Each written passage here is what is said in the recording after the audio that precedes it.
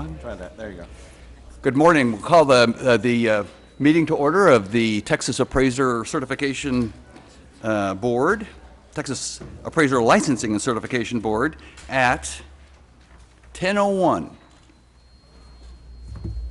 And Ms. Fontana, would you lead us in the Pledge of Allegiance? And Luis, would you lead us in the Texas Pledge?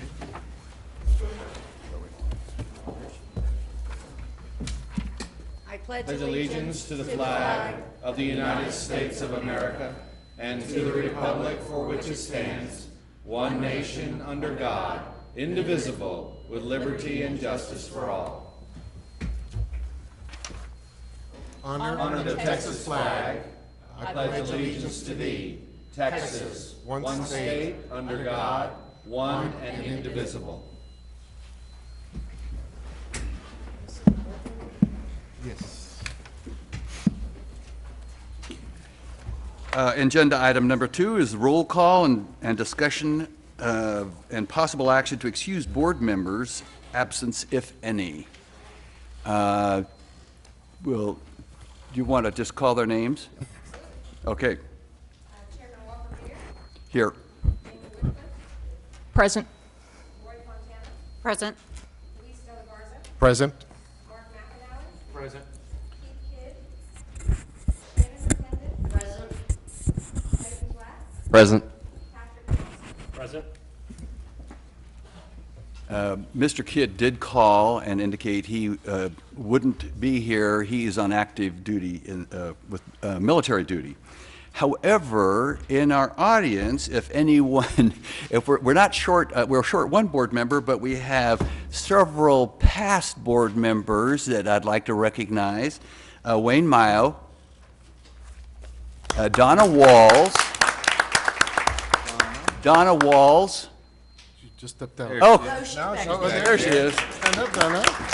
And Jamie Radcliffe. Where's Jamie? There's Jamie. Amy Rapp. The third item on the agenda is election of officers. Chairman, at this time, we were given a list of nominations for the election of chairs. But at this time, I'd like to go ahead and make the nomination for chair from Ms. Jamie Wycliffe. I'll second that. All in favor? Aye. Aye. I think we might need to take nominations from the floor. All right. If there are any. there's any other nominations. Any other nominations for chair? Not hearing any nominations, that we'll vote on it. All in favor, say aye. Aye. Opposed? Vice Chair? Motion carries. Motion carries. Mr. Chairman, I'd make a, thank you.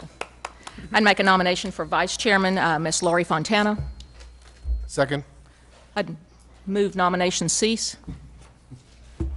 All in favor? Aye. Aye. Opposed? Now voting. I'm sorry, voting. Now voting. Now voting. All in favor? All in favor, say aye. Aye. Opposed? All right. Motion carries. Motion carries. Do we have a nomination for secretary? Yes, I think we did get a slate of nominations from the executive committee, and so far we are following in that order. So I'd like to nominate Mark McAnally for secretary. I'll Is there a second. Okay. Any other nominations? So, that is closed then. All in favor, say aye. Aye. Opposed? Nomination carries. So now we'll take a brief recess. Yes, sir, Mr. Chairman. I'd like to thank the board for your confidence as you have put me in a position to try and run the meetings. I'll hopefully do my best to run an efficient meeting and give you every ample opportunity to have open conversation. I would ask that we might take a 5-minute break so we can shuffle seats. And while we're doing that, I'd also like to recognize my appreciation of my parents who have attended today from Midlothian, Texas, Tony and Linda Sanders. And Before we do that, I need to excuse the absence of Hear a motion to excuse the absence of Mr. Keith Kidd. I move we excuse Mr. Kidd because of his military service. Second. It's been moved and seconded. All in favor? Aye. Oppose? Motion carries. I think that's it. Very good. We'll take a break.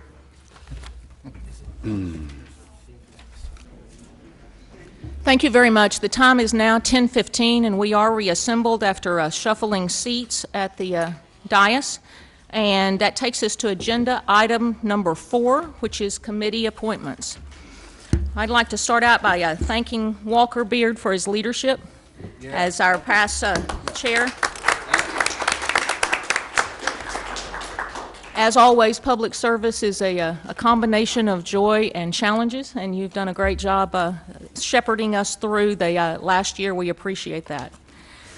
This committee assignment is scheduled for me to give you those assignments today. However, as chair, I would prefer to visit with each of you individually about what your upcoming committee assignments would be.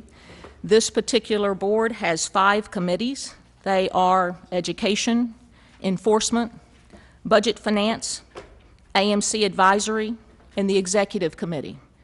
The Executive Committee has been appointed by you all today, and that will be myself serving as your chair, Ms. Fontana as vice chair, and Mr. McAnally serving as secretary. And the AMC Advisory Committee is, by practice, chaired by our vice president, so that assignment will also be complete today with Ms. Fontana serving as your AMC Advisory Chair. The remaining appointments, I would request about 10 days to 2 weeks' time to circle back with each of you, find out where your passions are, and allow you to serve in those capacities for this board. So I would also ask that when I do publish that list of committee members, that staff publish them to the board as a whole and to the public as well. Madam Chair? Yes, sir. Just for the sake of conversation, we've had the practice of nominating executive officers almost at the last minute of the agenda or at this February meeting. Is there, Mr. Nixon, is there any way, or could we make the nominations at the previous meeting? In fact, you'll see that in our agenda today. Okay. Mr. De La Garza, some of your executive committee and staff have had that same thought. Okay. And hopefully we will decide as a group that that is a positive thing and that we will adopt that as a process and policy for this board in the future. Because I agree with you, it's a bit awkward to try and do it all at one time. Thank you. So the next item on the agenda is discussion and possible action regarding appointments to the Peer Investigative Committee.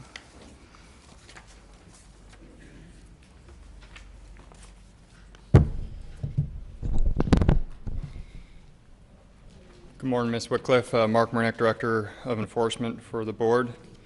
We received 7 applications for fiscal year 2014 to serve on the Peer Investigative Committee. Those applications came from Glenn Garoon, Robert F. Hetrick, Mark A. Lewis, Peter Mark Loftus, Dolores Kraft Longoria, Jim D. Pearson, and Dane Seaver. All 7 of those applicants have served on prior Peer Investigative Committee years and have done so in an acceptable and outstanding fashion. There are all some of the better Peer Investigative Committee member applicants that we have had in the past. So it's staff recommendation that all 7 of those applicants be approved for a 2-year period to give them a longer term of service. And there should be 2 agreements there, one for a 2-year, one for 1 year. We would send them out the 2-year agreement because they had previously had a 1-year agreement. We could do that if the board approves. And if they approve, if they agree the 2-year term, then they would serve for 2 years, if not the 1 year. Thank you, So Mr. that's Murnick. staff's recommendation. Are there questions of staff? I have one question, Madam Chair. If someone during the year decides to apply, can we consider them during the year, or is this a just once a year type of a process? Mr. Garza, from what I know, I think it's a once-a-year process, but I would probably have to check with Commissioner on that. And Thank you. Mr. De La Garza, we did have one time prior when a member missed the deadline for appointment in February, and the board did approve that person to serve. And so I think under that precedent that if we were to receive a qualified applicant, the board could certainly consider that appointment. Thank you. That answers my question, Madam. I have a question of you, Mr. Commissioner. You might be able to ask. I think part of the criteria is that the individuals are USPAP instructors. That is correct. AQB certified USPAP instructors. And do we consider, supposing there's an individual that is a full-time reviewer, or the Appraisal Institute now is offering a reviewer designation, have we considered maybe broadening those individuals that would be acceptable applicants to be on the PIC committee? This board has not in the past revisited the criteria that were established for the PIC investigative committee members, but it is certainly within the board's purview to do so. Yeah, would that be the executive committee? We'd get a reading from them on that to make a recommendation, or perhaps the enforcement committee, since the peer investigative committee is an enforcement function, might be more appropriate. I'd like to see what their thought process is on that, and I have a couple of names at any rate of individuals that I think would be qualified to be reviewers for PIC that have a lot of review experience and would be good people to serve. Madam Chairman, I have 3 different questions. Okay. The first thing that I'd like to point out is that the Peer Investigative Committee is actually not something that we vote on, which you're, I'm sure, aware of, and it's actually something that our chair, or as the statute calls you, the presiding officer, gets to appoint, and you do that with the consent of your executive committee, which you just pointed out who that is. I do think it would be appropriate to ask general counsel, and I don't want to put her on the spot at this moment, but I would take, I think we should take under consideration whether or not you have the authority to appoint somebody for 2 years, since the term that you've been elected for is 1. Now, I love the efficiency of it, and I hate the idea of every single February we go through this. But as I read the statute, it is unclear, but it does say the presiding officer is the one who does it, and it seems to me in a logical sequence that if you could appoint somebody for 10 years, then the next presiding officer might not necessarily agree with that. So my suggestion is that we, for this board meeting, I would respectfully request you to just appoint for this year, next meeting, or for 1 year. This next meeting, you have the ability to do that if general counsel doesn't see that there's an issue with that. So that's my first point. Okay. My second point is, and I have read the statute on that, and it does not clearly say anything about a 1 year or a 2 year term. I understand the efficiency of wanting to do that, but I also like the idea of transparency, so that when you're gone, since our appointments are only for 2 years, that we understand why some peer committee review person has been there for 26 years, because that was your desire to have somebody there. My second point is, as a public member, I'm not exactly sure what I'm looking for in these applications to possibly give my opinion to someone on the executive committee or to you, Madam Chair, about if I have any concerns. Most of the concerns that I've heard have come from the appraisers or have come from staff. And if there is some guidance that I'm not necessarily saying we need to take up now, because this is your appointment to make with your consent of your executive committee, that maybe if you could help the board member, the public board members at least, know what you're looking for in these applications, because otherwise I get really glassy-eyed when I look at this. And I know a lot of it is kind of like what y'all know about each other in the field, but how do you know that in the application, and what is the point of the application if it's not embraced? And my third point is that I believe we were given a PIC summary report of completed assignments. Actually, I have 4 points that shows the total assignments that were given to each of the board members. I'm looking at page 13 of 253, and I was curious why some people that we've had as our PIC members have 0 cases assigned to them, but in the same year, somebody may have 2 or 3 or even 4. Believe If you the could general- explain that to well, me. I'll give you my best interpretation, and then I'll certainly allow staff to jump in as well. It's my understanding they're geographically assigned, and so you may have 2 or 3 complaints in the Dallas-Fort Worth area and maybe less in Lubbock. And so for any given year, someone's geographic location may keep them from receiving an assignment. Is there any other reason why someone might receive more than another? Maybe their availability as well, because they do give the courtesy to the PIC member. They do ask them, are you available to do this review? And in clarifying what you just said, Madam Chair, what you're saying on it, just to make sure I completely understand here, what you're saying on a geographic basis, as appraisers, generally you have more expertise in one locale than you might in another. You might have expertise, say, in the Dallas area and maybe not in Corpus Christi. An available database as well, yes. Great. From staff's response to that, Ms. McClendon. So, like on the PIC application, questions 4 and 5. 4 is what market areas do you serve. You know, for instance, this individual, Mr. Hetrick, says San Antonio. What type of properties do you serve? And he lists single-family residence, multifamily, small commercial. So some of these PIC applicants will say they only want to do agricultural land, and so we rarely get agricultural properties. And, you know, as required under USPAT, they got to have the geographic competency. So if they don't have Houston MLS, and we have a lot of cases there, and they only do San Antonio, they can't take those cases. And then just general life occurrences. They get busy during the year. They have, you know, health, what other things come up throughout the year, and they might not be available. They do agree in the PIC application agreement to do four investigations a year. Some of them don't.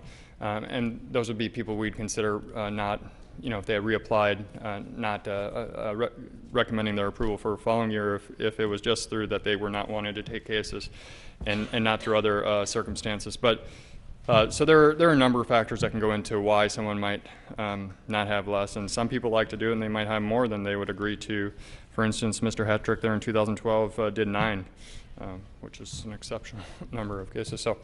Okay, thank you. There are multitudes. Ms. McClendon, Thank did you very much, Mark. That's what I was looking for. And then my last point on this, there is an asterisk at the bottom of that report that says, with the exception of 2013, all data is based on payment records for compensated assignments, completed assignments for which compensation was not requested or not reflected. And I'm hoping 2 things, that going forward that we will have that reflected on here for transparency's sake, so we know what assignments are being made and it's not based on dollars. And also I think I think everybody's entitled to whatever they're allowed to have in this, but I still would like to see what our budget is on these kind of things based on the individuals that we've got here. So I'd like to see more transparency and more data, and hopefully that we're keeping that. Little concern that with the exception of 2003 makes me think that we haven't been doing that for some time going back. So. I think I might be able to clarify that for you just briefly, Ms. McClendon, if you want. It's fine. I was actually going for it, but that's fine, Mark. I'd love to hear more education. It's great for me. I think in prior years we allowed people to not request the pay that they're entitled to per case, but in 2013 we locked that down to that they had to take that as part of their agreement or whatever. So I think in 2013 everybody that did a assignment did get their pay as agreed to, but in prior years that wasn't, you know, as strictly enforced. So I think that's why there might be some of those cases in prior years that people didn't, because some people just don't, whatever they get busy, they don't want their whatever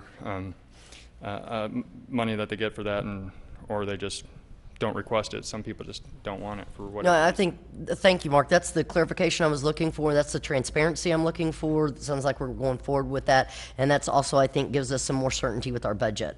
Perfect.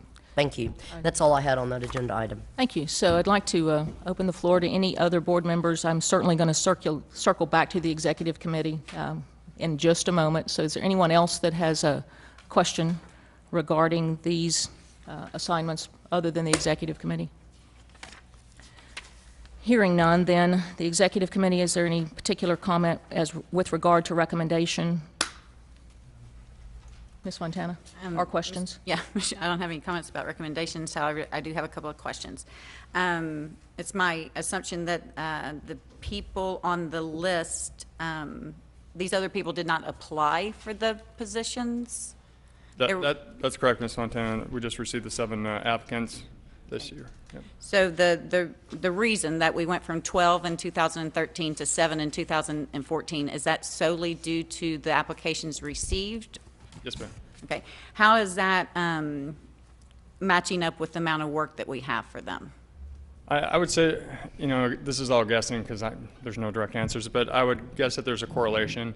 If we recall, last year we had a decrease in our complaints filed, so there were not as many cases to assign out to the PIC members, so there might have been a loss of some interest of PIC members, and that's certainly something that we have no control over, and is actually a good thing, I guess, if there's whatever market forces aren't driving a lot of complaints. So I would say there's probably some correlation to that, but yeah, these are the 7 applicants that came back and wanted to reapply this year, and whether or not there's cases to go forward, we certainly try to get cases out to them. We'll just dictate our complaint volume.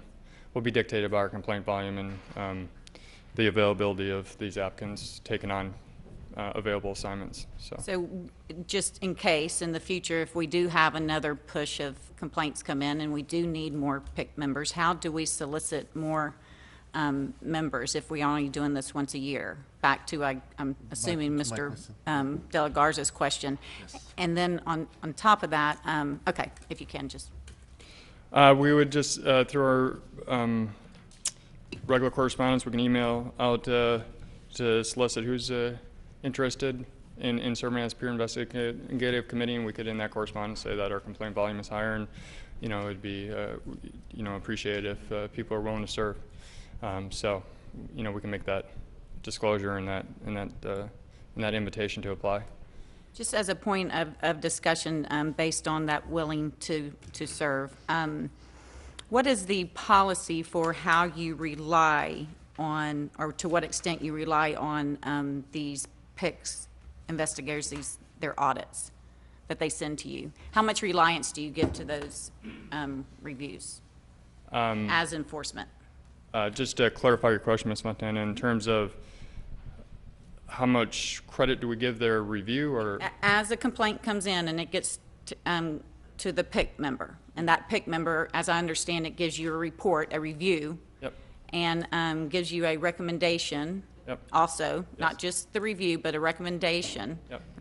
Yep. To what extent do you rely on their recommendations?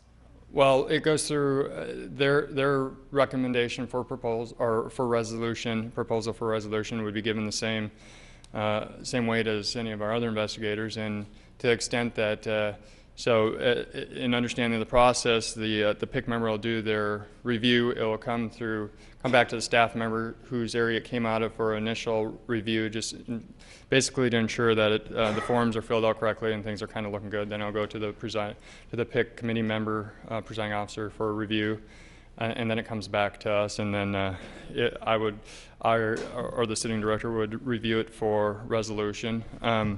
And if there was a disagreement that any staff member had with the PIC member's recommendation, then we'd redo that investigation completely ourselves to see why there's a difference of opinion, and try and reconcile that with the PIC member. So we give it the same weight as our investigators' and lawyers' proposals for resolution. Okay, so if I hear you correctly, then if there is a disagreement between enforcement and the PIC member, you do reach back out to them and ask them, or you try to have a conversation? Yeah, we should. Okay. Yeah, we should. All right. I can't think of any specific cases, but that would be the course of conduct that we would. That's how the pursue. process, Yeah. how it's processed out. Yeah. So using my own words, it's a screening mechanism. The PIC member screens for you whether there's an actual case for investigation, or if it's a superfluous charge, and you can go ahead and dismiss it. Well, through our opening process, Mr. McNally, I screen out along with the legal assistant who opens cases, and it actually goes through that legal assistant, Troy, and myself for concurrence in terms of opening that case, is that there's a factual basis and that there's jurisdiction. So it's already screened out. By the time it goes to a PIC member, we believe there should be some basis for an investigation. They investigate it.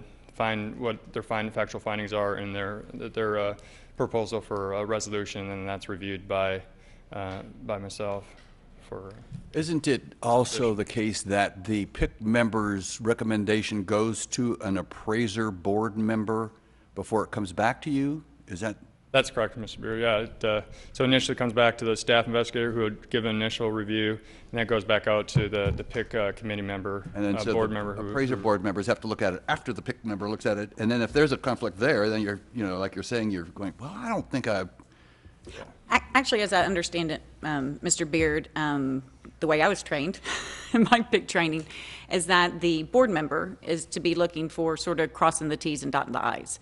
We're not really to be looking for or analyzing what their recommendation is or anything. We just are making sure that am I correct? Filled out the form, had a recommendation.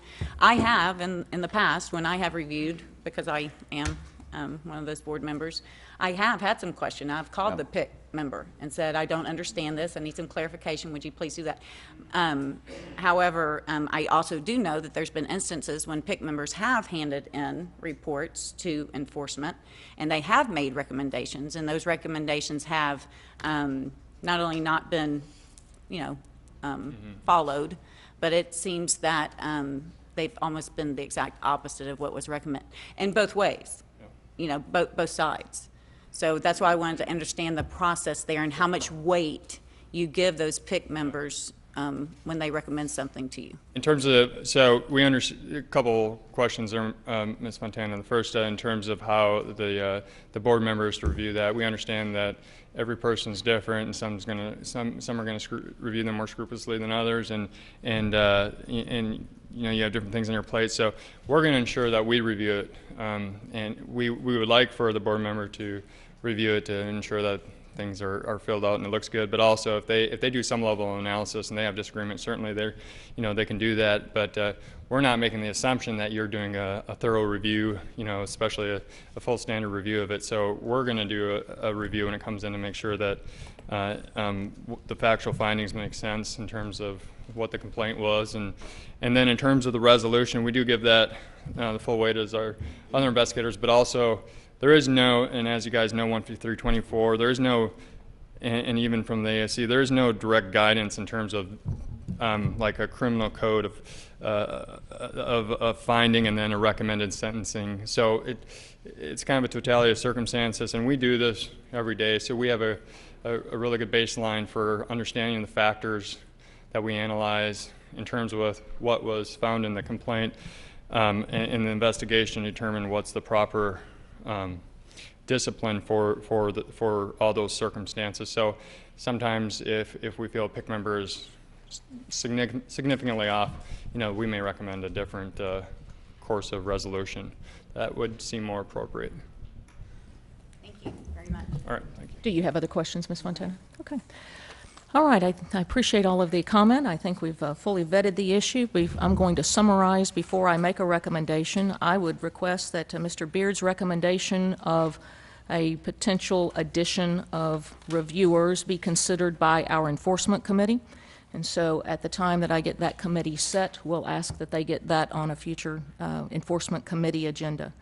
Also ask that as I make this recommendation, I'm going to do it based on Ms. McClendon's comments for 1 year, but I'm going to ask legal counsel to please review and confirm that 2 years is legal and appropriate for us to do, and if it is so, to bring it back for a future board agenda item. And then at that point, we'll ask that these applications have already been submitted for 1-year terms, correct? That's correct. And so we won't be taking additional unnecessary steps by waiting one board meeting. I believe that's the most efficient way to handle it.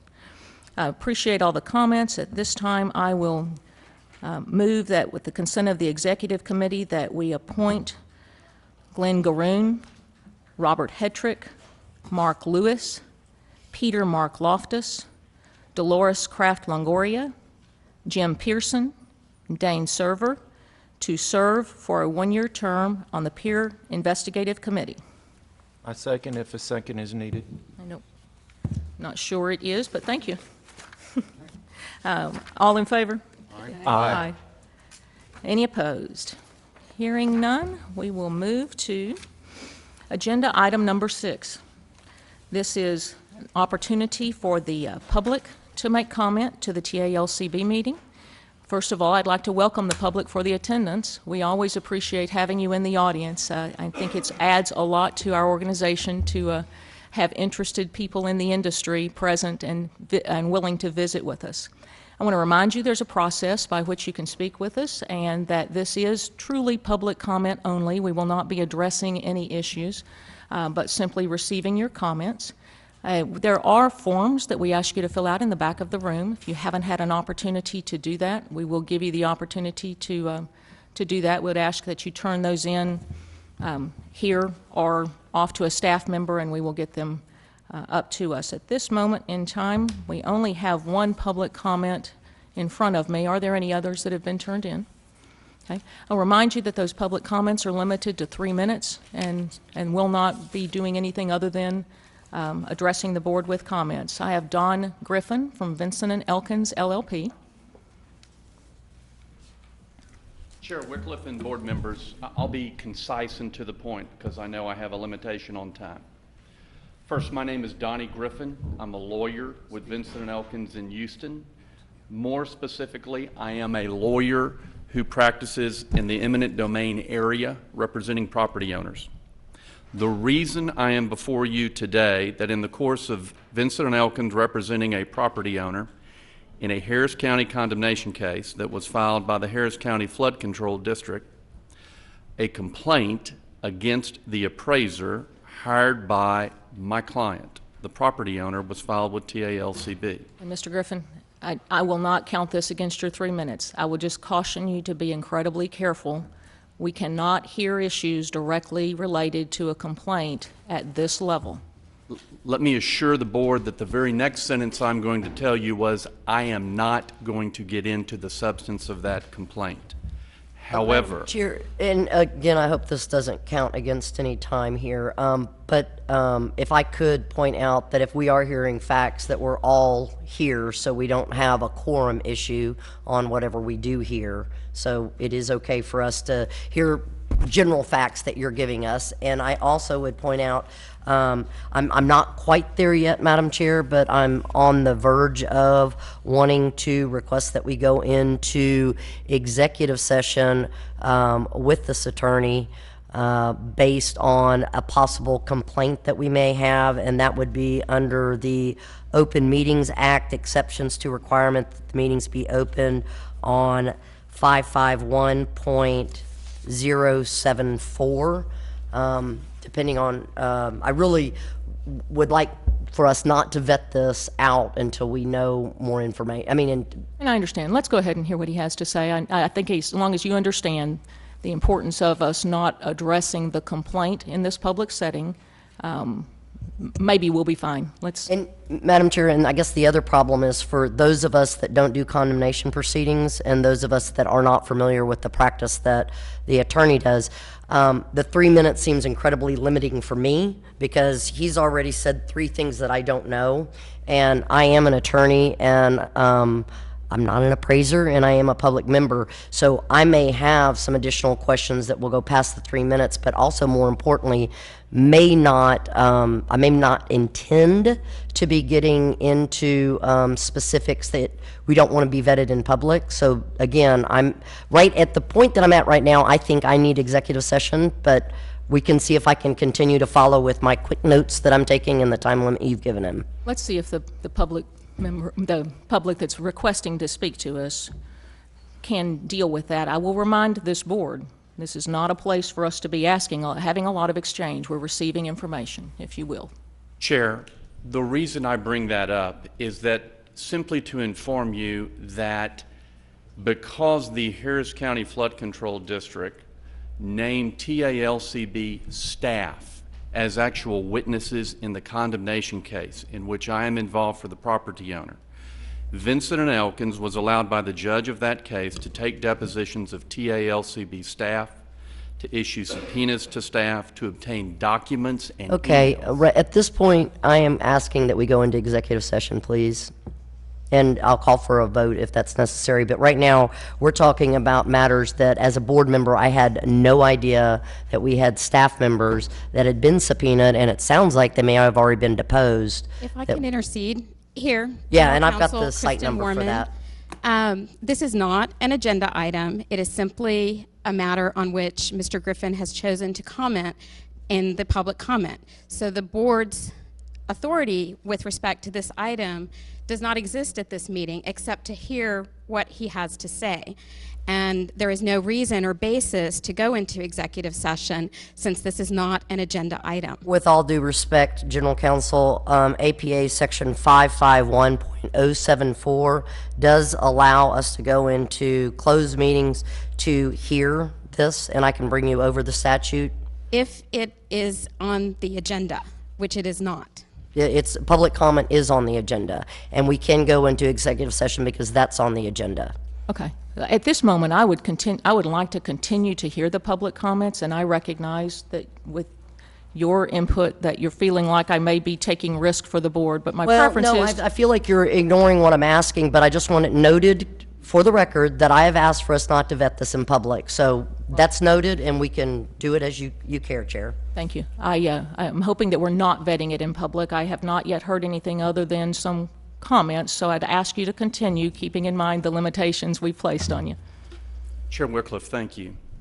My purpose today is solely to ask the board to direct me in a manner where I can communicate information, that information being documents, deposition testimony, and whatever the board feels is appropriate, directly to the board without having that information filtered through staff. The reason being is that in light of, from my perspective on behalf of my client, information that we have obtained in depositions and from documents raises concerns about the conduct of TALCB staff. I am not, to be crystal clear to this board, asking the board to exclude staff or a staff representative from my communications with the board. In fact, quite frankly, I would welcome Mr. Oldmixon to sit in and be an active part of what I hope is an open, transparent exchange of information that I want to provide to the board regarding staff conduct. What I am asking the board not to make me do is to filter all the information and documents and sworn testimony I would like to provide to the board, again regarding staff conduct. I don't want you to make me filter that through staff because I believe that presents a conflict of interest with staff when you make me filter it through staff to get it to you. My hope and my only request is that after you consider this, that someone contact me and tell me this is how the board prefers that I communicate and the manner I communicate the information regarding staff conduct I would like to provide. I'm happy to stand here and answer any questions you have, understanding I've got limitations, and I've told you I'm not going to get into the substance of the complaint. I appreciate the comments. Obviously, it is a legal issue. Obviously, we do need to get some legal input, but I do believe you have this board's attention, and I'm sure there will be someone at a staff level communicate initially with you about how the board intends to proceed. If it's okay with the board, I'd simply like to leave my business card so you know how to get a hold of me and wait to hear back from the board when you deem it appropriate or a board representative. Madam Chair, if I may so respectfully request that this gentleman only have contact with our general counsel regarding this, and that he, as he has politely requested, he does not want to have to go through staff.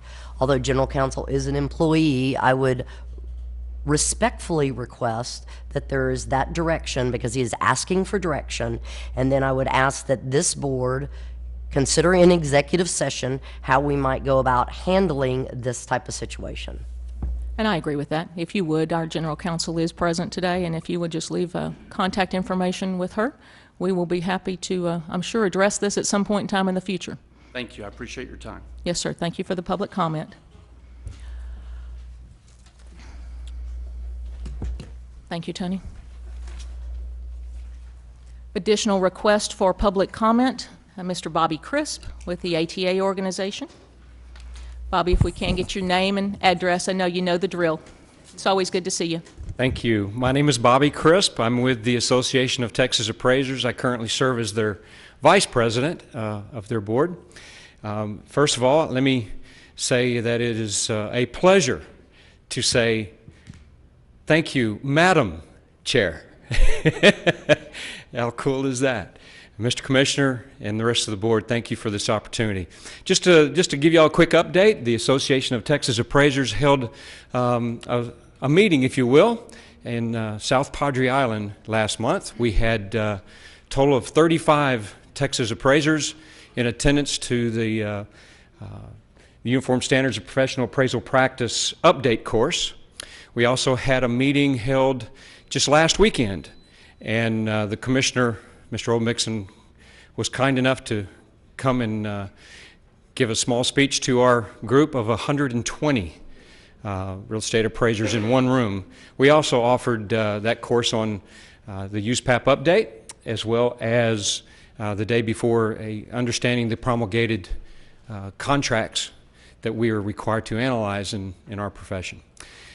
Just another quick future announcement is we're going to be offering these same classes in Houston area on May the 30th and the 31st. The 31st will be the USPAP update course, and we would like to invite each and every one of you on the board to, if you're free on May 30th and 31st, we would love to see you there. Thank you for your time.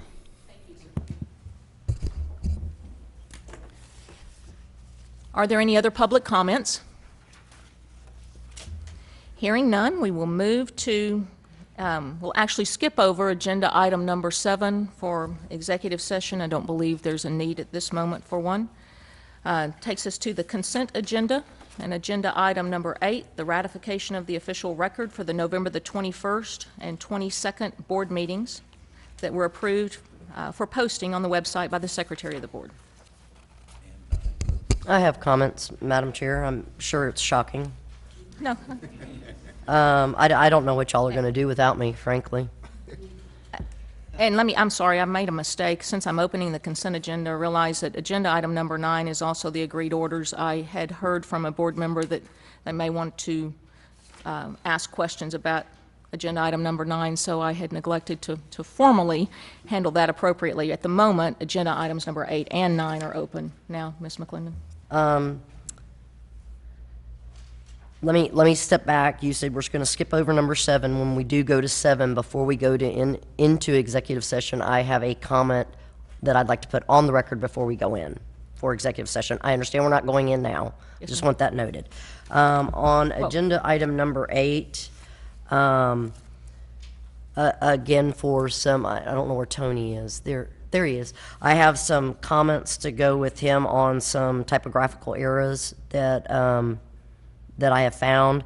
I'd also like, for instance, on page 63 of 253, when we do an excused absence of a board member, particularly in the case where we have someone who is serving in the military, and that is an excused absence.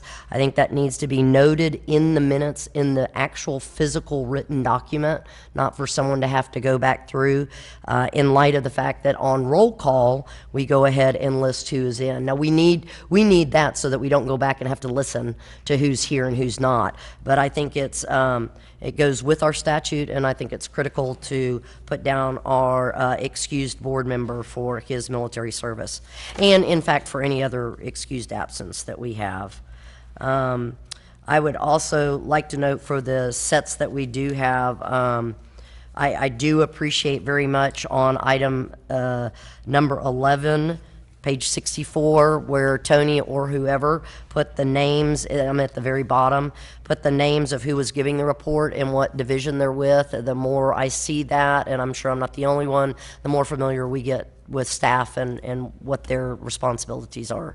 So I wanted to give special thanks for that being noted as one of my requests being fulfilled.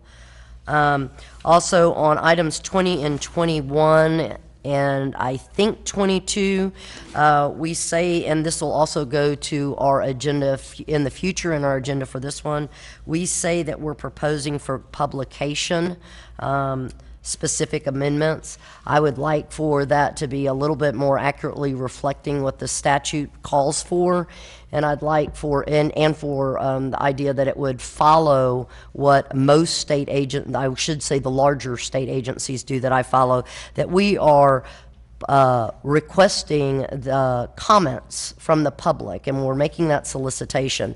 So it's very common, and I think that we should make it as transparent as we can to the public that we are seeking your comments when we publish these.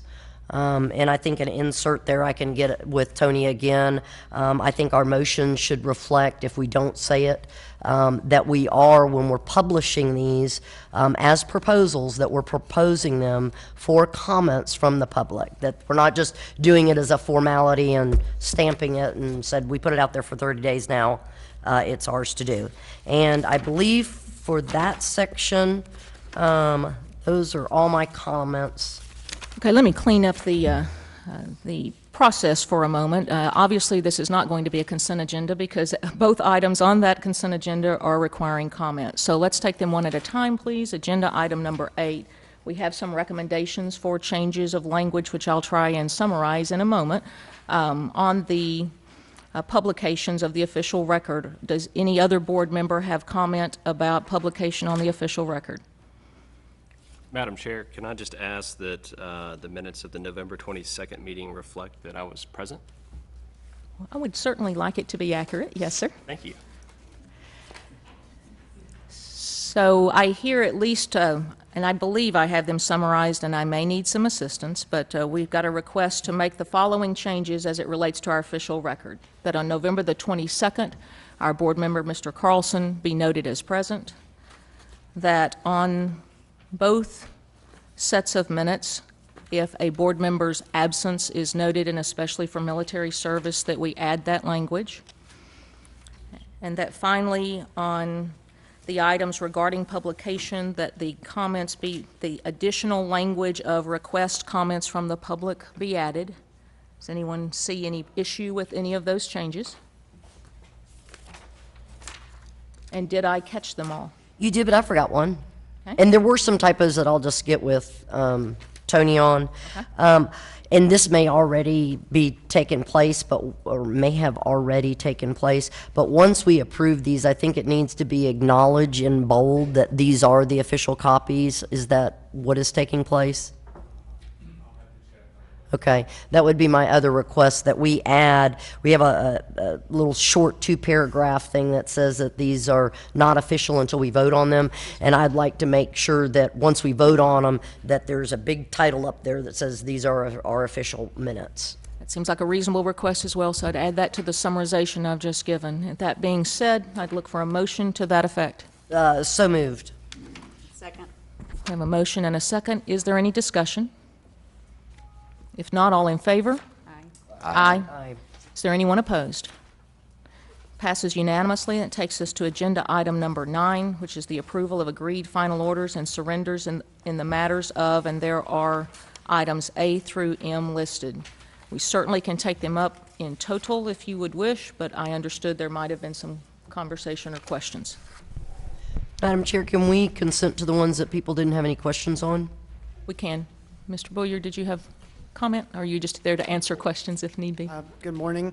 Troy Bullier, I'm the managing attorney, and yes, I'm just here to answer any questions you might have. Thank you. And questions may have been answered, so I would first ask, is there any particular complaint that any board member might have questions about? Madam Chair?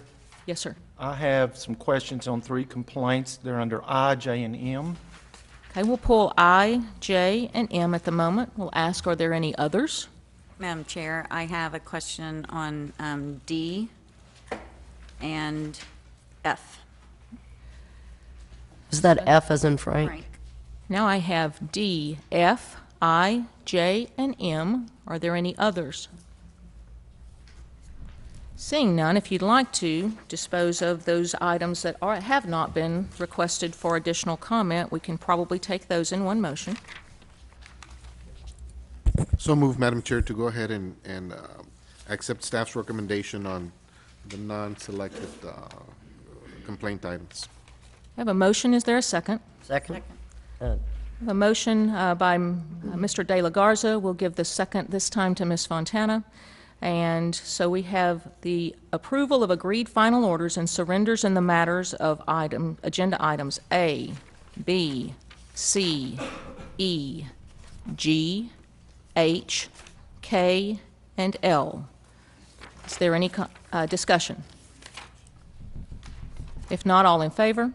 Aye. Anyone opposed? Okay, let's take up agenda item number 9D, the complaint number 13-197 and 13-277. Questions? Hey, Troy, just a question, clarification. I've never seen in any of the other agreed orders, I'm referring to page 90 of 253. Is there just a reason that number 1 reprimand is used here and not in other cases? Yes, ma'am. Reprimand is one of the disciplinary tools provided for in Chapter 1103. It's not one we've used frequently, but I have used it in the past. I believe Staff Attorney Kyle Wolf prepared this agreed order, and my understanding is he felt that was an appropriate provision. Just never saw it before, so thank you.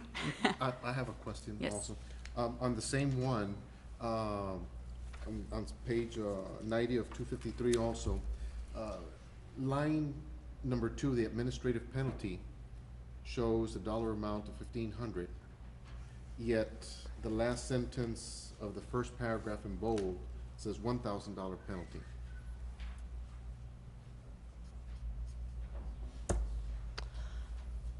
Where are you seeing the $1,000? First paragraph. Yes, sir. Under the weight. Those are two different provisions, which I believe was addressed and discussed at one point in the board's enforcement committee. The $1,500 administrative penalty is a specific provision tailored to this particular case. The language you're referring to further down in the bolded section is part of the more generic template of the form, and I believe there was discussion and consideration of the propriety of having an additional administrative penalty when someone fails to comply with an agreed order. So what is the total amount that we're seeking here? Well, if this individual complies with the agreed order, they only have to pay the administrative penalty outlined in item 2. Were they to not comply, that would trigger the additional penalty in the paragraph below, That's additional. So it could be up to $2,500. if they did not comply. Right. Thank you. Madam Chair, while we have this particular one up, can I ask a question, please? Yes, ma'am. Why are we, and this may be something that was flushed out in the enforcement committee, but why are we requiring certified funds? And I know what a paying certified funds is, so that's why I'm asking that. Well, I was asking at the board, actually, if there was anybody on the board that knew why. As far as I know, anytime monies come into the agency, they generally come that way. That's how y'all have to pay your fees and that kind of thing, is through certified funds? I think so, don't we? Y'all don't? The online registration, you don't? Not for routine license renewals, but everything in the enforcement arena in terms of administrative penalties has always been paid in terms of certified funds for certainty. Okay, so that's not my answer to my question. My question is, why are we requiring certified funds, since that is such a very difficult thing to get versus writing a check? Apparently, it's just been the practice. So I would request that we look into that if we could in the future for the enforcement committee, to see if that's a necessary practice to continue. We'll move that to the enforcement committee for consideration. Oh, I've got to start making a list. Okay. Is there any other comment regarding 9D? Do you want to take them up for individual action, or? I would suggest that we would, Madam Chair, and at this time I'd like to go ahead and, if all questions have been answered, move that we accept complaint D as presented. Second. There's a motion by Mr. De La Garza to accept as written and seconded by Ms. Fontana. Any other discussion? If not, all in favor? Aye. Aye. Take us to agenda item number 9F, complaint number 13305. And again, Troy, I'm going to reference page 102 of 253. Just, not that I haven't seen this before, and since we don't have a full complaint here, I can't tell if this number 3, no trainees, I can't tell why that's in there. Did this particular case have a problem with trainees, or why is he not allowed to have supervise or sponsor any trainees for 12 months? I handled this complaint matter, and if I'm recalling correctly, there were serious concerns about competency issues, and so the concern was that this individual was certified and I believe did have trainees, and so we wanted to make sure until they had taken some remedial steps that they were not actively sponsoring trainees. Just again for conversation and clarity, if this particular person, certified appraiser, did have trainees, what happened to those sponsorships? Would those trainees have to go and seek another sponsor? Yeah, if this agreement is approved, then this certified appraiser would be unable to sponsor trainees. So unless they had another sponsor already on file, they would have to seek another sponsor. Okay. Thank you. That's all I have for F. Are there any other questions regarding complaint number 13305? Not, what's the pleasure of the board? I'll move we accept the recommendation of staff concerning 9F. We have a motion. Is there a second? Second. Motion by Mr. Beard, second by Ms. McClendon. Any discussion? If all in favor, say aye. Aye. Any opposed? Takes us to 9I, complaint number 13269. Ms. Wycliffe, before we take that item, I just wanted to see if the board would want commentary on the rationale for the certified funds. I did get a chance to get up when it was talking. I know it's going to executive committee, but there is a reasoning for why we request the certified funds if the board would like to hear that. Yeah, let's get through these, and then as we close out this section, I'll be happy to give you the opportunity to give us that information. It will be helpful for the entire board as it comes. I still think we'll take it up at enforcement, but it's fine for the entire board to hear it. And Madam Chair, while we're taking this brief little interlude on the specific complaints, I don't think we're approving staff recommendation. We're approving the agreed orders. So this is not a staff recommendation. Yeah. Thank you for that clarity, and you are correct in that statement. So, questions? I'm not sure who had the questions on this item. Madam Chair, I did. Yes, sir. On complaint 9I, that's 13-269, my questions on both I, J, and M are both kind of global but yet specific at the same time. I'm interested to know what kind of property this certified general appraiser was appraising. I know we have an address and it's in Crystal Beach, but was that a residential property? Was it a commercial property? Do you know what it was? These were all residential properties? For all three of them?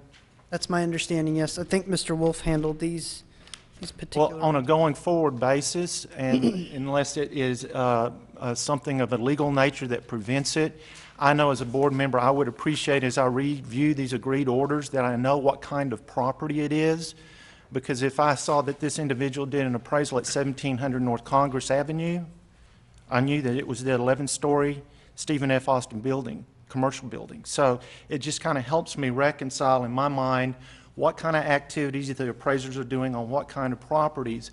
And I would also think that this would be of value to the staff, because I know that staff are invited to professional organizations to discuss types of violations, what are the violations. I think that the membership of a professional organization would also be interested in knowing what kinds of properties are the ones that get reviewed or complaints are filed against. And I also went through the staff reports yesterday evening, and we can do this on the side. I don't want to take up board time, but I'm also interested in trying to figure out what percentage certified residential appraisers are getting complaints, certified generals, kind of a percentage-wise where it is, because I think if we do that and match it against the curriculum that is offered by the providers of education, we might be able to help out the real estate community in making sure that they get the education experience they need so that they don't wind up in front of us. They can just do the public good in doing an appraisal service. Mr. McAnally, you've been listening into my enforcement committee meetings. And that may make you a big candidate for the enforcement committee as we move forward. Absolutely agree with you, and I will tell you that your enforcement committee has been echoing those same comments, so I believe that's a good sign that we're all coming to the same place. The trouble I get into. So I, J, and M, those were your questions. Are there other board questions of any of those items? Are you willing to take them up together since that was a general question regarding them, all three? Okay. I would entertain a motion. I move that we accept the agreed orders on items 9I, J, and M. A second. A motion by Mr. McAnally and a second by Ms. Fontana. Is there any discussion? If not, all in favor? Aye. Anyone opposed? Motion passes unanimously. The chair has had a request for a quick break, so before we go, no, I would like you to go ahead and give us, Mr. Murnack, the explanation for the certified funds, but I wanted to give the public notice that we were going to take a quick break in a moment.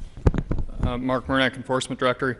I'm not questioning Ms. McClendon's request that it be taken up by the Enforcement Committee. That's certainly in the board's prerogative. I just wanted to provide rationale. I think the reason we had done it is twofold. One, for kind of the board's interest, and two, for the respondent's interest. Sometimes we get checks that are insufficient funds, and then there's a fee assessed to us in trying to cash that. And also then that's a separate offense, so it would add additional offenses onto the respondent. So it's kind of a dual protection, but whether or not the board wants to continue that practice, I'll leave that to Enforcement Committee and come back to the board, of course. So I just want to provide that rationale. And then before the break, I just had a quick question. Mr. McAnally, I think we can provide your question on the certified residential versus certified general, the percentage of those groups that have complaints. Is that a report you'd like me to run and send out to the board here in the coming weeks?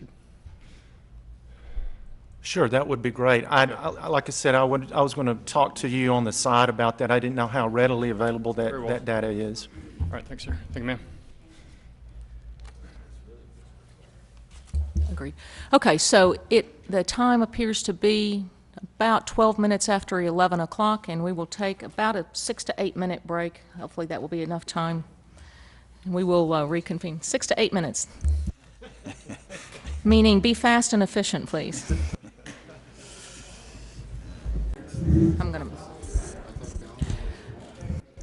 Okay, the time is now 25 minutes after 11 o'clock, and we are reassembled. We are on agenda item number 10, which is starting our committee reports, and this is the report by the AMC Advisory Committee. I was previously vice chairman of the board, and so I served on this in this capacity. We have submitted the committee report to the board.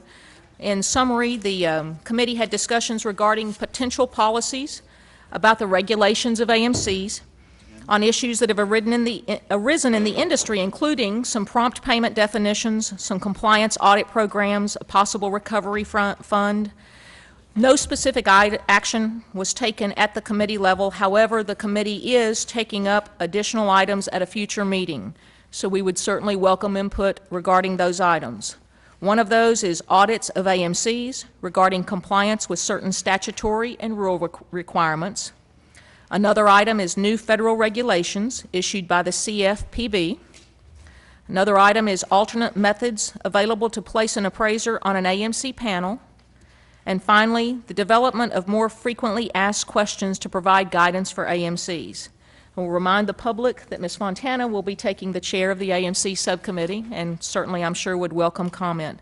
This committee has a meeting scheduled for April the 17th, 2014, assuming the committee chair conforms with that scheduling and agrees with it. Any questions of the board? We'll move to the report from the Enforcement Committee. That is item number 11. That report's also been provided to the board in writing and is lengthy in its in its reporting process, so I'm going to try and abbreviate some of it. That enforcement committee was chaired by myself. Ms. Fontana and Ms. McClendon serve on that committee. We have been assisted by a number of staff, including the commissioner, our general counsel, Ms. Warman, which I suppose we've failed to actually introduce you today. Are you going to do that later? Okay. We'll let the commissioner do that. Our acting general counsel, Carrie Lewis, Tony Slagle, Mark Murnack, Tony, the managing attorney, Kyle Wolf, the staff attorney, Troy, sorry, and Bobby Crisp has been a regular attendee on behalf of the ATA, and we appreciate that public input as well. We've done a number of things. One of the things that we have determined is that we can hold those committee meetings by telephone, and so I would encourage individuals from the public that are interested in being able to come to an enforcement committee but choose not to drive to Austin to pay attention to the website. We will be posting items on the website, and we will have a provision allowing you to participate verbally in that meeting, provided that we have enough space in the meeting to do so. That means get on early. The next thing that we continue to work on is the preparation of a flow chart. That's been an ongoing, about 18-month or 2-year process for the committee, and we almost have it perfected, I think. The committee discussed developing a policy to limit the postings of disciplinary action on the board's website to a 5-year time frame, and this will be addressed at a future enforcement meeting, as we've not fully vetted that issue, but it has, we have received some staff recommendation that the new enforcement committee will need to absorb and make a recommendation to the full board. We've also discussed whether the opportunity existed in litigation negotiation process for board members to participate in informal conferences prior to a complaint being referred to SOA, and those will also be future issues taken up by the enforcement committee. We continue to work on the preparation of the flow chart, the disciplinary actions, the origin of staff-initiated complaints, and the application log reviews and enforcement compliance process.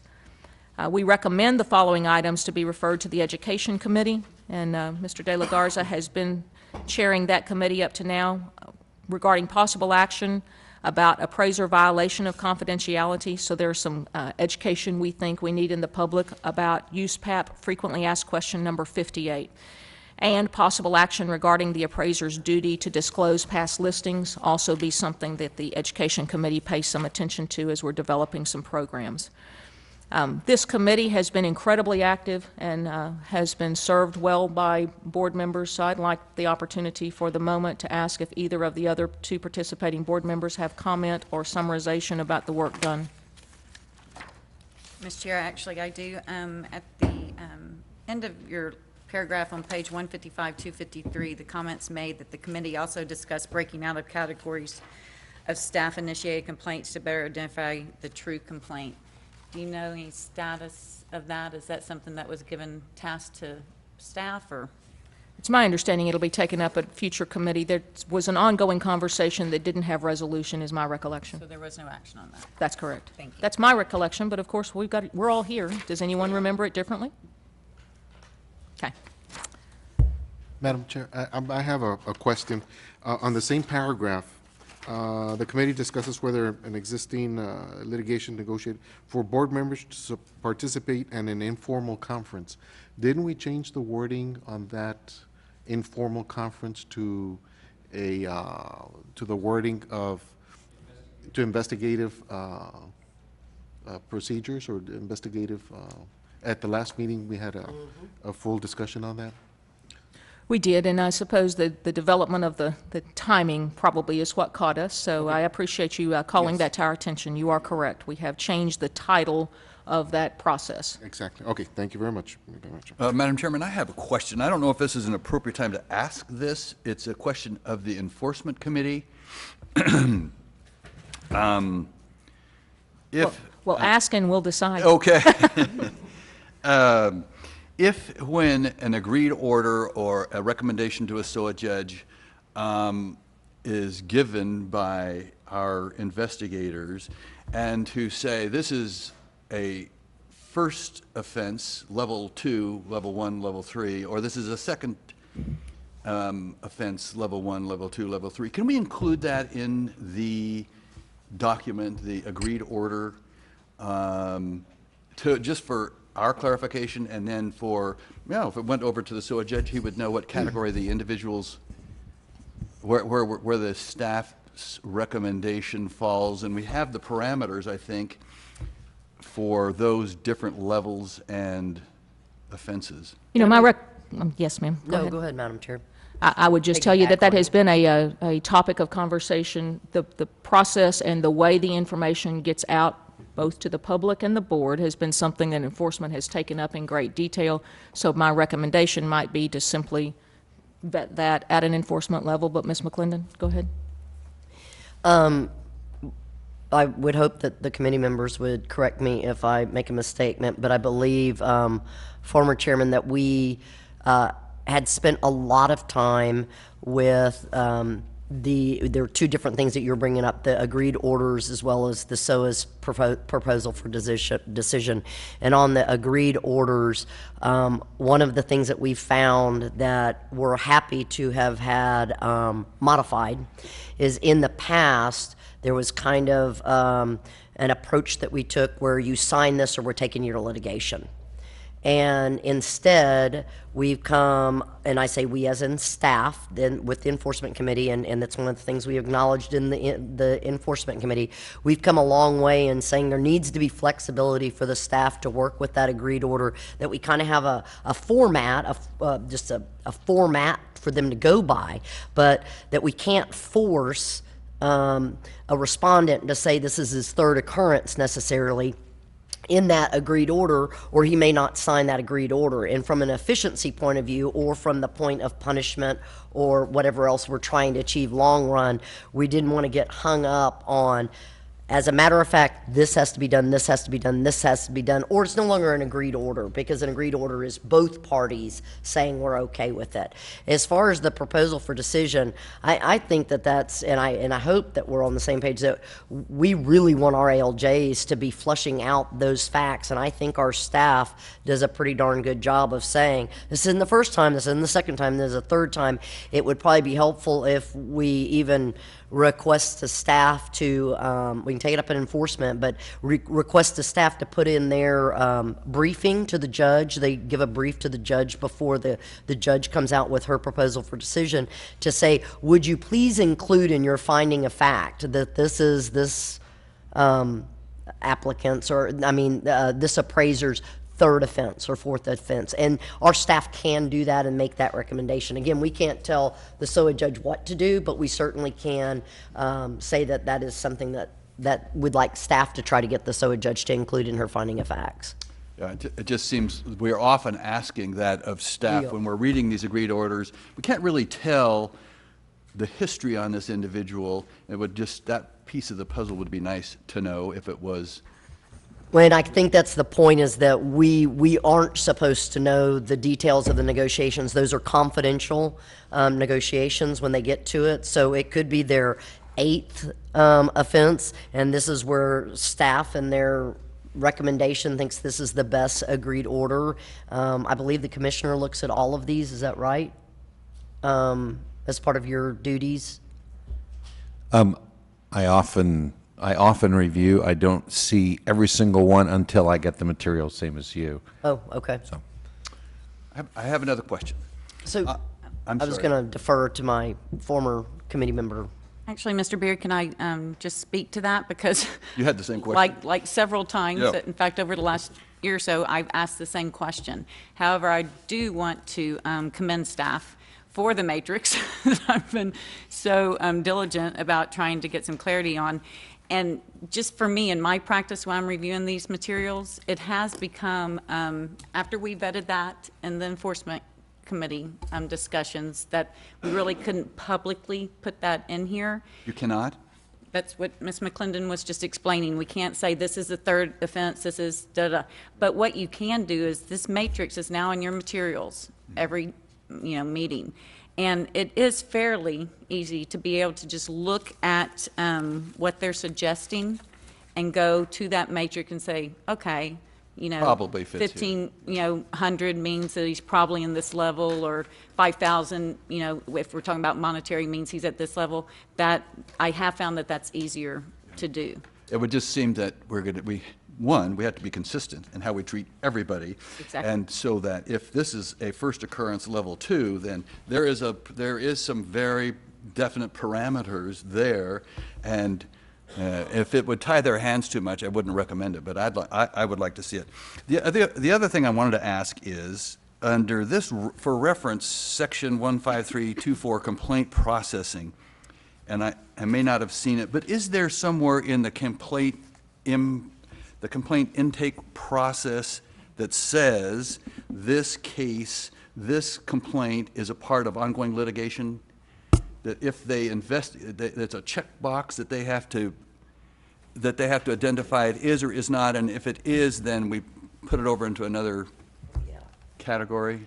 That question is asked, Board Member Beard, it is asked on the intake, or it's actually on the complaint form. I know it's on the form. Itself, I'm just wondering if yes. it's not on this check. It's not. I didn't read through the, step 1, step 5, and so on. I just didn't see it on here. Well, that's processing the form, but the Okay. form itself has all of the complaint substance, and that is one of the questions that's asked, is there litigation, ongoing litigation related to this complaint? And if we have that there, then it goes into a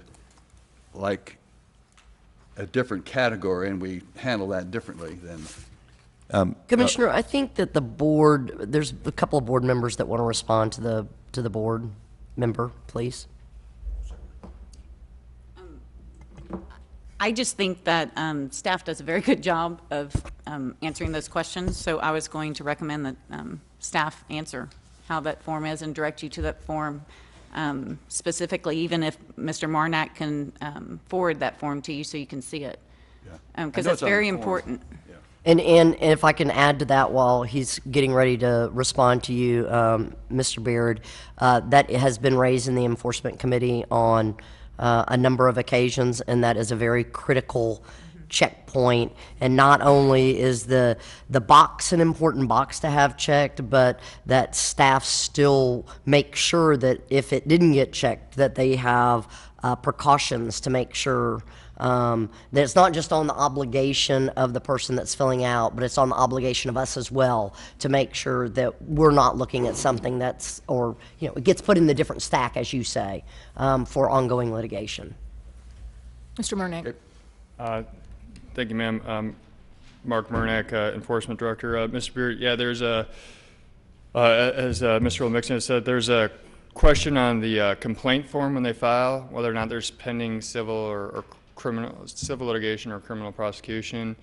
If we're anywhat questioning, if it's not filled out, we'll ensure to ask them, and we can, sometimes we check on our own, but we don't go through and double check their, we're not running some docket check to see if there's any pending civil litigation. It'd be really onerous to do, since those are usually all at a county level, unless it's federal litigation. But so that is there, and we take that in consideration. It's on a form that we have called the Complaint Intake Briefing Form that the legal assistant fills out who opens complaints. So, and that will be reviewed by Manager Attorney Troy and Director myself. So we'll be aware of that, and we note it as such, and we do set that aside as a special consideration for that case. I can tell you we currently have, I think, 3, including the one that the gentleman was up here before speaking about. So we're well aware of which ones those are, and we consider the status of that collateral litigation in regard to moving forward in resolving our administrative case. Great. Well, Mr. Beard, I'll tell you, I appreciate the questions and comments and the open discussion. I will tell you that there have been many, many hours vetted at the enforcement level regarding the questions that you're asking.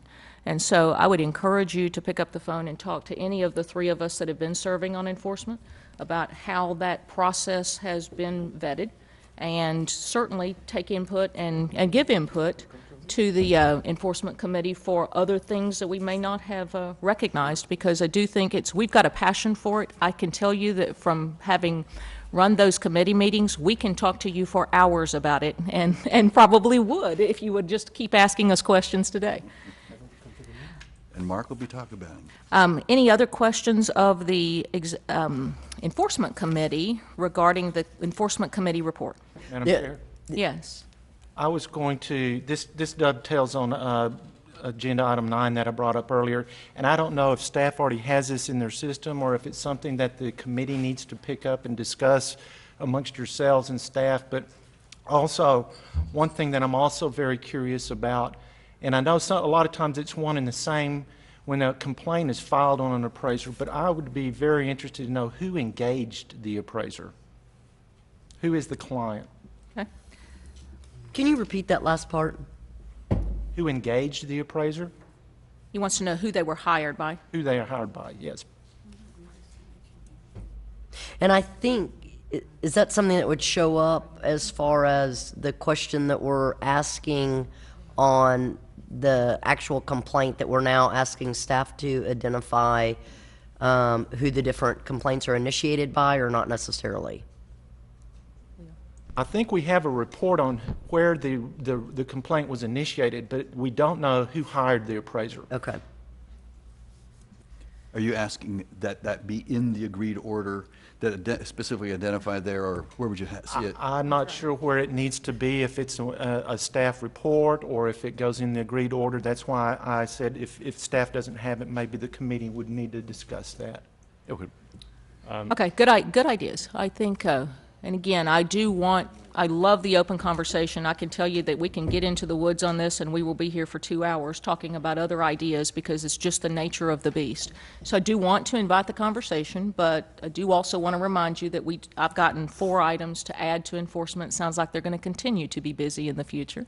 And would ask that unless there's something specific related to the report that we've given up to now, that we get you to get in contact with those people that are serving in enforcement and talk to them, because we do want to vet the issues and we do want to bring them forward.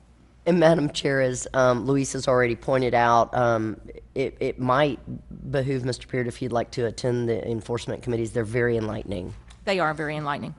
And I would say that as one of the recommendations as we move forward, we have some recommendations for board training, and I would suspect that enforcement might be a great place for us this year to focus, because there's been a great deal of information and hard work that's come out of that subcommittee and the staff. So I think it'd be a good time for us to have a better roundtable discussion at that level. Any other comments about the enforcement report?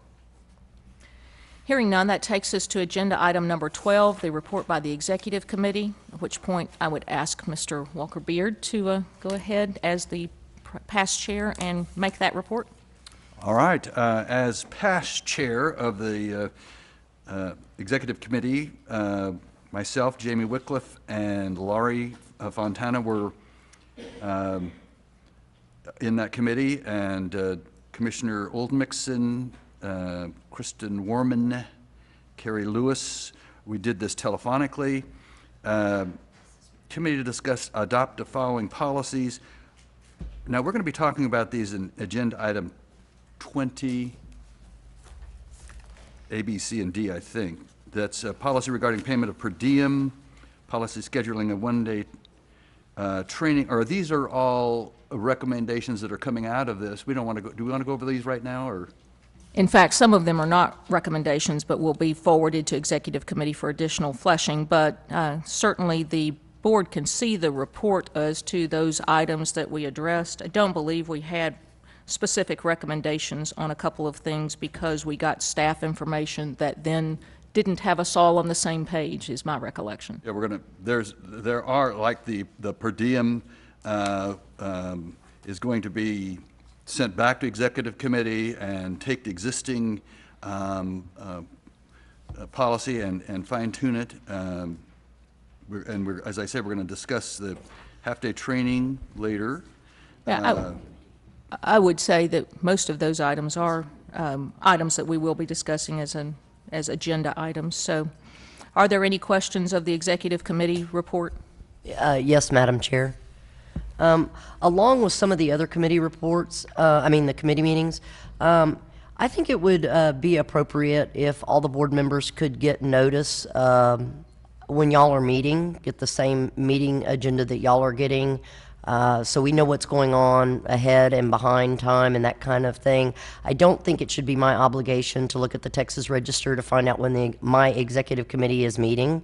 And I was actually taken aback because normally it has been the executive committee meeting before the board meeting. So if I had any input that I needed to give or thought was warranted, I could do at that time or before that. So anyway, again, I make a request that all meetings be, all board members be notified of all the meetings that we're having. Education. Yeah, whether it's education, whether it's executive, whether it's enforcement. Okay, thank you. Thank you. Any other comments regarding the executive committee report? I don't believe Ms. McClendon's request is cumbersome and certainly can be, is there any reason why we couldn't forward an email to every board member for every committee meeting's agenda? There's no reason why we certainly put that on our website as well, but we certainly can provide that notice. The only caution being, of course, that some of that will be by if we get too many board members, then we may have to ask some of them to not participate. We can get that down to that discussion another time. That was not my point as far as attendance. It was notification for these.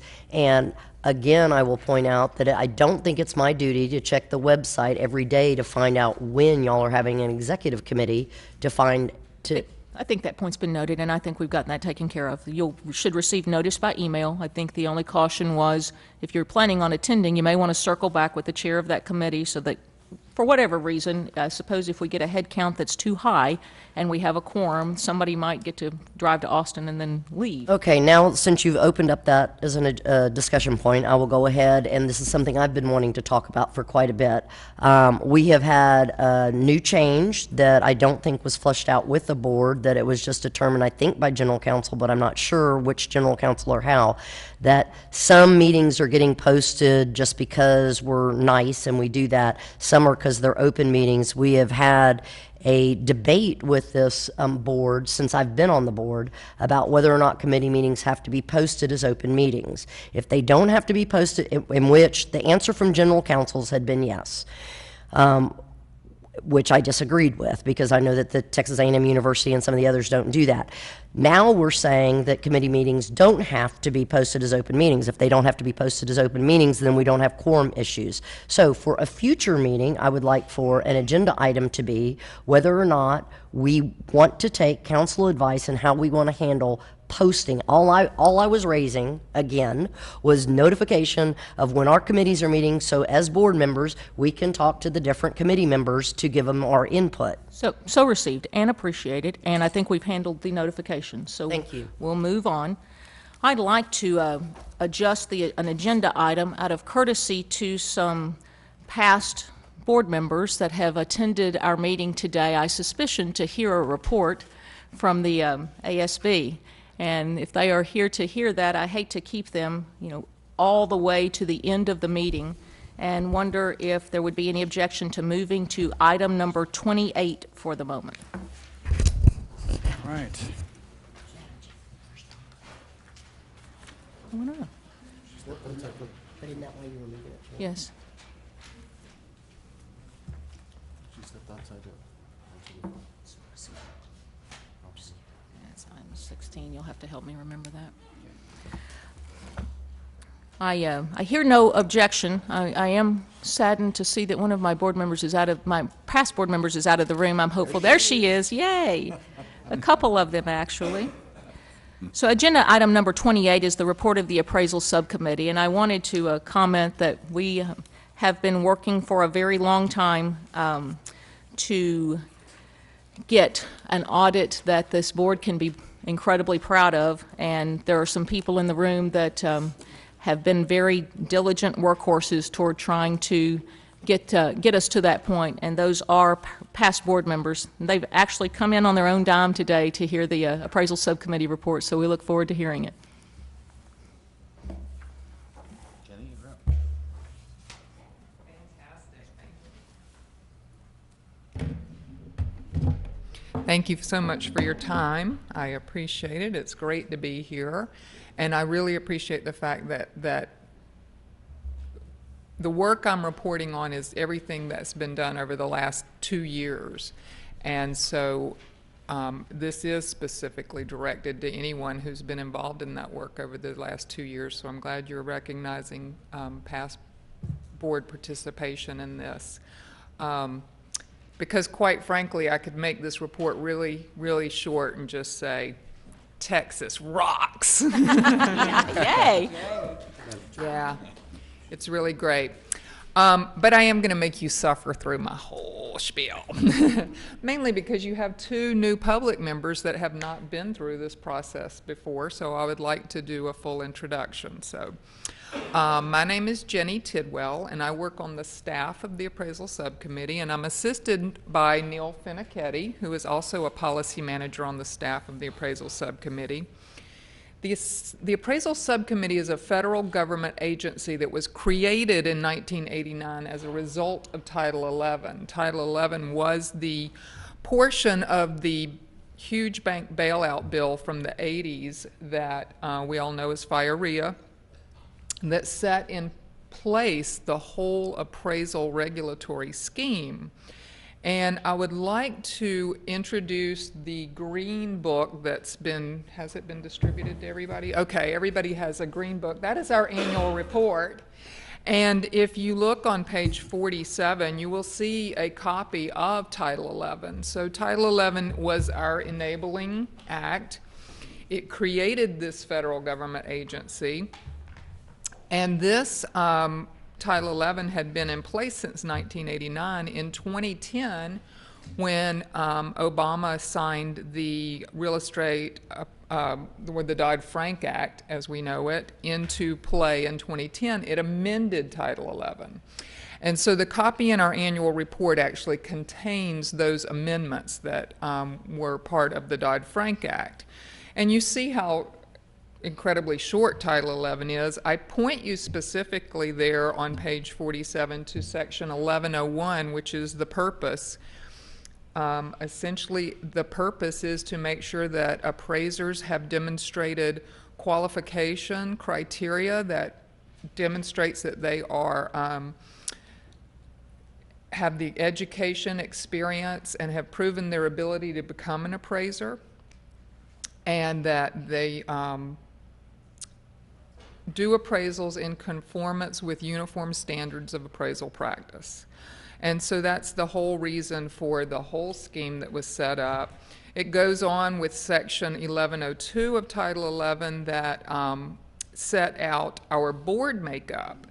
Our board, which we call the Appraisal Subcommittee, is made up of heads of the banking agencies, and if you will turn to page 11, you'll actually see a listing of all of our board members there, a listing of the banking agencies, HUD, the Consumer Financial Protection Bureau, and the Federal Housing Finance Agency there that have named either the head or have named a person to stand as the head of that agency as a representative on our board. Our board currently meets every other month, and they make the decisions regarding our agency. So our agency is a very small federal government agency, and if you turn to page 13, you'll see a listing of our staff there. One person is missing off of that list. We have added a 13th staff member who is a financial analyst, and that completes our staff. So we're a federal government agency of 13 people, and we carry out the work that the subcommittee basically mandates. Title 11 in section 1103 of Title 11 set forth functions for the subcommittee to serve. One of those functions is maintaining the national registry, and appraisers and users of appraisal services are very familiar with the national registry, but the public members may not be as familiar. The national registry contains all licensed and certified appraisers who are eligible to appraise in federally related transactions. So essentially, federally backed mortgage loans. And those are all on our website, and you can go to see the appraiser's status of their certification or license. You can see how many states they hold a credential in, and you can see any disciplinary actions that that appraiser holds that would affect their ability to practice. So all of that information is available out there on the National Registry.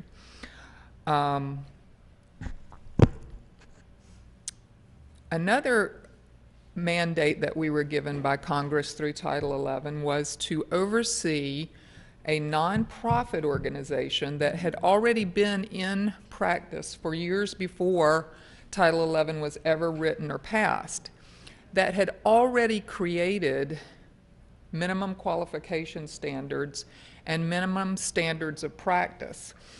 And because those were considered good and used by the industry and recognized by the industry as being good, Congress decided, instead of recreating the wheel, to give authority to this nonprofit organization called the Appraisal Foundation to set those minimum standards and minimum qualification criteria.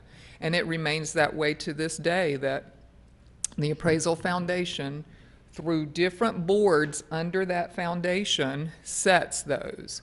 So the board called the Appraisal Standards Board sets the minimum qualification criteria for becoming an appraiser and for maintaining an appraiser credential. And I've also given you a copy there in front of you. It's the shiny blue and white book that is the Appraiser Qualifications Board qualification criteria. And in the front half of that book is the criteria that is currently in operation. And that has been in operation since January 1st of 2008. And it spells out the appraisal qualifying education that's required, the college education that is required, the amount of experience that is required, the examination, continuing education. All of that information is detailed in that book. In the second half of that book is the criteria that will go into play in January 1st of 2015. So that is the criteria that we are currently preparing for now to implement on January 1st, so that any appraiser who obtains a credential after January 1st must meet the new criteria, the 2015 criteria. So again, Congress named this nonprofit organization to set these minimum qualification criteria as well as minimum standards of practice. And you've heard USPAP. That's our minimum practicing standards, Uniform Standards of Professional Appraisal Practice, USPAP. And that is basically promulgated by the Foundation's board called the Appraisal Standards Board. And it's a thick spiral-bound document that I did not bring a copy for you because it's quite voluminous, but we each have one. I know each of you do. Your public members may not, but we actually do. Good, good, good. I'm glad to hear it. But their board, the appraisal there you go. The Appraisal Standards Board promulgates USPAP. USPAP changes every 2 years, so it's updated according to the needs of the industry and the needs of the regulatory agencies. And the qualification criteria changes anywhere from every 5 to 7 years, depending on how long it takes to study the needs of the industry and changes needed in qualification criteria. So the last, or not the last function, but another major function of the subcommittee is to oversee the state regulatory agencies, because Congress decided that the state regulatory agencies were in the best position to regulate the appraisers, and that the subcommittee was in the best position to oversee the states to ensure that states were carrying out their Title XI responsibilities. And we do that in lots of ways. One is by having a policy manager, such as myself, assigned to your state to be your go-to person. If you have questions about the criteria, if you have questions about the standards, questions about Title 11, any of that, feel free to contact me, come to me, and I will assist in getting answers to questions for you. I try to stay in touch with my states to let you know of any new items coming out that I hear of that are coming down the pike, and just make myself available to you and to your staff. And then once every 2 years, I come along and pay a friendly little visit, and we do what's called a compliance review. And the compliance review, it basically is a full review of every Title 11 related function of your agency. When Title 11 was passed, it originally gave us policy-making authority. And so we have operated under what we call our policy statements. Our policy statements consist of 7 policy statements that affect the 7 areas that we review when we come into a compliance review, the 7 areas that are affected by Title 11, and the 7 areas that we will report on as a result of this review. I've brought a copy of each of you of the policy statements. It's the white pages that are stapled together. And again, the first 7 are the areas that I will review and report on. Area number 8 addresses what happens if a state does not have a Title 11 compliant program. And Title 11 gave us a big hammer in that we could derecognize a state, which would essentially mean that any appraiser in that state, or no appraisers in that state, would be able to do appraisals in federally related transactions, which would be detrimental to the economy of that state. And then with the Dodd-Frank Act, the Title 11 was beefed up with some intermediary type steps that we could take with a state in lieu of derecognition. And those are things like really anything that the subcommittee wants to put out through regulation, such as you know, fines or suspensions or those types of things. But we also have the authority now to actually remove appraisers from the National Registry pending state action regarding those appraisers. So, should any of those things happen in a state, we set forth policy statement number 8 to explain the state's due process rights should that occur and what that process would involve. So that's what policy statement 8 involves.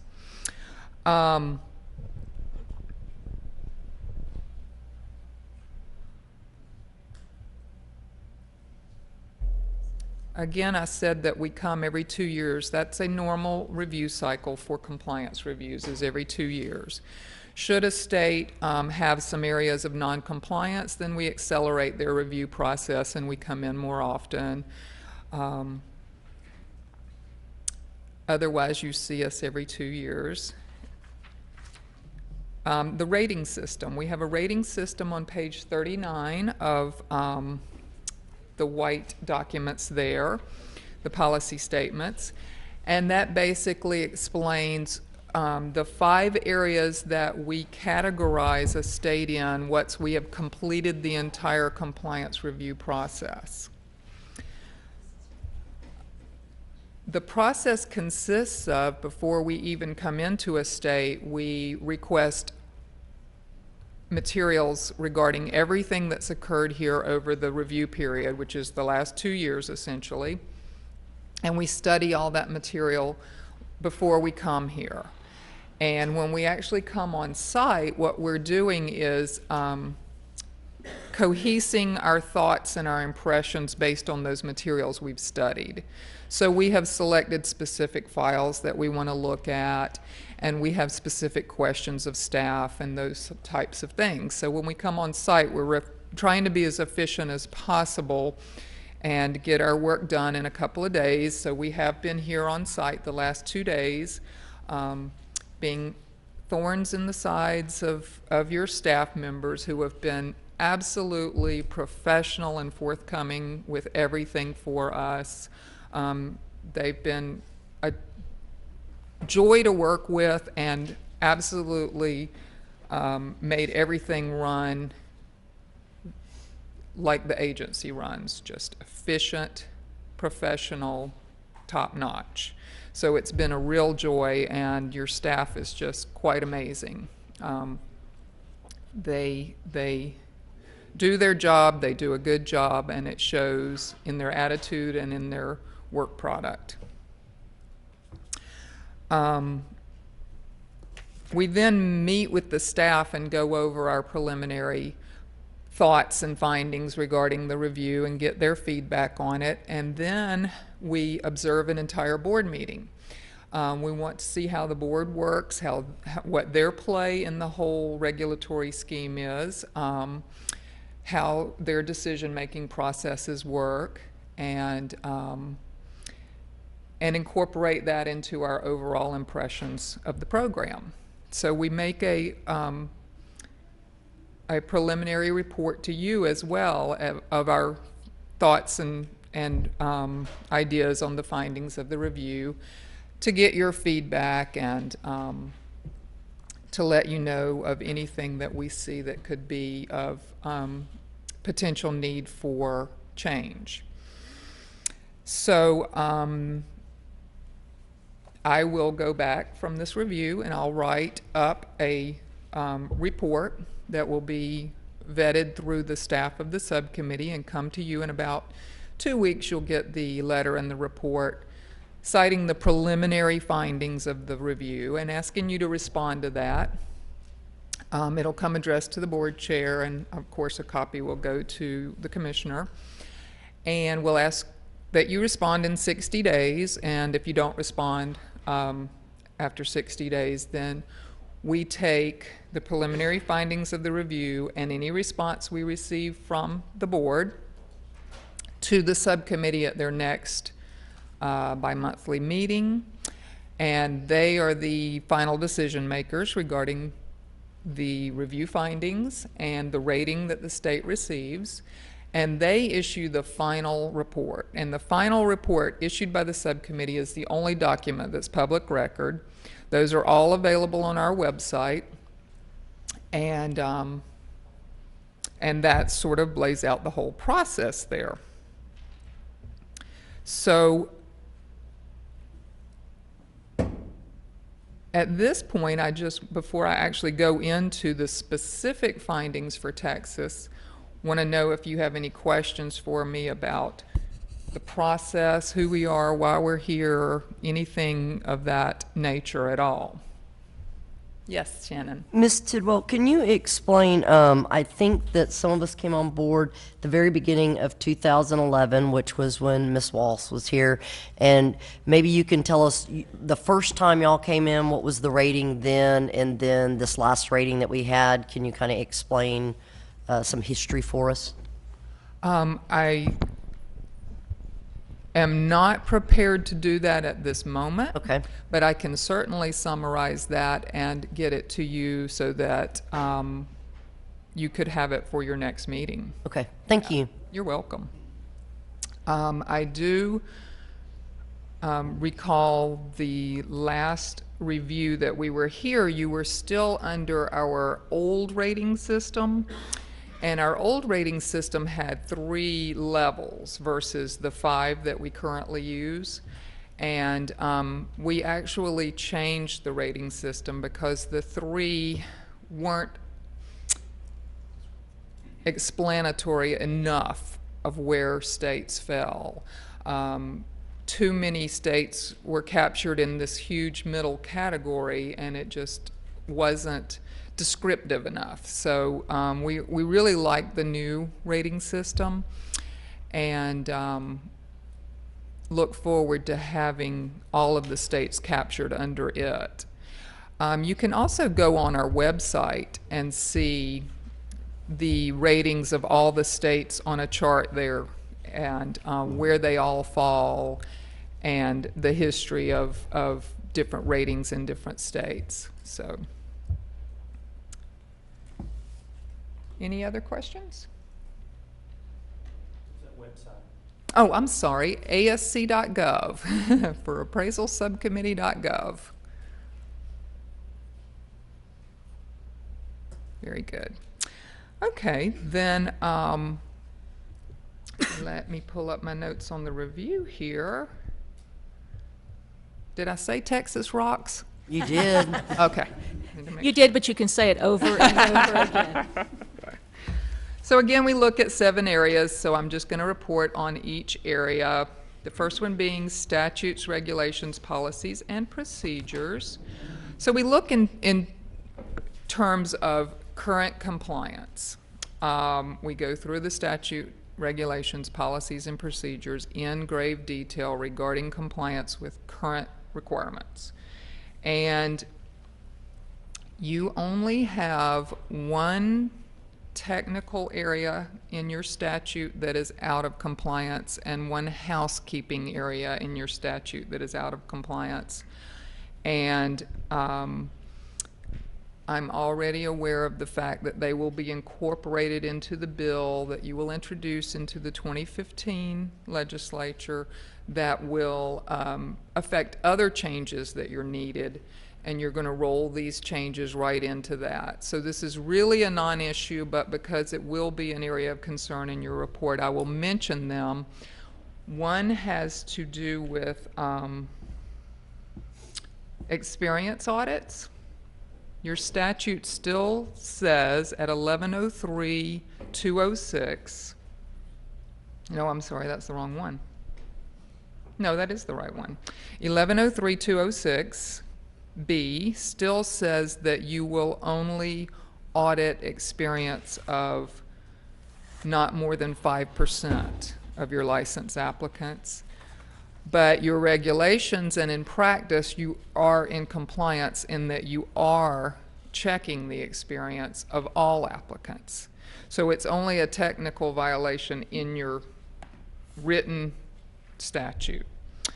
What this is ultimately in practice referring to is when an applicant applies to become an appraiser, he submits his log of experience that he's using to gain credit to become an appraiser. And that experience has to be shown on a log that meets the criteria, and then the state takes that log and vets it to make sure that the experience was really done and that the experience was USPAP compliant. And this statute originally limited that to you're only be able to do that on 5% of your applicants. And the requirement is to do that on every applicant, which you do in practice. So that's the explanation behind this. But the bottom line is that it's just a technical error in the, not error, but a technical thing that hasn't been updated in your statute that needs updated. The other one is 1103.303, where it refers to registering with the board for a reciprocal credential, and that the state licensing program they come from has not been derecognized or disapproved by, and it should state our agency, which is the Appraisal Subcommittee. Your statute actually states Appraiser Qualifications Board. So that's just a housekeeping change to make it accurate. So that was a lot of explanation for something that's going to be an easy fix. I already know you have it in your agenda to fix that in the beginning of 2015, but I did want to go through that since it will be an item on the review report. Other than those two minor things, everything looks great regarding your statutes, regulations, policies, and procedures. Everything is in compliance with Title 11, in compliance with the criteria, in compliance with our policy statements. And other than those two minor tweaks, we also went over with your staff things that were needed for the upcoming changes to the criteria that will go into effect in 2015. And staff is already on top of everything and has already presented most of the changes to you. You'll be voting to adopt a good many of those today, and they're aware of everything else that's needed to get the new requirements rolling. One of the new requirements that comes into play on January 1st of 2015 is the fingerprint background checks that will be mandated of every new applicant that receives a credential after January 1st. So that's a big one coming into play. There's some other ones that are coming into play, like a required supervisor trainee course and trainee education not being older than 5 years old, the qualifying education, and other types of changes like that. And I'm very proud to see that your staff is on top of everything, and they are quite aware of everything and have the plan in place to make sure that you're in compliance next time I come to see you. The next area I report on is temporary practice. Everything looks good with regards to temporary practice. Your staff has created a good system for processing temporary applications. Temporary practice is a right afforded in Title 11 that if you have a credential in good standing in a state, you can go to another state and practice on a temporary basis, and you shouldn't have to jump through a lot of hoops or have a big time delay involved in that. So we check that area thoroughly when we go into a state to make sure that there aren't any burdensome requirements on the applicants and that they are getting those temporary practice permits as they should. And again, staff handles those and they do a great job, and everything looked good, and I'll be reporting that that area is in compliance. National Registry is the next area we look at. Since the National Registry is a nationwide tool for regulatory agencies, appraisers, users of appraiser services, we want it to be accurate and up to date. So when we come in, we make sure that states are submitting the proper data, they're submitting it timely, they're getting disciplinary actions out there immediately, those types of things, so that this can be a go-to tool. And again, your staff pretty much handles this, and they do a fantastic job. They keep everything up to date, accurate, and everything is running quite well, and I'll be reporting that this area is in compliance.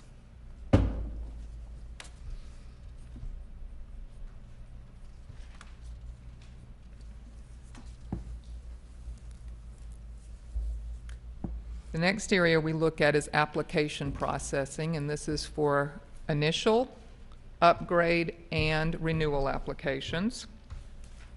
And staff and board committee members are involved in this process, and I want to report that this area looks excellent. Upgrade applications are meticulously reviewed and documented for the proper qualifying education, the hours, the courses, degrees are verified, college course requirements are verified, experience logs are meticulously reviewed for the total hours, the total number of months. And then, as I spoke before, there is a sampling process to choose samples from this log to verify that the work exists and that the work is USPAP compliant. And all of the files were well documented so that we could see that every applicant that receives a credential here in Texas does indeed have all of the education experience and examination needed to obtain that credential. So The application files looked great. Renewals looked great. They all contained the 28 hours of appropriate continuing education. Everyone had done the 7-hour National Use PAP update course in the 2 years required.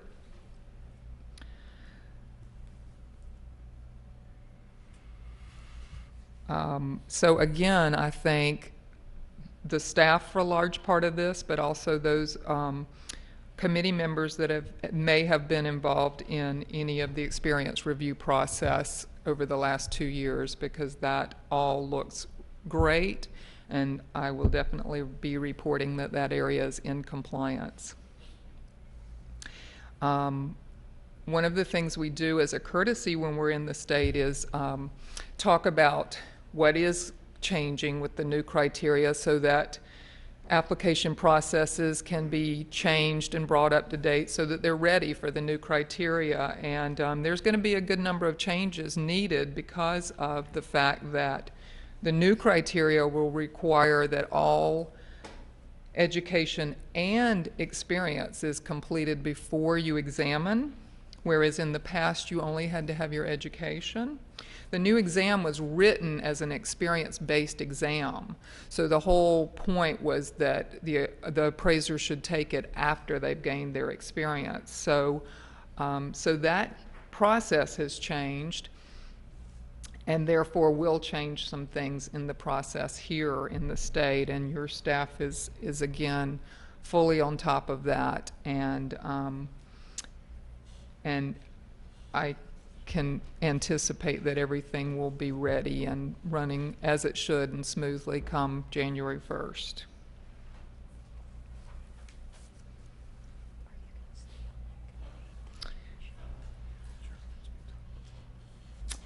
Reciprocity.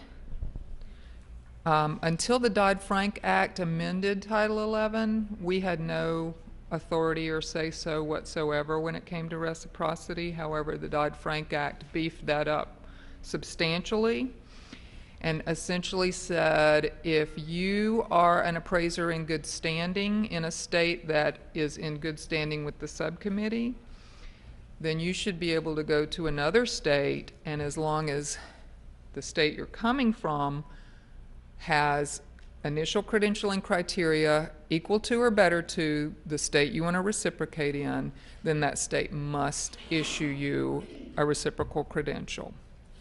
So now that's an area we look at a lot more closely, and I'm very happy to say that everything runs in compliance here. You essentially have a policy that is Dodd-Frank compliant, and your staff is very diligent about obtaining National Registry records to ensure that that person is in good standing and has not had any disciplinary action in any state where they hold a credential that would affect their ability to obtain a credential here. So I'm happy to report again that that area will be in compliance. Education is another area that looks excellent here.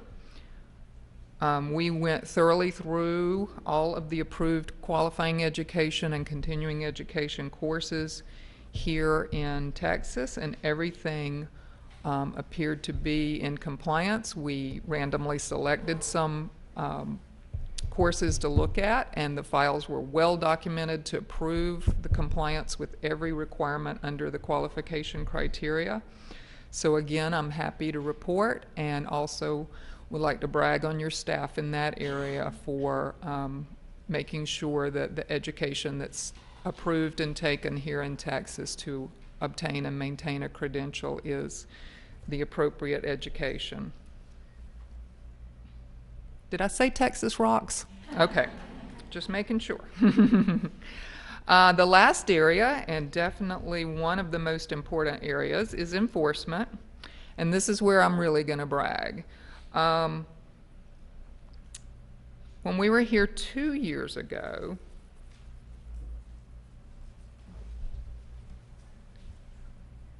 you were receiving at that time about the same number of complaints a year as you do now. 2 years ago, you were receiving approximately 244 complaints a year. And this time you're receiving approximately 232 complaints a year. Now, historically, 4 years ago, you were receiving 506 complaints a year. So you had a drop-off, but you still had a backlog because of that huge number of complaints that had been coming in. So you had a backlog when we were here before of, well, you had 375 complaints outstanding. The backlog, we call, are complaints that are over a year old. It is the subcommittee's policy that, absent special documented circumstances, which happen, that a case should take a year to dispose of, no more than a year, from the time that complaint is received by the state until the final disposition, whatever that is, should be less than a year. And you had, 2 years ago when we were here, 129 cases that were over a year old. And so that's when I say a backlog, that's what we call a backlog. That's the old cases that need to be completed. So I stand before you today and I tell you, you essentially have 0 today, because you do have 4 old cases, but they fall under the special documented circumstances that are things beyond your control to dispose of those cases. So that's a lot of work to catch up that kind of backlog. So essentially, when we're coming in from a review and we see, oh my goodness, they've cleaned their backlog totally up, well, of course we pull lots of enforcement cases because we want to make sure that they weren't closed, you know, by lack of quality on those cases, that they were closed for appropriate reasons, that they were thoroughly investigated. And they were. They definitely were. We looked at 60+ cases that were closed, and then another 10 or 15 cases that went through the legal process. And I can definitely report that. I'm going to read you my actual notes here. Investigations are thorough, files are well documented, the rationales are well written in a summary of an investigative findings. You have developed an outstanding program of contingent dismissals where the respondent does one-on-one education time with a board-assigned mentor. You make very good use of letters of warning as education tools.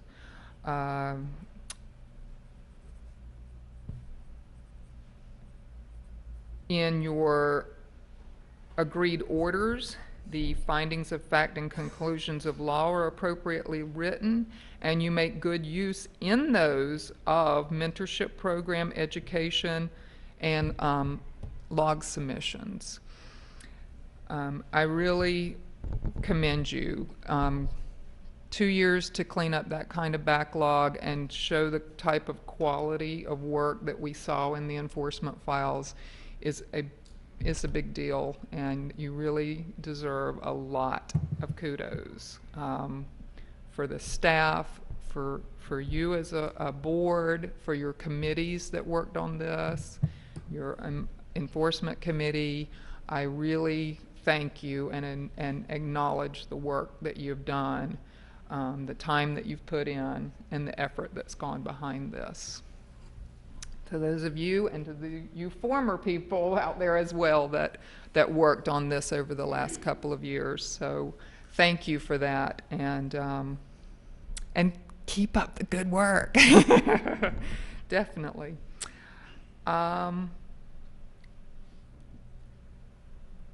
In conclusion, Texas rocks, and I definitely won't be seeing you for another 2 years.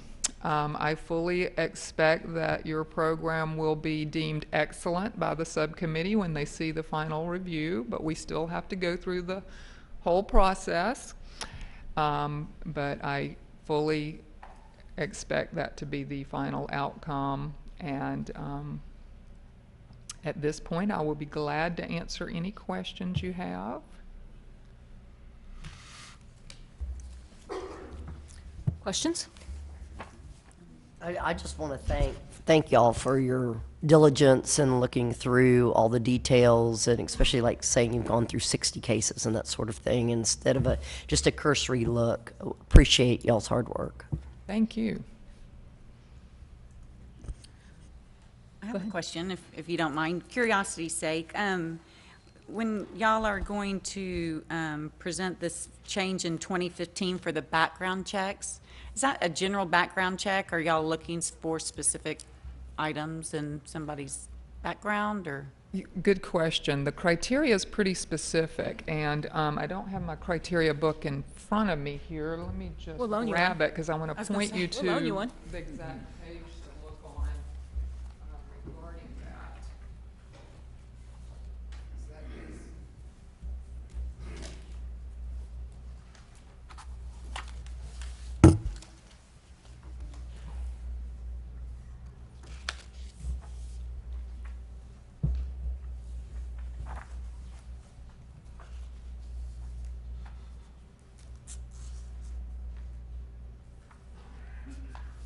Okay, page 53 of your criteria. About 3/4 of the way down, you'll see background checks, Roman numeral 6 there. So it's basically spelled out from there down to through the next page. And to summarize, it's basically a fingerprint background check through the FBI that we're looking for. And there are some prohibitions to credentialing, such as a felony that's not over 5 years old or revocation in another state. And then there's a lot of more general type things that will fall to the state to interpret, such as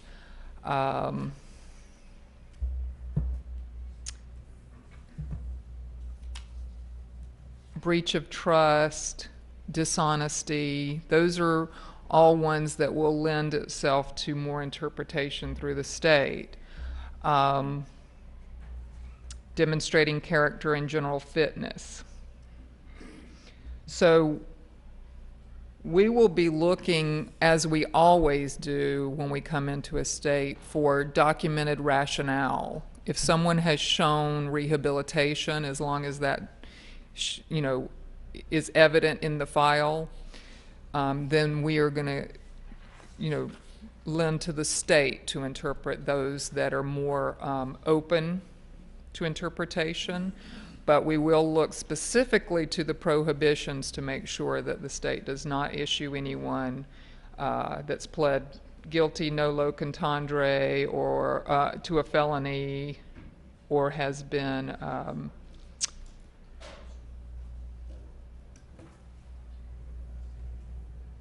revoked in any governmental jurisdiction within the 5-year period preceding the date of application. So those are the prohibitions. Those are set in stone. The others are going to be more of a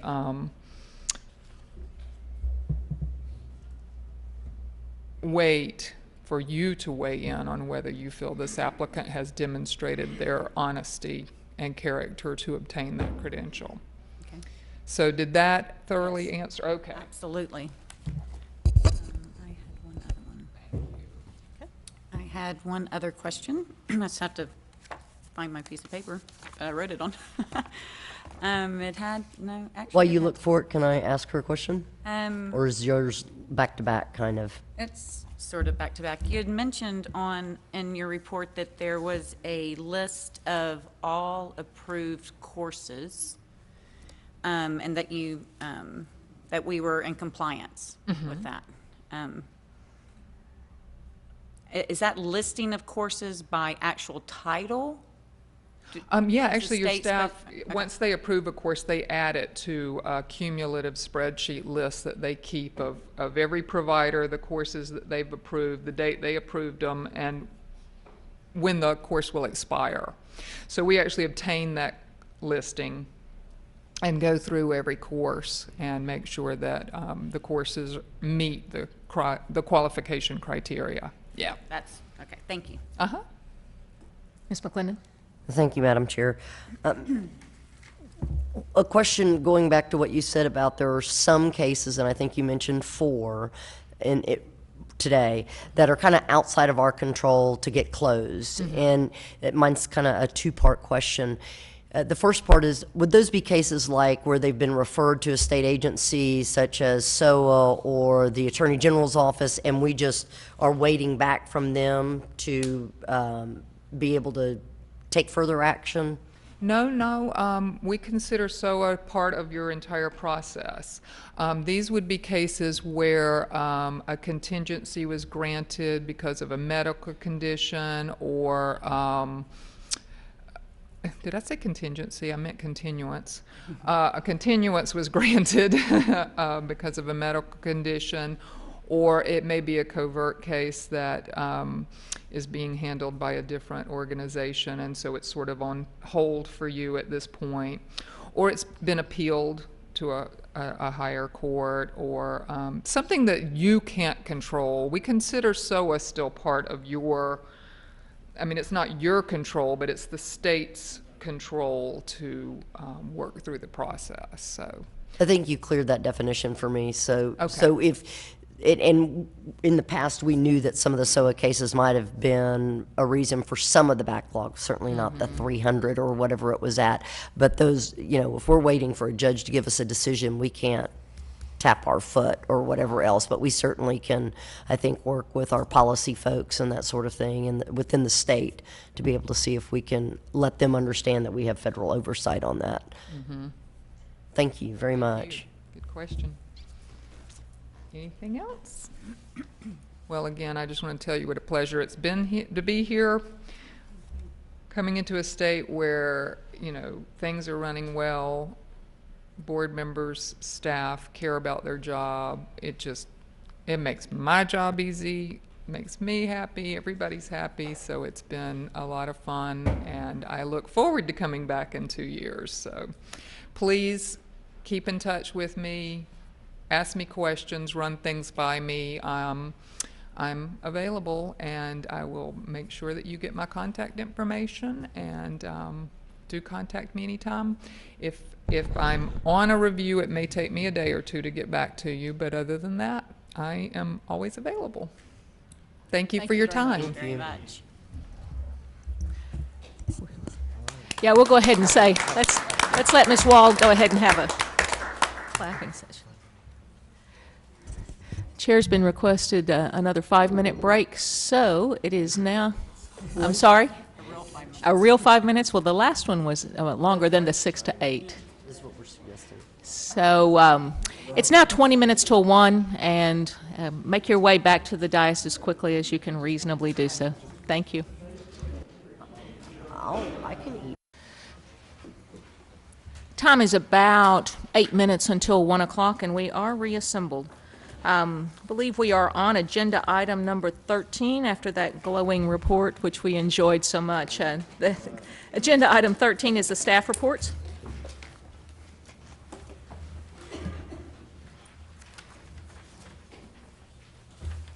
Dave, don't go away. Don't go away. Stay here. Stay here. Oh, you weren't quick enough. Thank you. They were trying to sneak out on me. Well, good day to you, board members, and thank you as always for your continued service and commitment to the success of this agency. It's very nice to see Mr. Mayo and Mr. Ratliff and Ms. Walls here today, former members of the board. Welcome to you all. This will be a short report. As we have heard, the overriding piece of business for today, that being the report of our appraisal subcommittee policy analysts, lead Jenny Tidwell, assisted by Neil Fenichetti. Let me just give you a few remarks about that. First, this is the first ASC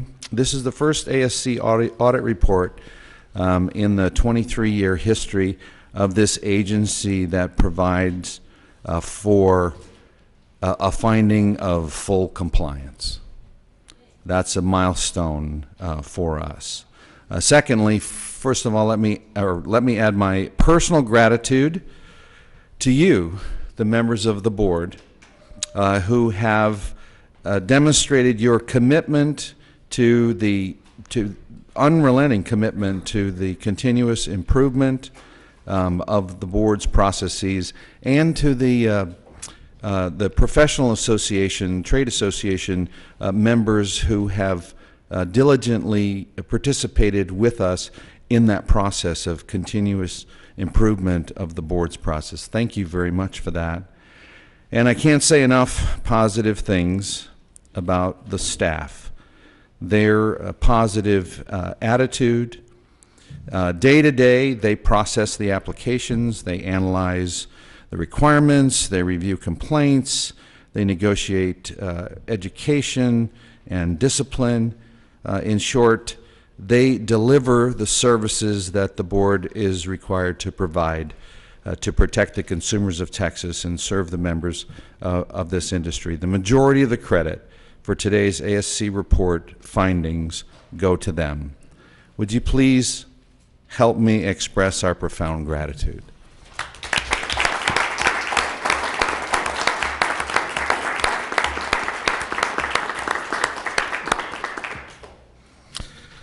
Okay.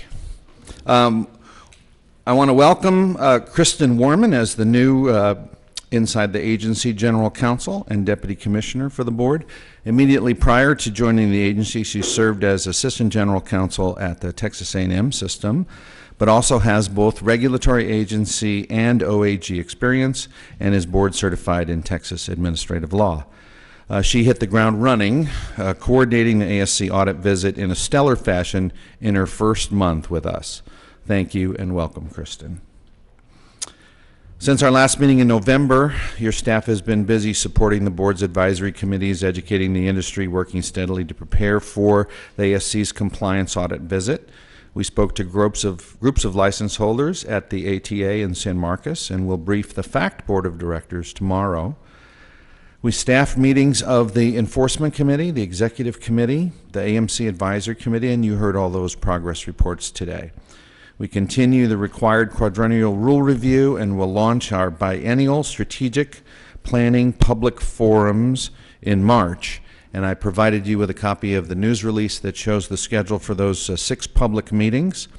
You're each invited to attend one or more of those listening tour events near you.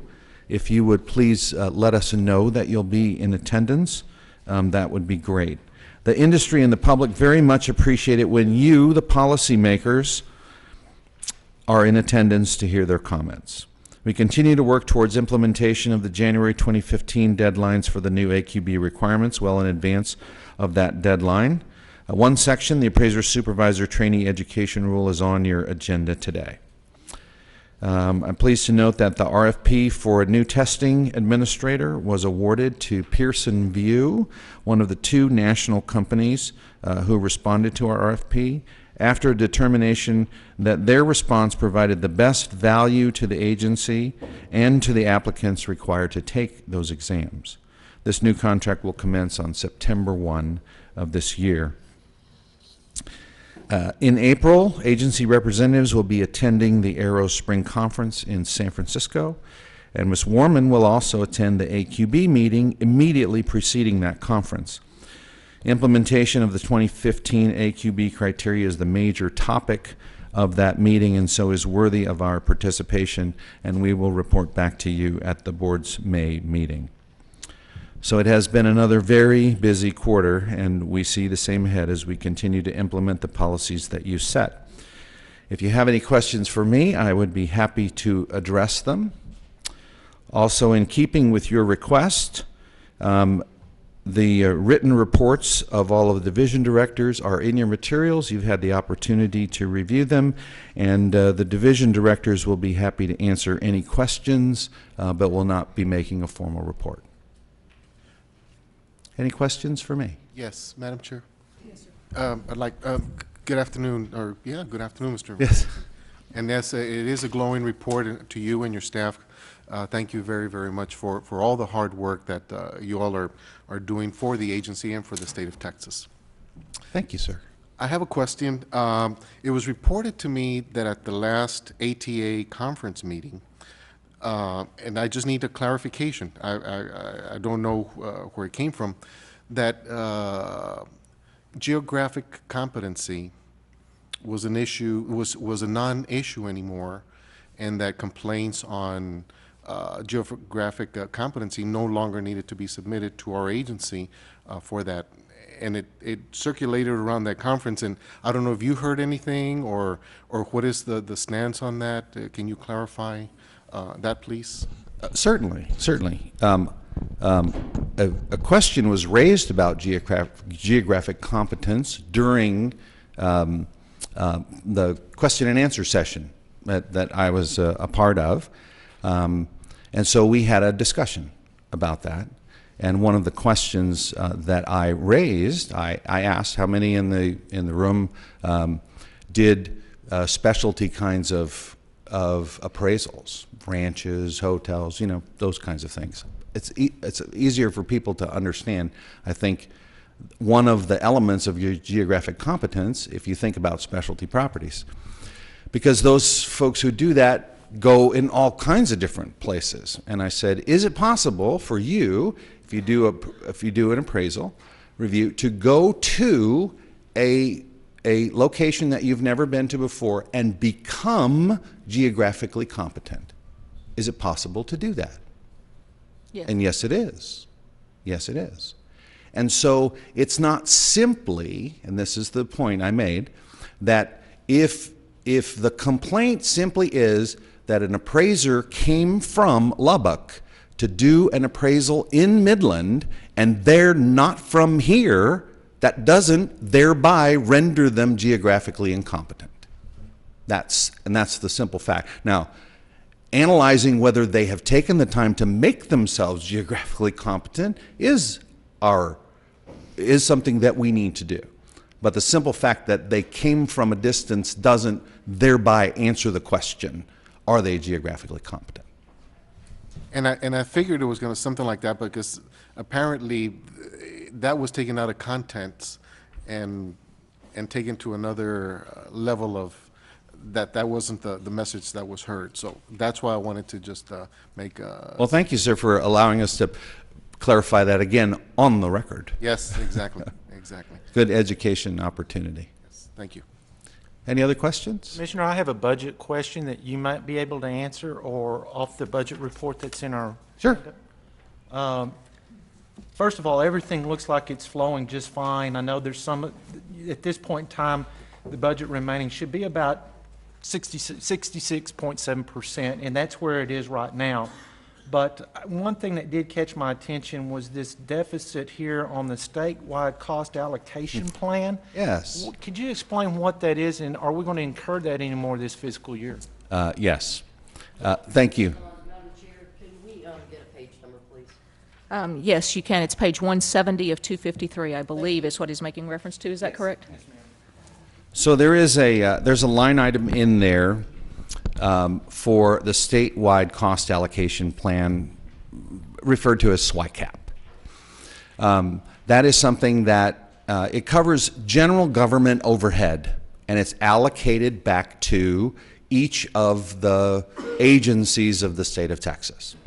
One of the elements of SWICAP is the cost of occupancy if you're in a state building. Okay? So we, as tenants of this state building, get allocated the cost of maintaining this building. Okay? Now, fortunately, when we negotiated our lease, we were aware that, in fact, this would be an element, potentially an additional cost element, and so we negotiated a credit so that we deduct from our rent payment due any allocation that we have to pay that is connected to our residency in a state building. Now, it turns out that this building had well, of course, we weren't in this building, you know, two and a half years ago. This is about a year behind this, the report, so this is fiscal 12 allocation. And this building went through a evaluation and a revaluation.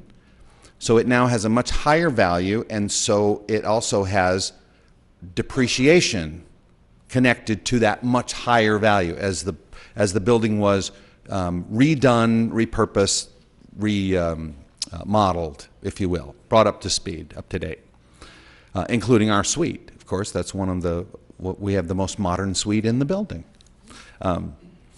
But those allocations, so instead of having a $50,000 SWICAP, which is based on our historical numbers that we had a $250,000 SWICAP allocation. However, the good and bad news of that, so of the $50,000, while we pay that when it's due, we reserve a portion of it every month so that we have the money available. So that's how it's accounted for. Actually, it turns out with the credit due from the residency portion of SWICAP, our landlord, the Texas Facilities Commission, owes us a refund on the rent we have paid already of a little over $3,000. And they're trying to figure out how to actually pay that, or whether they'll just give us credit on our September rent. So it was a combination of a very high unexpected SWICAP, but the majority of that is related to occupancy costs, and so that's offset in our rent. So in March, we won't actually make a rental payment. We'll make a SWICAP payment instead. Does that answer your question? It may be a little more detailed than you wanted. Put that in appraisal term. If you had a $5 a square foot expense stop, and that's what the landlord's paying, and the actual utilities is $6, you have to pay the difference, right? Correct. And that's basically what you're lining out here. We're paying a difference because it's higher than what they initially thought. That's in the line item. In the line item for SWICAP, you'll see the budgeted amount, okay, and the actual amount that we're going to end up paying is actually significantly higher than that, but it'll be offset in the rent reduction. So the budget or the will rent essentially- offset. If I hear you correctly, we just don't have the $3,000 credit accounting showing up on this report, and if we did, we'd be closer to in line with our budget. Correct. We don't have an account receivable booked, if you will, on a balance sheet for $3,000 from the Facilities Commission. Thank you. Other questions of the Commissioner? Any board, oh, I'm sorry, Ms. Montana? While we're on the budget, I might as well just get some of my budget questions out, if you don't mind. No, please.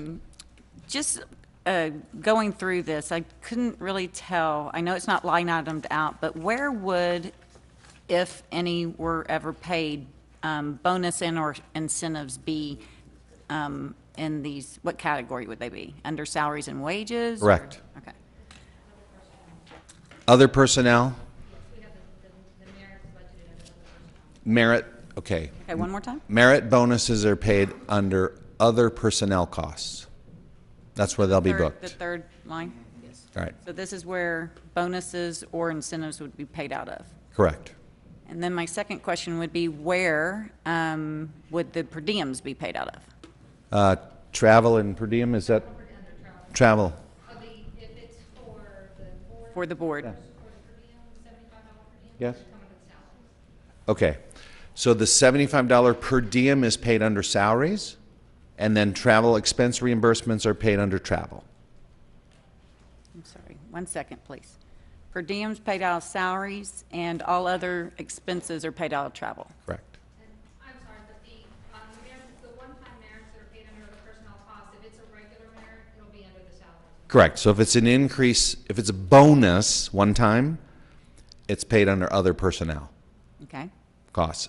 Yeah, and then if it's, but if it's a raise, then it just falls under salaries and wages, yeah.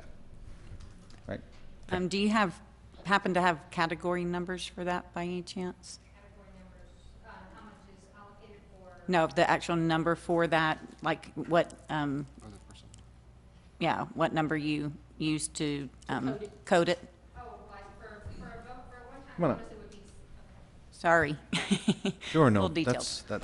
that's why they stay, to answer these detailed questions. Are you talking about like a comptroller object code, or I'm not sure when you're saying When you code something for your budget, that code.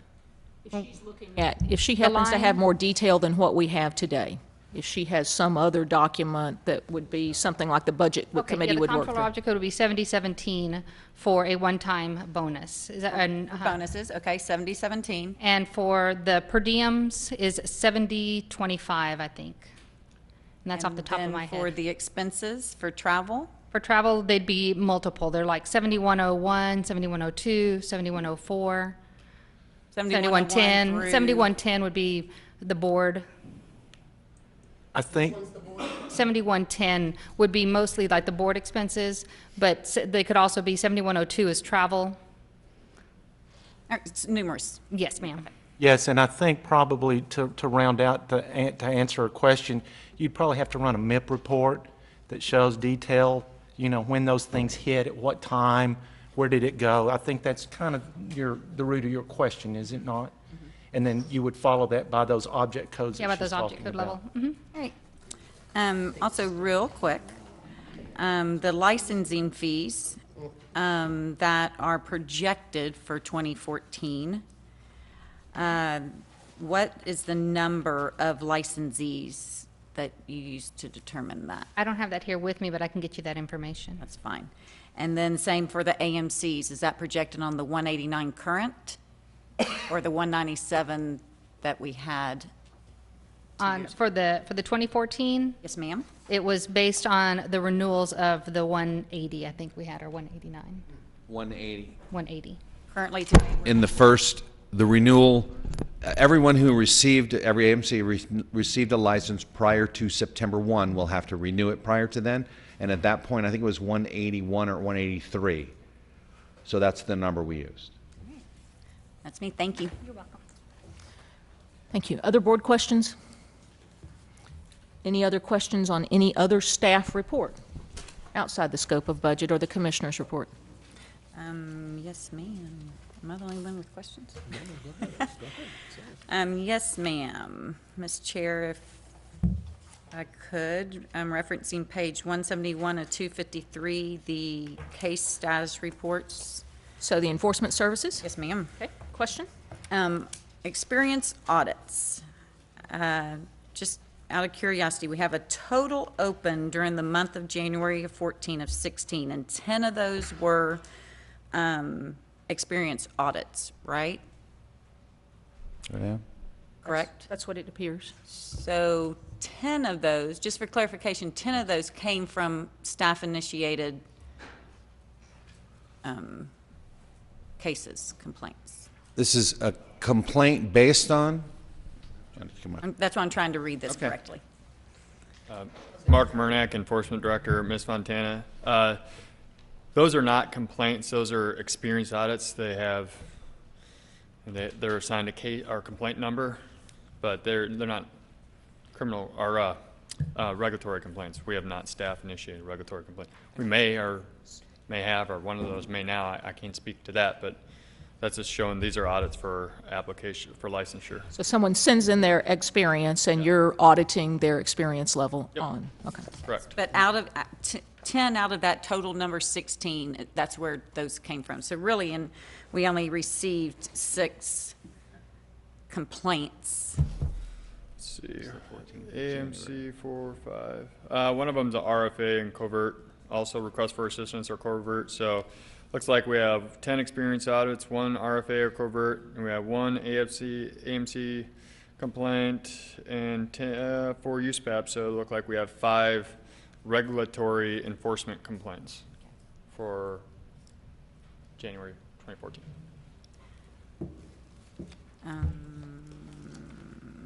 If I may, I'd like to do a follow-up. Can I ask one more clarifying question? I'm sorry. I just have to think through these notes I've written. With very quick and probably poor math, there appears to be an increase in experience audits. People sending their stuff in. Yeah. Can you explain what that increase, what is, Where are these audits coming from? Is it coming from you asking for them, or is it like a trainee says, here's my log, here's my log? We do not initiate any audits per se. Now, that's something that we have contemplated. It might be a helpful thing to do non-disciplinary status checks with trainees. This number you're seeing here are applications for increase in license status. Okay.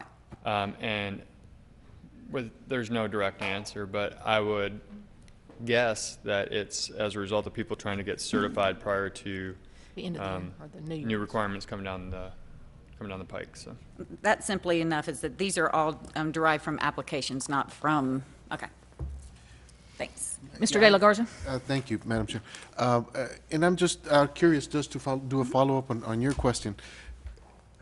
Are they given a number, a case number as a complaint number?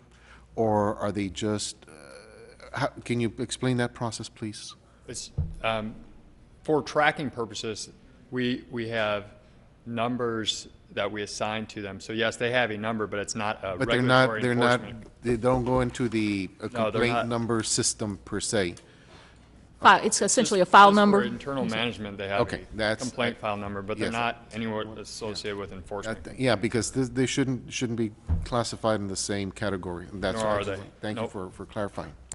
Madam Chair, I think the issue that I'm hearing the others say, which I'm going to be echoing here, is if we understand, which we may not, Mark, if we understand what experience audits are, and it says number of cases received is the top of this, that should be on a separate report.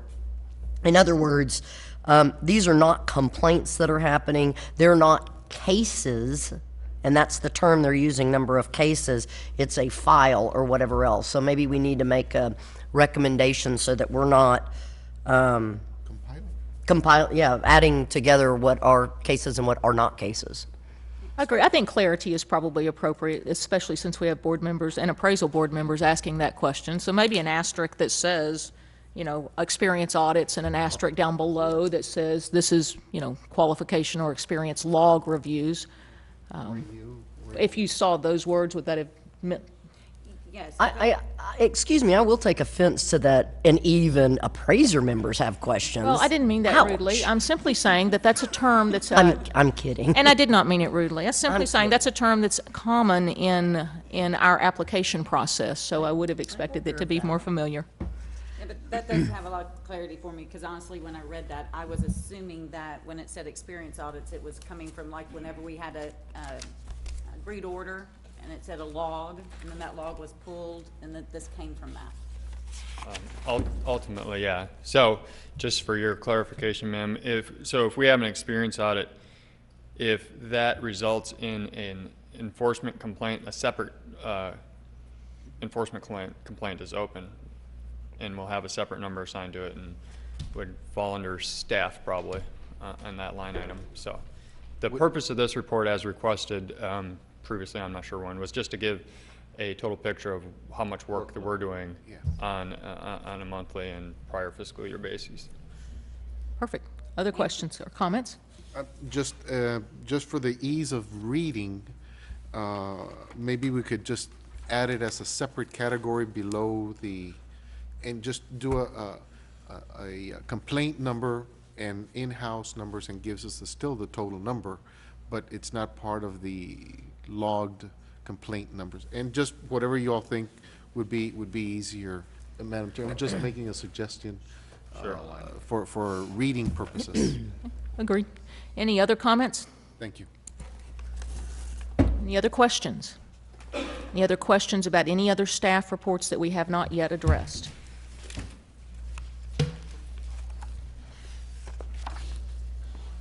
Okay. Hearing none. I'm going to give you a second to flip through because you got a lot of data there. So I'm going slow, going once, going twice. For us public members. Hearing none, let's move to agenda item number 14, which is rules for possible adoption. Agenda item number 14 is discussion and possible action to adopt amendments to 22 TAC 153.11, specifically regarding examinations.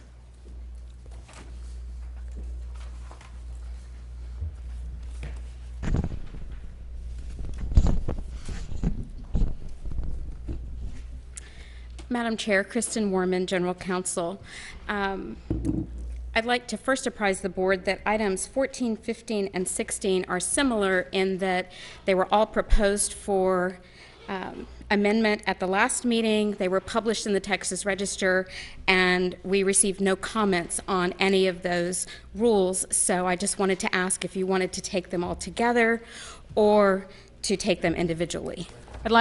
Thank you. I'd like to take them individually because I've already got public comment requests on a couple of them, and I hear that being echoed at the table as well. So if we will just do them individually, I think that may be more efficient.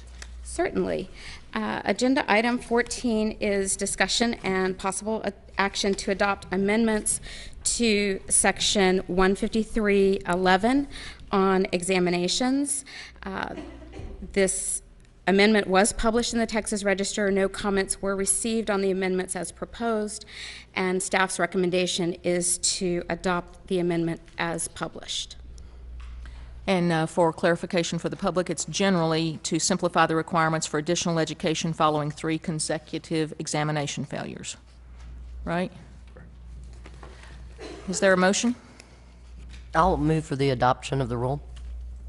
Second. We have a motion and a second. Is there any discussion? If not, all in favor? Aye. Aye. Is there anyone opposed? Motion passes unanimously. Takes us to agenda item number 15, which is discussion and possible action to adopt amendments to 22 TAC 153.20, guidelines for revocation, suspension, denial of licensure, and probation license. And again, these amendments were proposed at the last meeting, published in the Texas Register.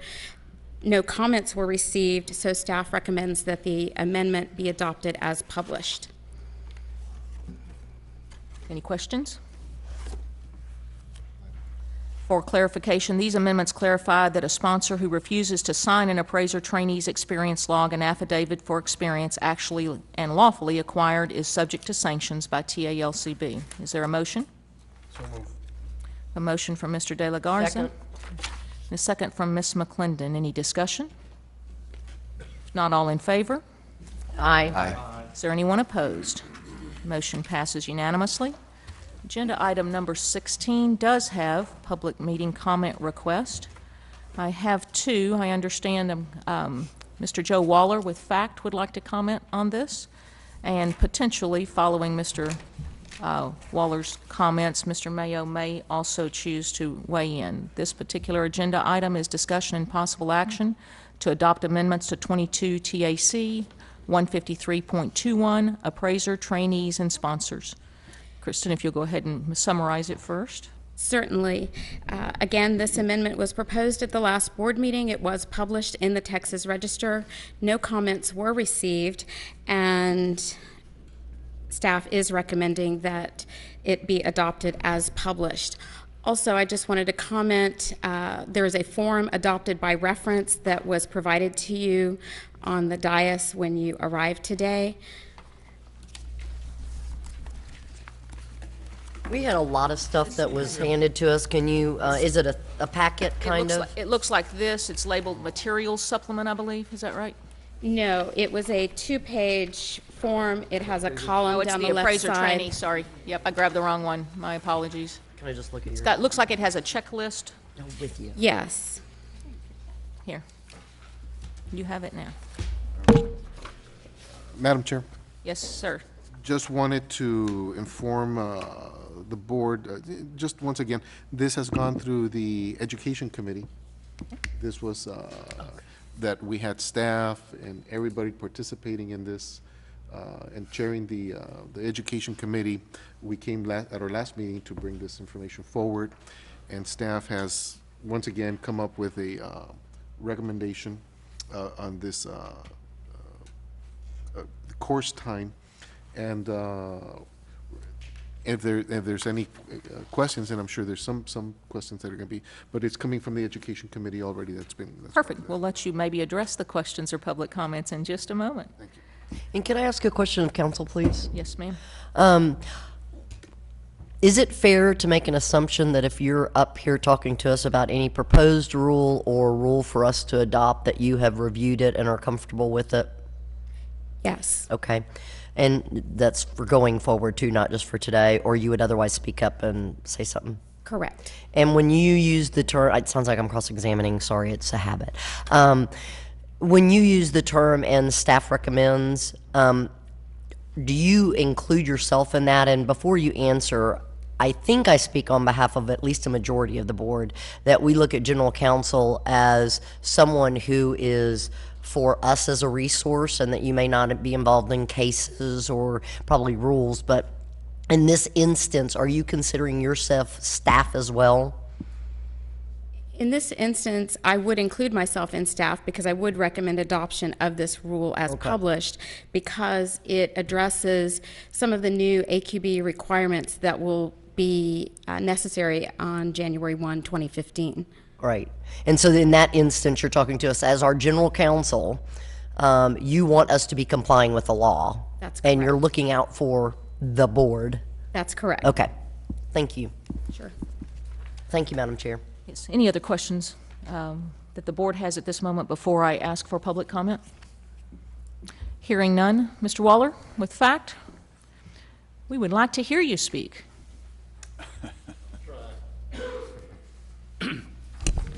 Joe Waller, Foundation Appraisers Coalition of Texas.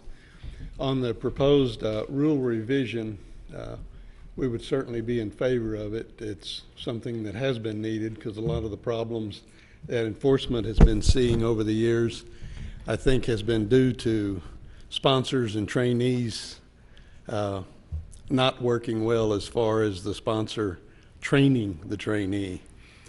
And that's something that would have probably maybe avoided a few of the cases over the years. There's a couple of areas where, and I realize this is the first amendment of this rule, but one of the things I myself am not clear on is how often that seminar or course or training situation would need to be taken. I'm assuming that it would be good for a while if someone was picking up one trainee, then another later, they wouldn't have to take it each time, and also what the frequency would be. And I realize that in dovetailing this, assuming the other course or seminar that is being discussed on the Texas statute and rules, depending on what's covered in that, would probably determine the depth that needs to be covered in this, assuming the other would be required of everyone. So the frequency might change depending on what's included in the coursework. If it's pretty basic, obviously you wouldn't have to take it very often, if maybe just once. If it's the other rules and regulations are required in the other course, assuming it comes to pass, then everything in detail would be covered there. One other thing, and this is just me personally, I'm not a big fan of online education for something like this. It's just hard to beat face-to-face interaction, and that's something that might be good if that one aspect of it was tabled for future discussion in whatever y'all pass today. Like I say, this has gone, the situation on sponsors and trainees has gone back a while, and Wayne Mayo can attest to that, going back into the 90s, and frankly it's probably been a growing problem ever since the first time enforcement was put in 93. Anyway, if I don't know if Wayne would like to speak on this or not, but We'll ask him those for are that my opportunity. comments. Let me just ask Mr. De La Garza, would you like to respond to the questions that he had? Yes, thank you, Madam Chair. On the first question of the frequency, at this point, we're recommending that every 5 years, the sponsor would have to retake the course at this time. And once we launch it and we think we need to adjust that, that's what we're doing. So if a sponsor is sponsoring, takes the course now for the next 5 years, he'll be good. If he continues to sponsor, we would want him to take the course again and refresh the memory. Now, 5 years at this point, it may be better to have a 4-year or a 6-year cycle, depending on the response that we get on that. So we're definitely taking a look at that. The online, I kind of have to agree that the online, at least on the first time that they take it, would probably not be as effective, since we are implementing a policy for the sponsor to take. So it would probably be good that they find a class that they would have to take. But on the other hand, if we have an appraiser that's out somewhere where he may not be, he will have to travel to a school to get the training, would probably be a financial consideration that we would have to take a look at that. So I will continue to explore that with the committee, and I think those are good recommendations at this time. And if staff has, if staff and or board has any recommendations, we'd be more than welcome to accept those. Well, I've got a couple of questions, or I need some clarity, and maybe between yourself and General Counsel, I can understand it, because I certainly didn't memorize the recommendations. I see, I hear you say a frequency of every 5 years, and that sounds reasonable to me. I see what I think is in this adoption of this rule, that the approval of the course will expire 2 years from the date of board approval. Is that just the course itself? So yes. There is no frequency actually stated in this course description? Or recommended frequency for taking the course? It would be the course itself. Okay. Yes. All right. And then the in-person versus online, is that addressed? It's an option that's being put out there, but I think that we as a board can set policy to that. We can have it there, but we can take a look at and set policy on that. If you turn the page, Madam Chair, to page 190, it does allow for online delivery as a course mechanism. Well, I see that. I see the blue underlining language. Is that so? That's expected to be recommended and in, which would allow for online. Yes, it would. But at a later date, we can come back and we're leaving it open to all sponsors right now across the state of Texas. Okay. But if we find that the online is not proving to be a credible way of instructing and our sponsors, then I would ask that the board reconsider and remove the online and just leave it as a classroom instruction. But at this moment, we recognize it is an option, and the Education Committee is okay with that? Yes. Okay. Makes more sense to me now. The education is, but that's one of the concerns that they have, and I certainly understand no, and their concerns. Mr. De La Garza's comments about the more remote areas of the state, Texas being a big state, for convenience to where people didn't have to travel from Lubbock or somewhere to sit through a face-to-face one, certainly has merit, but I'm kind of reminded of that was the reason that the provisional license was passed, I believe, in 1995. And all that happened with it was it got abused by people from major metropolitan areas using that provision, and very, very few people ever came through because they were in a remote area. And I might remind the ASC that 2011 got rid of that, because I know it was never anything that the appraisal subcommittee liked. Anyway. Well, thank you very much, Joe, for your comments. Mr. Mayo, would you like to add comment to that? As you're approaching, if you will, give us your name and address and connection, please. Wayne Mayo, 2934 White Marsh Circle, Richardson, Texas. All right. I would like to, first of all, on behalf of all the appraisers in the state of Texas, thank you for sitting in those chairs and helping serve this agency and the appraisers of Texas. Jenny, it's good to see you again. It's been a long time. She gave some of the best news that I've heard in a long time. Doug and I were talking about it. You got 4 cases that with exception, and so you're clean. But in the past, in the olden days of this board, we would get 500 to 600 complaints a year. The majority, I would say, or a very large number, were dealing with sponsor and trainee. So my hat is off to you folks for tackling this job, because this is something that we have talked about for years and years and years. And I would like to maybe step over the line, which I'm sure none of you have ever seen me do that before. But you have at your fingertips fact, and there is a world of knowledge and experience that can help you develop these courses. So I highly recommend that this board and the Education Committee work closely and utilize the knowledge that is stored with fact. And other than that, thank you once again for sitting in that chair. I spent 7.5 years up there, so believe me, I know what you did. Yes, Mr. Mayor, I just want to go ahead and respond to your bringing in, and as a matter of fact, they have been present at our committee meetings.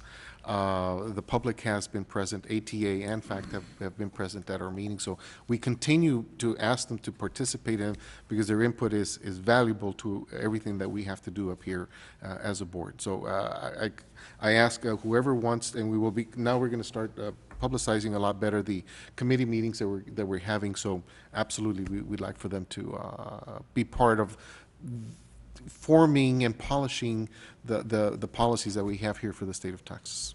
Well, as Mr. Waller mentioned about the provisional license was misused and abused, so was the sponsor and trainee. And I really think it is a bigger problem than what the license is gone now. But yes, my hat's off to you. Keep up the good work. If any of us can be of help to you in any form or fashion, please give us a call or give FACT a call. Thank you. You guys are a great resource to us, and we will continue to lean on you. So agenda item number 16, other questions, comments by the board? Any other public comment? Oh, Mr. Crisp, I could tell you were on the edge of your seat. Can't help himself. Bobby Crisp once again with the Association of Texas Appraisers, as well as an AQB certified USPAP instructor, and I teach several appraisal classes. We're sitting back here in the back talking. I was talking with our executive director, who's quite responsible for getting coursework approved through the state and the process and everything. The question we brought up together is, Mr. De La Garza mentioned a 5-year period, but you've got a course that expires in 2. This is a question. I mean, because we're talking about an AQB certified class, you're talking a lot of money to get that approved, and then to go online, that's going to cost another expensive task here for something that's going to expire in 2 years. You're looking at and you're absolutely right. We're looking at the course itself. If it would expire,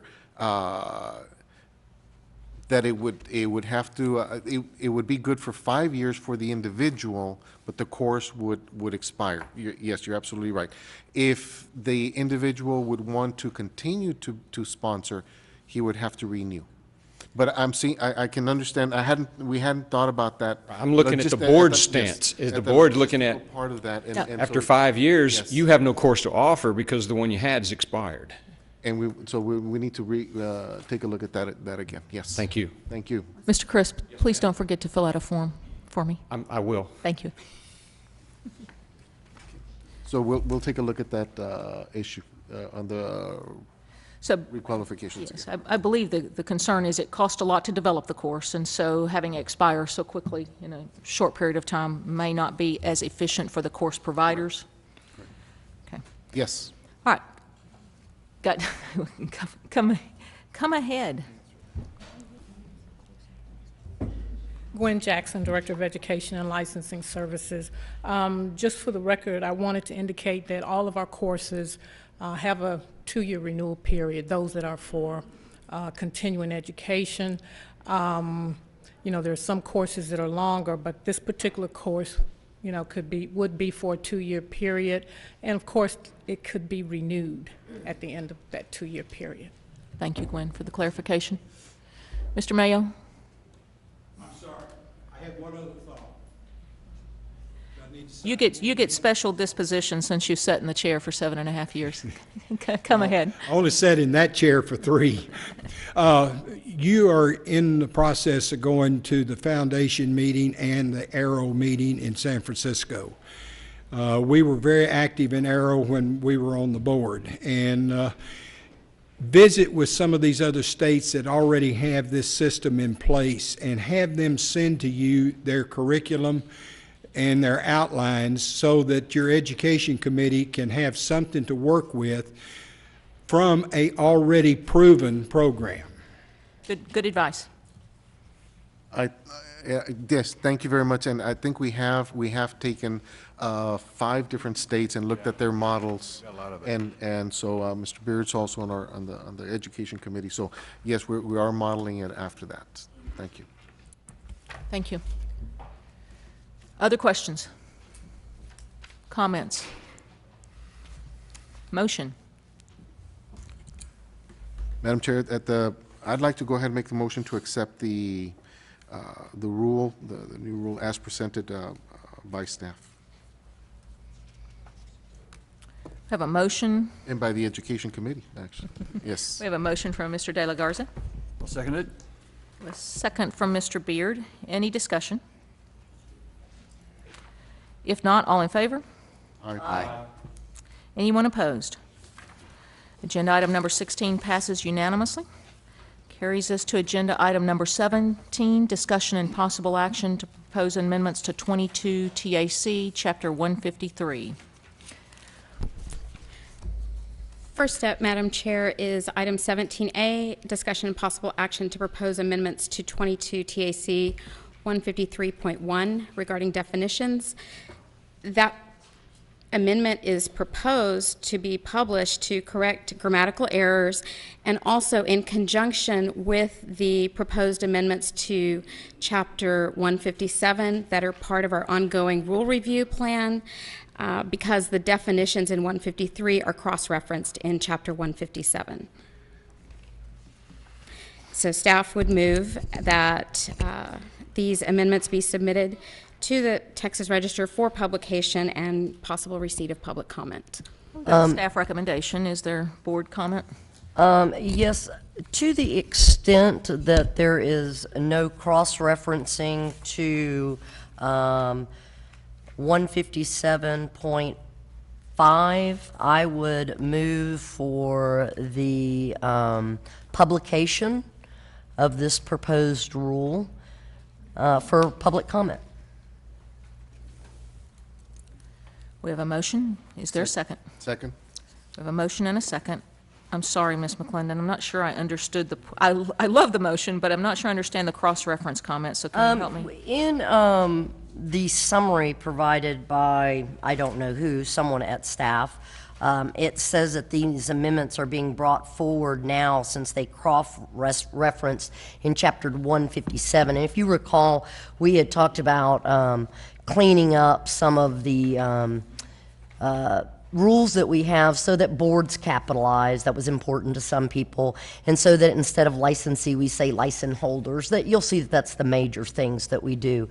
I'm not going to take the time other than what I already have, and that is to read through, but I don't want there to be any little sneaky thing in 17A while we're proposing this that references 157.5, since that one was kind of snuck in on us quite a bit differently than all the other proposed changes were.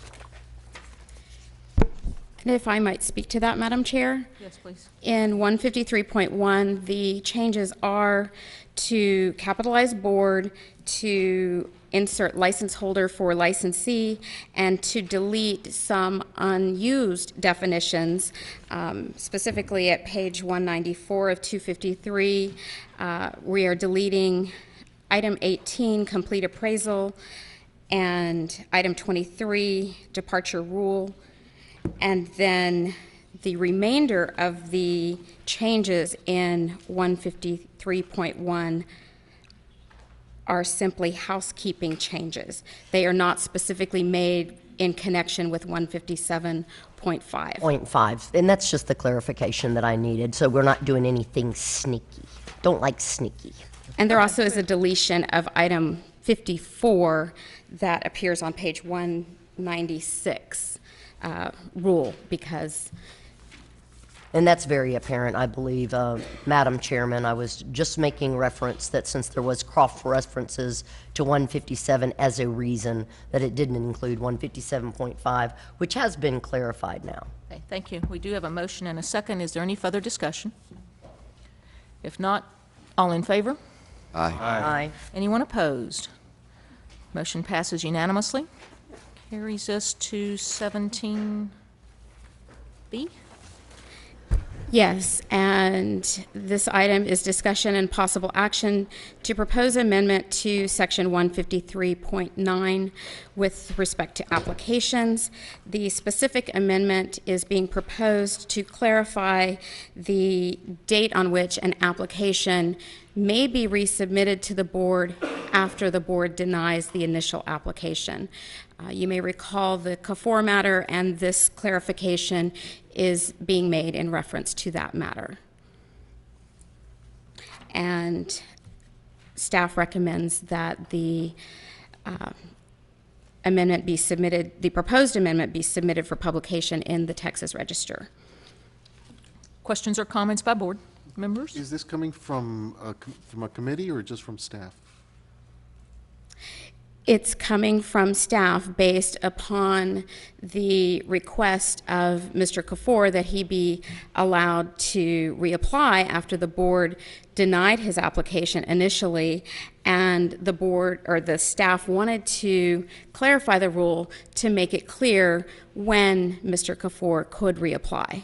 Or any applicant for that matter? Correct. Doesn't it seem like this should go through a committee first, or is this something that we've already instructed staff to do from the CAFOR? Well, the question certainly came to the floor that day, so I suppose we... It did, and was this our suggestion is what I'm asking. I'm not sure there was... I'm not feeling educated enough to be able to feel like this was flushed out. You are right, the question did come before us. I just don't know if it was vetted. If I might just address that, the potential for unclarity, or I'm sure there's a better word for that, ambiguity in the language of the various sections of the rule and the requirements of due process, essentially led to that there was a previous discussion on various options by this board as to whether or not the initial denial by the board staff, and then all of the appeal rights that an individual would have, that it didn't seem appropriate that time would count against them for asserting their appeal rights until ultimately there was a final denial, if you will, and then the one-year period would begin to run when you could reapply. And so looking at all of the language, this seemed to be the place to provide that clarity that in fact that initial denial started the one-year clock, irrespective of the applicant's pursuit of all of their various remedies, administrative remedies. So that's that was what we kind of took away from the discussion of the board, the direction it appeared that the board was leaning, and so here's the recommendation from staff to implement that. The question, though, whether it went through a committee, I'm not clear if it did. I remember the issue coming up, but evidently we as the board saw this once before and were okay with it to go out for public comment because it's coming back in, am I correct, for adoption? No. It's just being... Oh, this is for comment. Oh, okay. I'm sorry. I'm on the wrong sequence. No, and I think that you're raising a good point that I have. Madam Chair, I have in my vehicle a stack of documents and several files that I might be able to pull out that I had discussion and email exchanges with our former general counsel, Galvin, about the procedure we would take on the Kafour case and how that there were incongruent statements in the APA versus our rules versus our statute.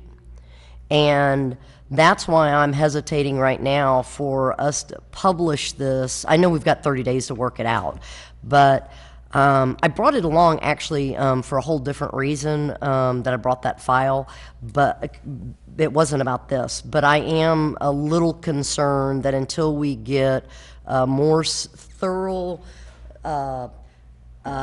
it doesn't, I guess, have to be by Carrie anymore, but I certainly will give to our new general counsel all of the email exchanges we had where there was not a clear path on what appeal process. If y'all recall, I think this is the one that we originally were asked to vote by email. Some of y'all did, some of y'all didn't. Then we waited. Thank you for acknowledging your head nod, Ms. Fontana. And that was because there was different interpretations that we had, and I'm sure Carrie will get up if she disagrees with me, but Carrie and I actually agreed that there could be different interpretations.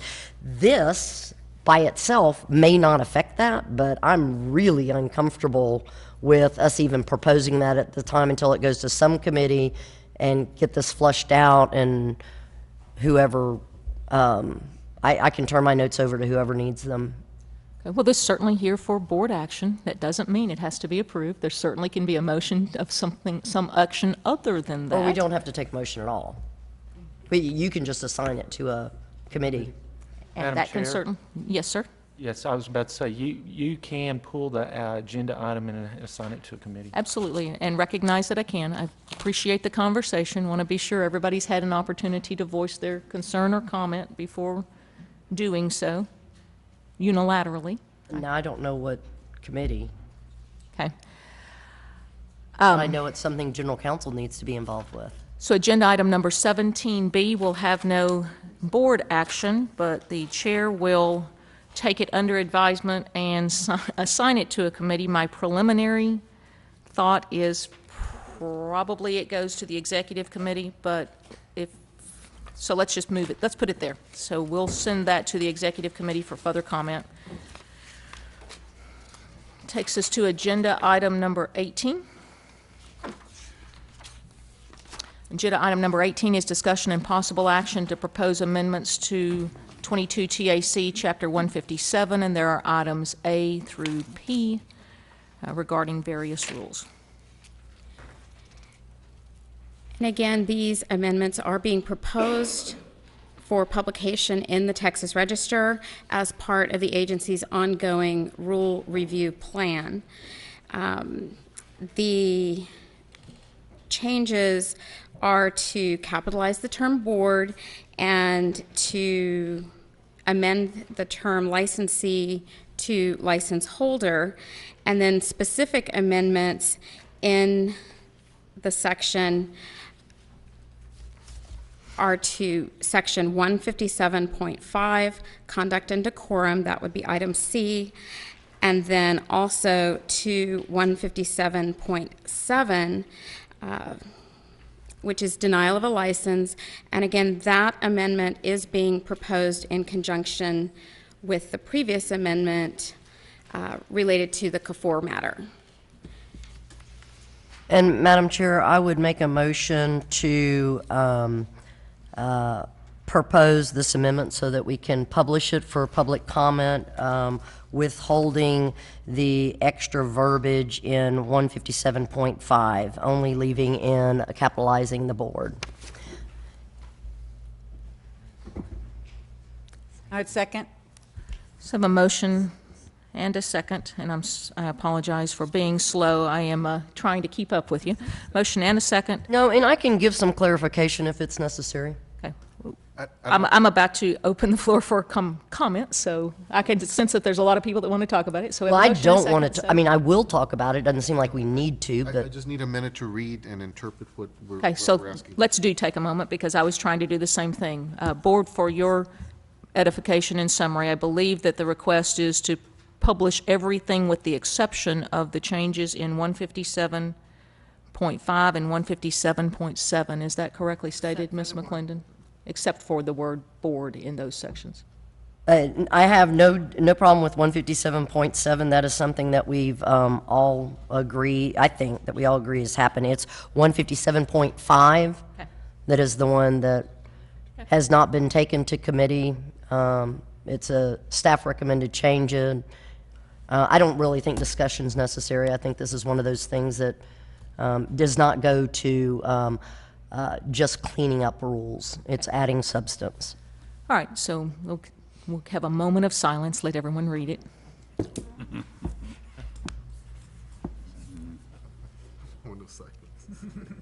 And if they're, and having given you the opportunity to read that section, are there any other comments? If not, I do have a motion and a second. All those in favor? Aye. Aye. Is there anyone opposed? Motion passes unanimously as amended. And with this agenda item and the last one, Madam Chair, I would like for us to request, and you may feel like this should go on the future agenda item, but I'm afraid I will forget because I've started another list and ran out of room, and I've run out of room on that paper. I think I've never known us to do this. I can't say it hasn't happened. I think we really need to discuss whether or not staff should be proposing any substantive recommended changes to this board without it being flushed through a committee first, without a committee recommendation. And that will keep from us having to scan with a microscope on a first-time basis to see something. And I'm sure you could word that much better. Not a problem. I think that certainly can be taken up at the executive committee under the same vein that these items are being moved. We can have a general conversation about And then that. if we could bring that back to the board after the executive committee, please. Absolutely. My Thank you. intention always is if committee work is sent to committee for work, that it is being done so in order to make recommendation to the full board for the full board's action at some point in time in the future. Okay, takes us to agenda item number 19, I believe, discussion and possible action to propose review of 22 TAC, Chapter 153, rules relating to provisions of the Texas Appraiser Licensing and Certification Act. And Chapter 153 would be the next chapter for review under our continuing rule review plan. And staff is recommending that this chapter be open for review and comment. Any questions?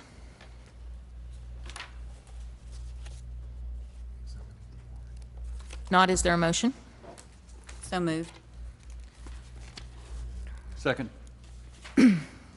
So the staff's authorized on behalf of the board to submit the review of 22 TAC Chapter 153, rules relating to the provisions of the Texas Appraiser Licensing and Certification Act to the Texas Register for publication and comment. All in favor? Okay, I have a question first. Oh, yes, ma'am. What is the purpose and what is the effect of what we're getting ready to do? Maybe whoever made the motion or the second or something, or the staff can explain to me, what are we doing? I mean, I've read all the words. I just don't get it. We are simply notifying the Texas Register so that they can publish to the public that the agency is opening this chapter up for possible review and comment. And we'll be publishing proposed amendments in a future issue of the Texas Register. So we Okay, so anticipate I- needing to make changes at a legislative level. I think that's what I have a problem with. There's nothing specific in here. It just says we're opening up our rule, but there's no proposals. And then we go back to the same thing about staff giving us recommendations without it going through a committee. This will be a first for me, that you open up an entire rule section. Let Tony explain it. Tony, can you give us some clarification? This is Ms. McClendon. Every agency in the state is required every 4 years to open up the rules for rule review, which basically is a blanket opening up of chapters. We published a schedule in the Register after last meeting of when we would do this, so that it was transparent in terms of when we'd be opening up the chapter.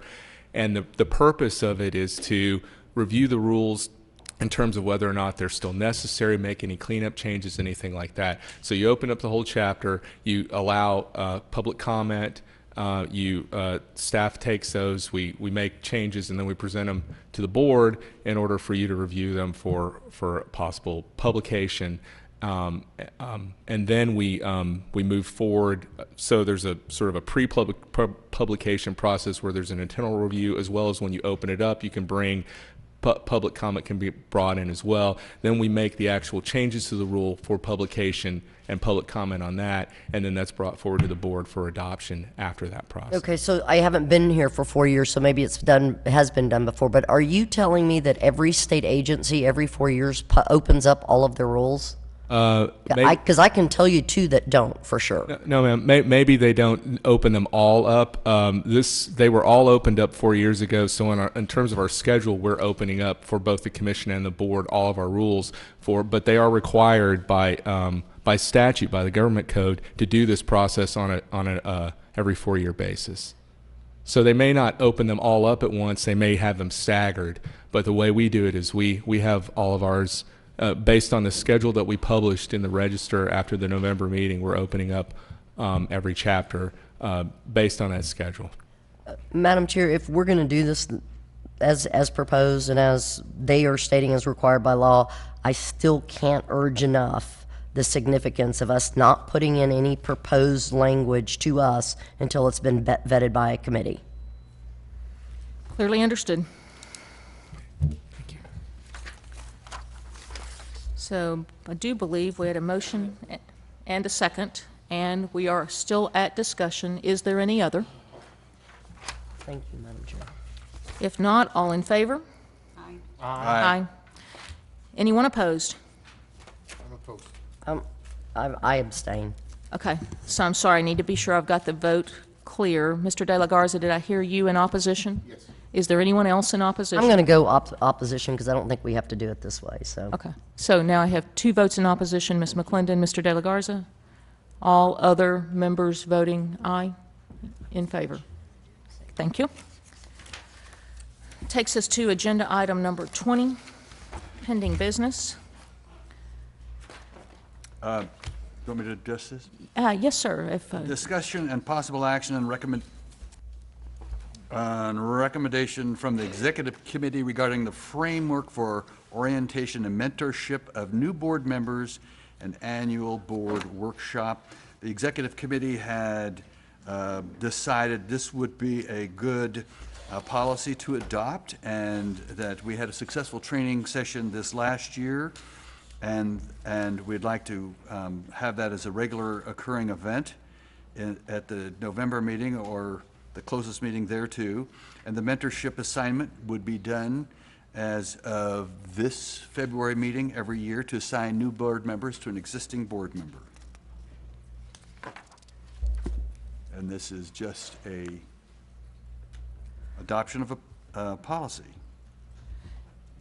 Does it require a motion? Yes. I'll move that we adopt agenda item 20A. A motion for adoption of agenda item number 20A. Is there a second? Second. We have a motion and a second. The item is open for discussion. I would only comment that these mentorship assignments to be made at the February board meeting will be much like the committee assignments. I do intend to take care of that, but I have not predetermined who those assignments will be paired with, so I will get those published to the commissioner and ask that he get those to you all. Madam Chair, just a question, and I apologize because I was not able to attend the first training workshop.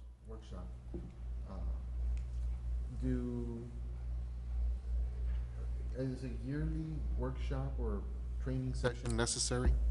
It's not necessary. I think the thought, Mr. De La Garza, and it's certainly open for conversation still, was that there seemed to be a lot of times that there were things that got great deal of research or investment of certain board members' time. For instance, in the last year, enforcement, certainly, and piggybacked by education. So we thought simply for those, especially public members coming on, if there was a small window of time that we could explain the background of the agency and USPAP and those kinds of things, and then also allow for the organization to have some collective workshopping, if you will, because the rest of our interaction as a board as a whole seems so formalized that it seemed difficult for us to establish rapport and understand each other's personalities and be in a setting that was a little less formal than this one. I think that was the idea. And Mr. Beard, if you... Yeah, and any changes or any anticipation of events that, you know, if you've been on the board for 6 years, you may not want to attend. But particularly the new board members, I think, would find it informative. Madam Chair? Yes, ma'am. I have no idea if my mic is on or not, because I have tape on mine, and I think Yes, that was probably it is on. done on purpose. I'm just kidding.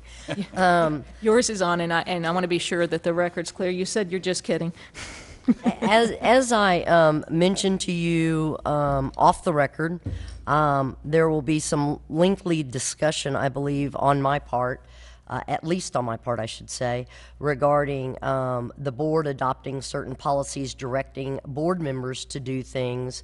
And I can start in on that now. But what I'd rather do is kind of look at this and ask, why are we doing this? Number one, all we have to do is tell the commissioner that we think it's a good idea to have a half-day training workshop. Worked real well. The second thing is, you just talked about how less informal that workshop was. I attended it. I thought it was fabulous. I think we got some good discussion. I think we went way outside the bounds of training for over half the meeting. And it's a shame that everybody didn't know that we were going to do that, so that we had a discussion that had nothing to do with training whatsoever on there, that people missed what those opinions were. So I have a problem with it being a policy. First, because we aren't in a position to set policy for board members. We set policy for staff and for those that we regulate. Second, if we are going to do this because the majority of the board wants to do it, I would strongly suggest, instead of calling this a policy, we call it a guideline. Thirdly, when you say the chair will assign mentors to each new board, I don't know where that authority comes from for someone to do that, but what if I don't like Clayton? What if I don't want to mentor him? I mean, yes, you as a board said you're going to do a certain thing, but it doesn't say that in this policy right here. You're going to be gone someday from this board. I'm going to be gone from this someday. This came from the executive committee, so y'all have obviously flushed all this out, but I don't understand where the authority comes from you to say, you're going to assign me to Clayton, and I'm going to brainwash him to tell him how great so-and-so is or whatever else. I mean, I think having mentors is wonderful. I think it should be a voluntary thing. I think we all ought to sign up. I think there should be a period of time for us to do it. I think we should have a program for it. But this whole policy that keeps getting rammed down our throats by staff, commissioner, and the executive committee I feel like it's being rammed down our throats, is not what I've been understood as our job to do here. I think great suggestions coming out, and the workshop was great to an extent, and the informal stuff was great to an extent, and things we've learned have been great to an extent. But to sit here and try to dictate policy to future board members and individual board members is wrong. Okay, well, let me jump in. I certainly am only one of 3 of the executive committee, and say I suspicion from the participating at the executive committee level that no one was trying to cram anything down anyone's throat, that simply we were trying to put a mechanism in place to formalize something so that we were sure it happened in the future. So it's fine to say, and we may choose, this conversation may lead this board to suggest and recommend something other than this, but we simply were trying to move something forward. I think we those of us that participated in the training workshop thought it was productive, and we like to see it in the future. If there's some mechanism to do that other than a policy, I suspicion your executive committee would be happy to listen to some other recommendation. As it relates to assigning mentors, I, again, think we were simply looking for some framework to create the opportunity. If we've done it incorrectly, I think we're happy to listen to something other than that. Jamie, I'm not meaning to make offense here. I'm just saying that what you have outlined for us is a policy memorandum that states the chair of the board will assign mentors. And I'm clearly here sitting saying to you, I am happy to change the language in that. It doesn't have to exist at all. It's fine with that. We were simply trying to create some framework. We're just trying to figure out how you could affect that. If there's some other way. Can we just direct can we as a board not just direct the commissioner that this is what we would like to see in the future? And we can put a letter to the director that says, this is what we'd like for you to do for future board members and meetings. I mean, it needs to be board directing staff and board directing commissioner, not policy directing the board. Okay. And I guess it's an interpretation thing, because that's what I thought this was. I thought this was a formalization of the board directing staff. You here are making, if this policy gets adopted as it's written, you are then, there's a lot of other requirements involved, and I'll address that in the APA.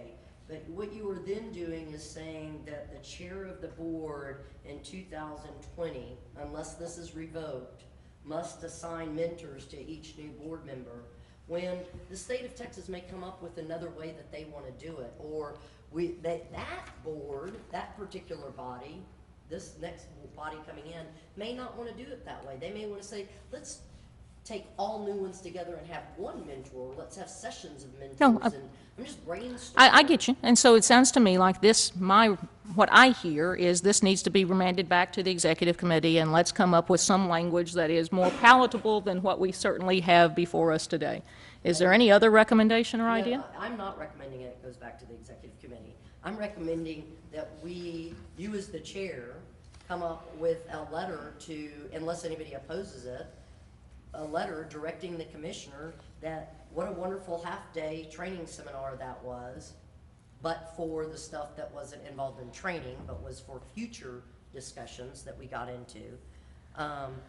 And that you think the idea of assigning volunteer board members to mentor others that want to be mentored, because they don't have any, I'm pointing to them because you're not new anymore, but he isn't required to have a mentor. I agree with you. I don't think we need to debate that issue. I think it was simply misstatement, misinterpretation. We can fix that. So, Madam Chair, I don't think that this is a misinterpretation. I think this is a line that we've been going down for 6 months, where we have the commissioner trying to make policy where we don't need policy. All we need is to sit there and say, we've liked what we're doing, let's continue to do that. If another board wants to do something different, we haven't concreted them in so much that they then have to repeal something or withdraw something.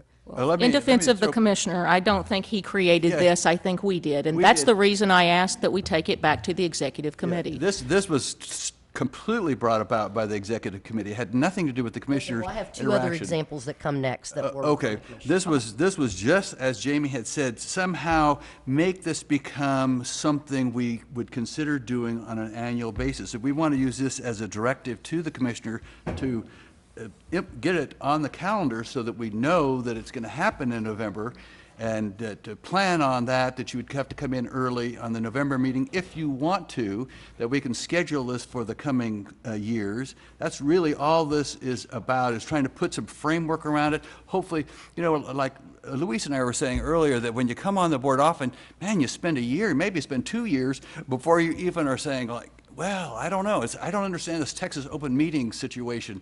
And I think if you had a mentor that you could say, well, look, clue me in on this process. That's all this is trying to do. This is only trying to clarify this. Okay. We had that discussion at the workshop We all understood that we're at the workshop. We like the idea of doing a mentor, but why is it being dictated that that's what you wanted to do now?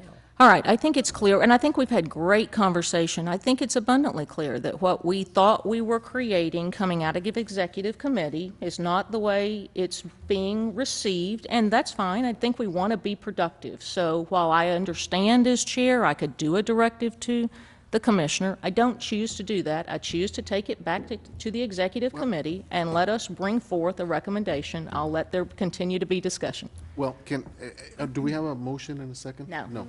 Okay.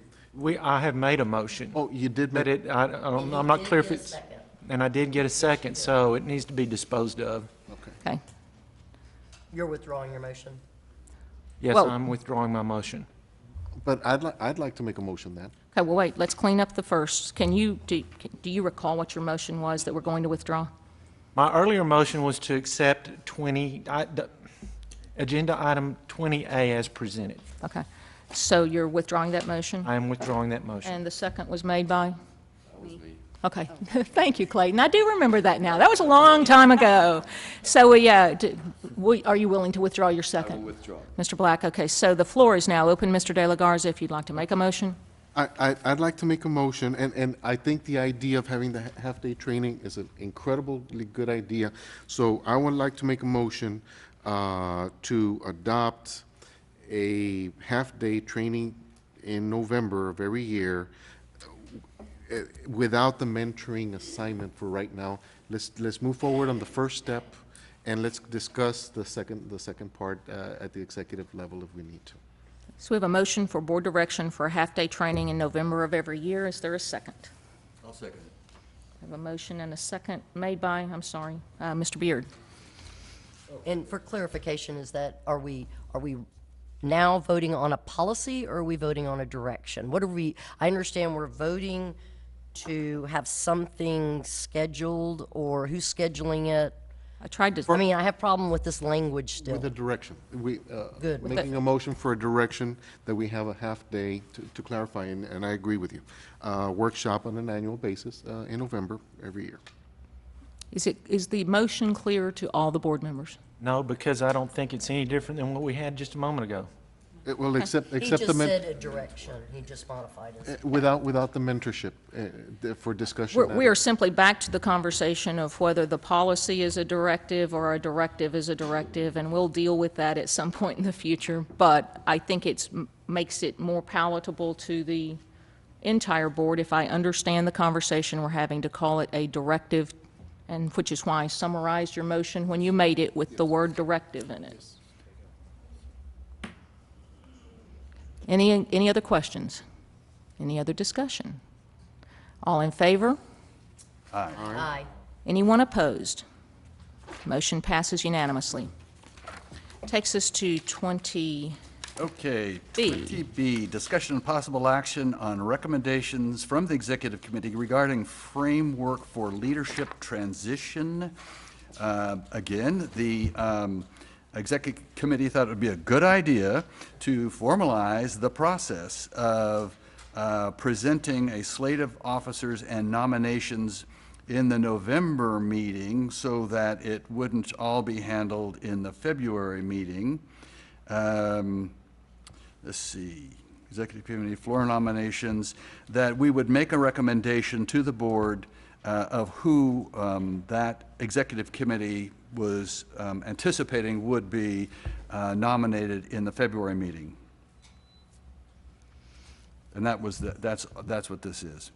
I don't know if it's a directive or a policy or the distinction between the two, but It's certainly proposed as a policy, however, it's open for conversation, so.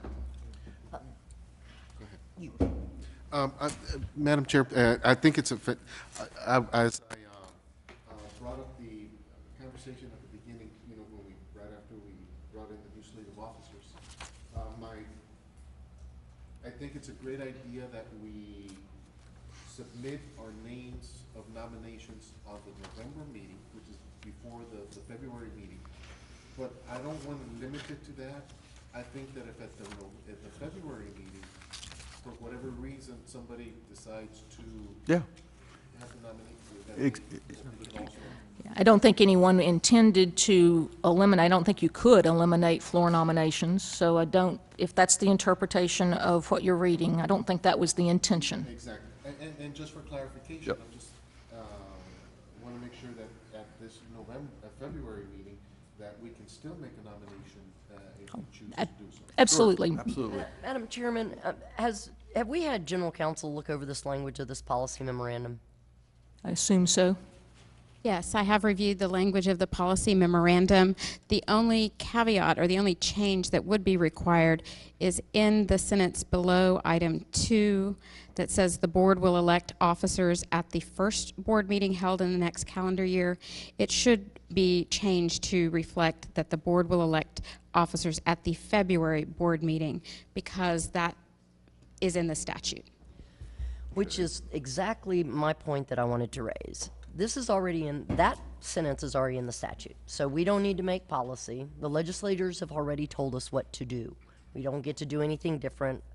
I don't know why we would have it in something like this. Agreeing with Luis that I think it's a very good idea, and I guess the executive committee, that first of all, let me just say this February meeting was the first time we even had a slate to look at before. So that was kind of nice as we were all scrambling meetings before in February. It's kind of funny if you had seen us before. It was like, who wants to run? What's going to go? Well, this is who the commissioner wants, and this is what we're going to do. Well, instead, I know, hush, Shannon is saying things out loud that others may think I shouldn't. But this way, I think it's really good policy that what y'all did at the executive committee this time and brought us forward. And I think the idea of doing it ahead of time is nice so that you can find out what other people may want to run, that it may not have to be the same old people over and over again. Maybe somebody else really has a good leadership ability and would like to jump in and doesn't need it for his resume or whatever else. So what I would suggest is if the executive committee finds it necessary that we don't give direction but want something on the record, that we have a practice, and that our practice might be, because that way we don't run under the same legal standards that I will explain on our next agenda item that we would have to do to make so that it's not void. But if we have a practice where we would like to do the intent of what I think this policy memo says, we could instead just say, hey, we'd like to see a slate back in November, talk about it, then we follow our statute. Can you formalize that into a motion? Because I suspect that's acceptable to everybody. I would move that we accept the practice at the will of the board to have the executive committee recommend a slate of officers to us in the fall meeting prior to the February meeting. And that we will continue to follow the statute, provide for other nominations open to the floor for February as well. Second. Clarification. We have a motion and we have a motion and a second. The item is open for discussion. Okay. May I ask something? What if I'm not in the executive committee and I want to nominate somebody? I think you should do it. Okay. And I think you ought to do it in November, frankly. Exactly, but the motion is for the executive committee to. I've got something better if the chairman would allow this, since it's not going to take effect for another meeting or so. Can we have Tony and the general counsel to listen to what we just said and form the perfect little motion for us, since they like to form our motions for us anyway? And that way they can include everything that Luis wants and I want, and actually I think the intent of everybody on the board. And that way we can have it on the next agenda and not waste too much time with it. Doesn't number 2 address what you're asking, Luis? No, he's actually bringing it forward. Under the executive committee makes some recommendation and there are floor nominations, that anybody can put forth a name or they would like to be considered, or.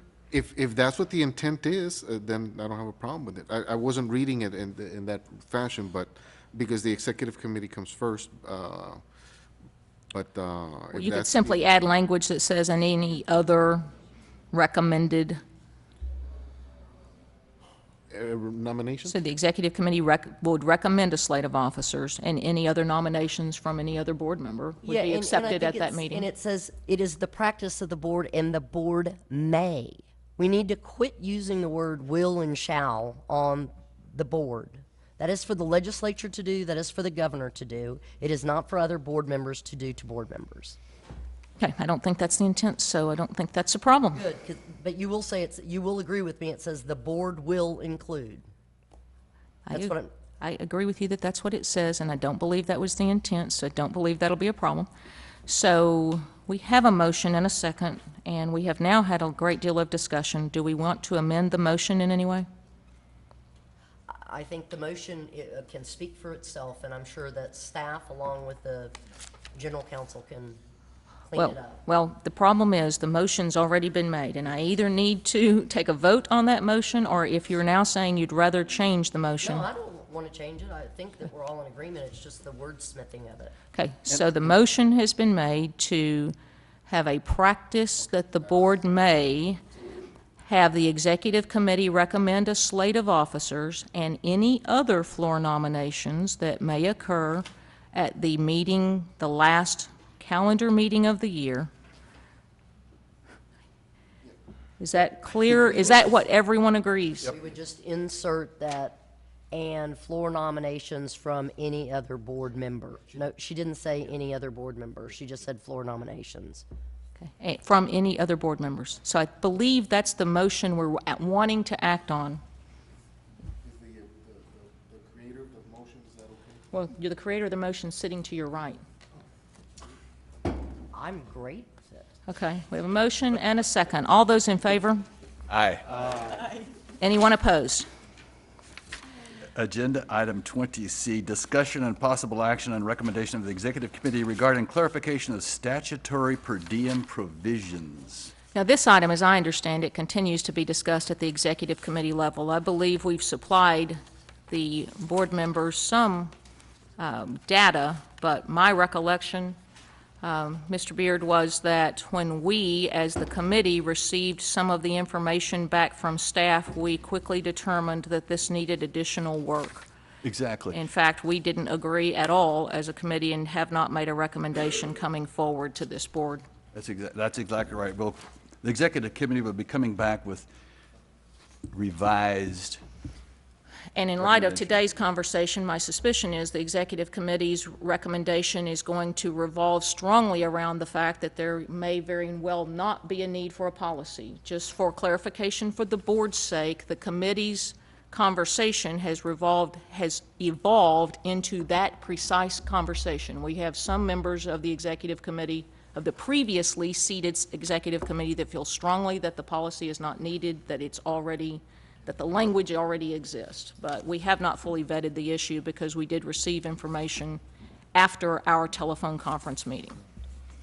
So I would recommend that we table that item as it has not been fully vetted by the Executive Committee. And I would request that it's on the agenda, and I prepared until 4 o'clock this morning that I at least be given 30 seconds of the board's time. You can have all the minutes of the time from my perspective that you desire. I really seriously don't understand a letter that is coming from Doug Oldmixon to policymakers and staff. And so I hope that y'all vet this tremendously, and I hope that it has not gone out except in these board. Well, remember, materials. well, for starters, we asked for that because that's dated November the 1st, 2009. So just want you to understand what it is. I'm assuming we're looking at the same thing. The memorandum, we asked for the historic documents. The historic document. That You did not ask that this go out. Okay. No. Good. So that I would request the Executive Committee make sure that you don't have directives coming from the commissioner on to any board member. Okay? The directives, if the Executive Committee, with the will of the board, wants to make a directive and a policy of the board, it is the board that does that. It is not the commissioner that does that. No, Okay. this is simply reference material. We asked for this. Right. And this reference material, as we see, does not conform to anything of what we've been discussing for the last year at least. I would like to point out and I will give you these materials to the Executive Committee and the chair. I won't go through each of them right now, but it is clear what the legislature intended on the per diems, and I can't believe that we're even wasting our time with discussions. But I will tell you as a matter of fact and as a matter of law that the historical document that you looked at is void according to section 2001.005, which I have a copy for General Counsel, that says that any state rule, order, or decision made or issued after 1976 is not valid or effective against a person or a party and may not be invoked by an agency, which means that it's void, until the agency has indexed the rule, the order, or the decision and made it available for public inspection as required by this chapter. The chapter 2001.004 goes on to state that a state agency shall, and I'll skip a lot of it, index, cross-index to a statute and make available for public inspection all rules and other written statements of policy, those are quotes that I'm reading out of the government code, or interpretations that are prepared, adopted, or used by the agency in discharging its functions. So indexing, cross-indexing, and making available for public, this was not. I will make sure that I give a copy of all this to y'all. I have a file thick of all of the reasons why this should not be on our table or worth our discussion, and we have had it for over 2 years. We've been talking about this per diem. I have asked to be paid according to the statute and haven't, and every other board member should not be having to go through what I'm going through. That's all the time I need on this. Is there any other discussion?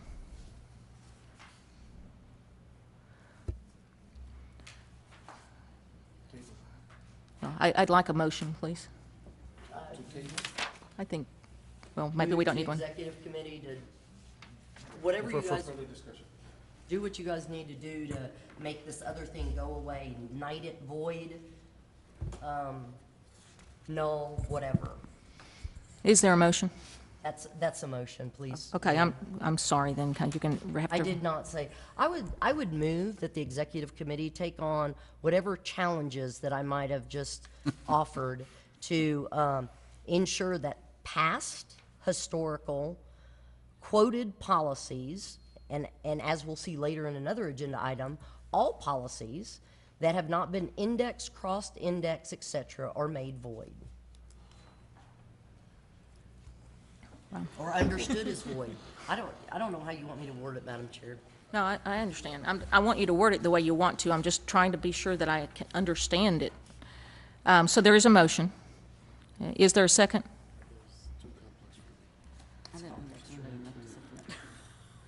Can we just make a motion for these types of issues to go back to the executive committee, for the executive committee to do what they need to do? I can follow that better. So have a motion for this issue to go back to the executive committee. Is there a second? I'll second it. A second by Mr. Beard. Is there any additional discussion? All in favor? Aye. Aye. Anyone opposed?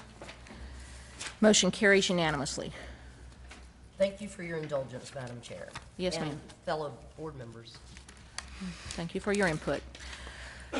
Takes us to agenda item number 21, discussion and possible action regarding approaches to enable appraisers to earn ACE credit when board staff makes presentations. I'll be presenting on this item, and it really is to just reiterate this was asked previously to be on the agenda for some additional discussion. As I previously informed the board, there is an Ethics Commission opinion which we've included in the materials. That in essence, and there's a whole chain of them that kind of link to each other very consistently over a 15, 16-year period, that a board members and staff, it's considered to be an ethical conflict of interest, potentially, for board members and staff to teach classes that the board has discretion over whether to grant continuing education credit for those same courses. The one exception is that if the person is otherwise authorized by statute, and so this was included to allow the board members to ask any questions about it and to really introduce the topic as a part of the strategic planning tour. One of those topics, it's on the, if you look at the news release that was provided along with the schedule, you'll see the list of questions, and it's also included in there should board members and staff members be allowed to teach CE courses, and if that's determined to be a net positive thing, as has been indicated in discussions previously, then it would require action of the board to include it in the strategic plan and direct staff to work with the industry to include it in a bill for the next session to make that legal, because right now under the Ethics Commission rules it is not allowable. And that's the end of my presentation. If you have any questions, I'll be happy to try to answer them. Madam Chair, I would make a motion that we move this issue over to the Education Committee for further exploration and see if we can get our general counsel and possibly our legal staff to see if there's some workarounds at all available.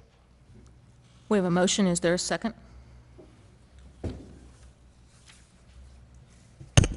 Second. A motion, a second. Discussion. Hearing none. All in favor? Aye. Anyone opposed? Takes us to agenda item number 22, discussion and possible action to approve the agency's investment policy.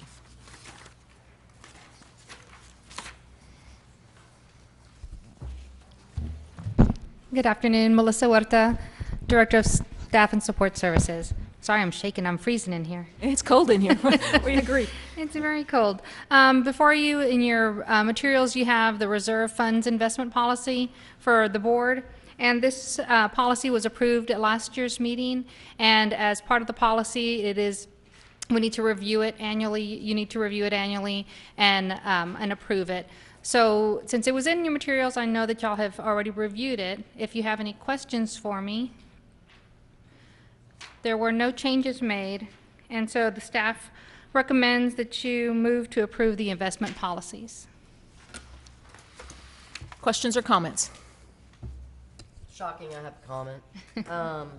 I would just point out that I was very surprised when I did some research on this, that this was not something that was on its face something we could take into executive session, as other agencies that have investments are given direction that they can do that, and that was just a comment.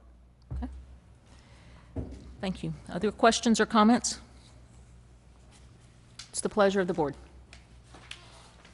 I'll move we accept staff's recommendation on agenda item number 22. Second. We have a motion and a second from Mr. De La Garza. Any discussion? If not, all in favor? Aye. Anyone opposed? I abstain. We have one abstention, Ms. McClendon. All other parties voting in favor. Takes us to agenda item, thank you.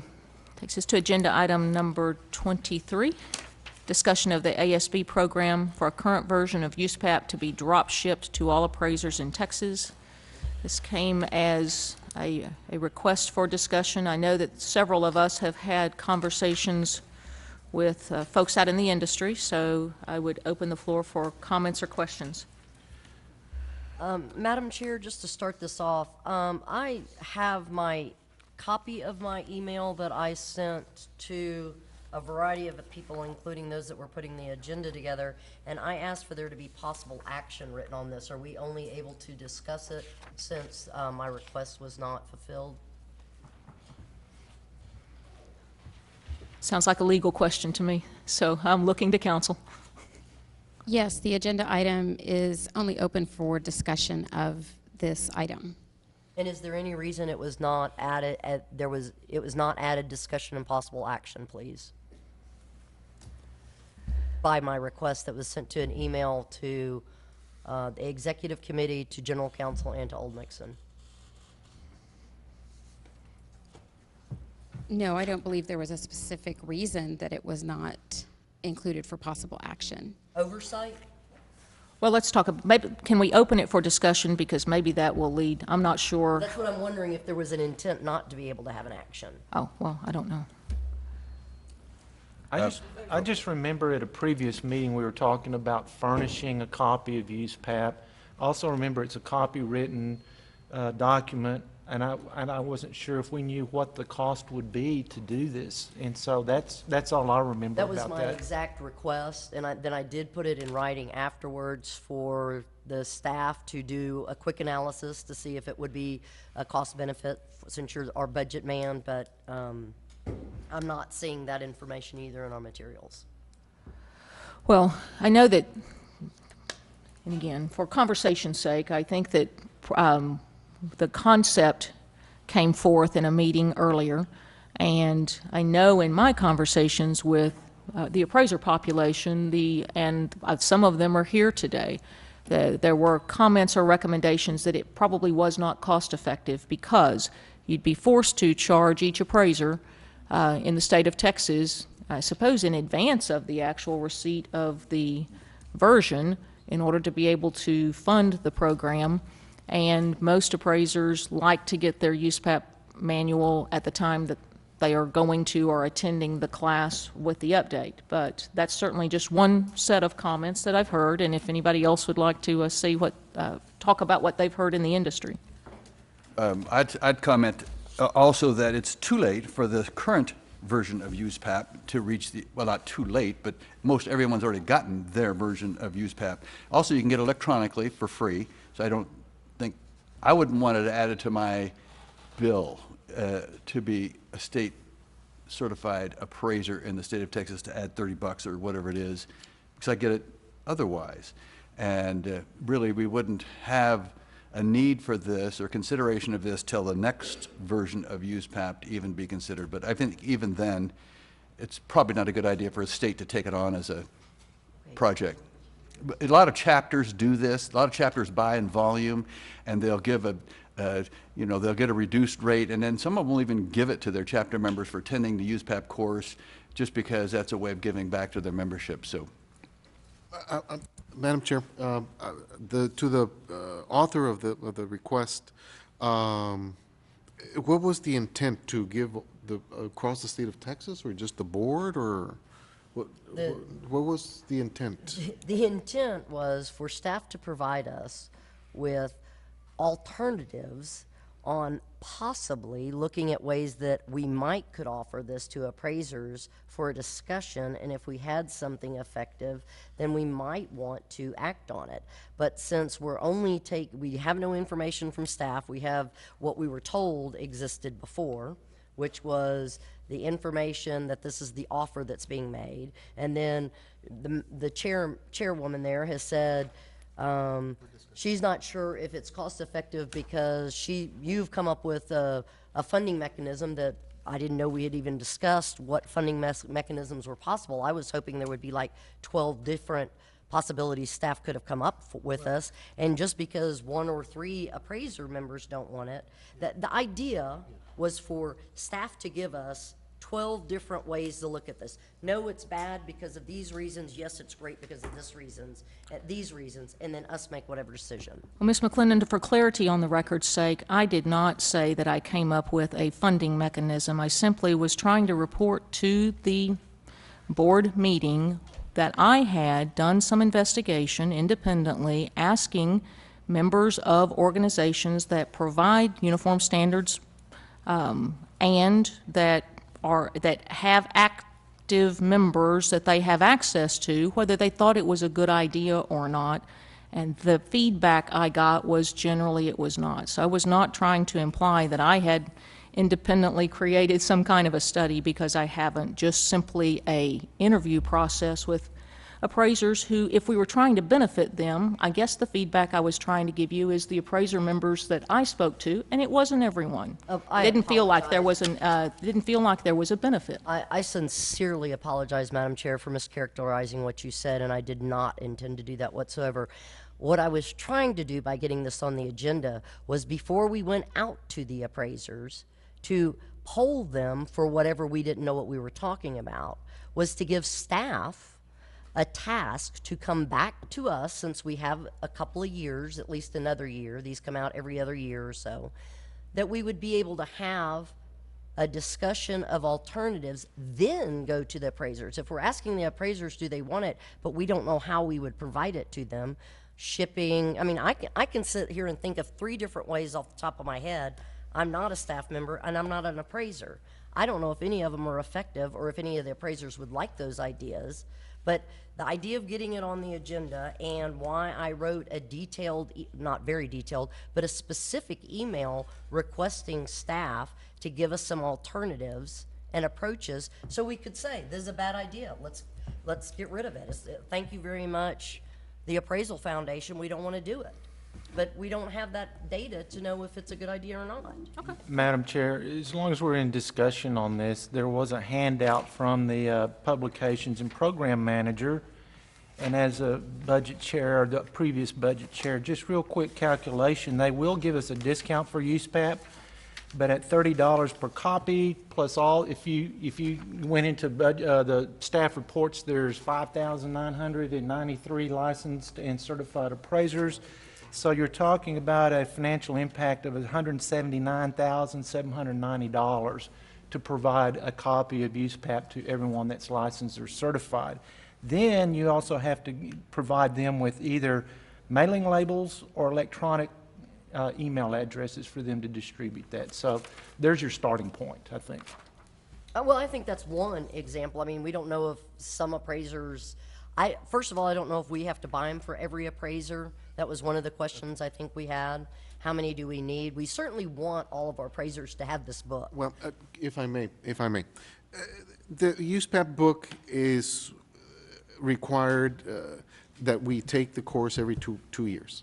This should be part of our library, and it's an expense that all appraisers should take, period. That's it. You know, so it's not an agency requirement. It's not a, I understand you're trying to help the appraiser, but it's not. I'm not trying to, y'all are missing my point completely. Yeah, and it's just something appraisers need to get on their own, and I think we should. I think discussion with no action was intentional. Okay. So noted, Madam Chair. Okay. Well, we have had discussion and there is no action posted, so we will move to agenda item number 24, discussion and possible action regarding on current and 2015 AQB education criteria.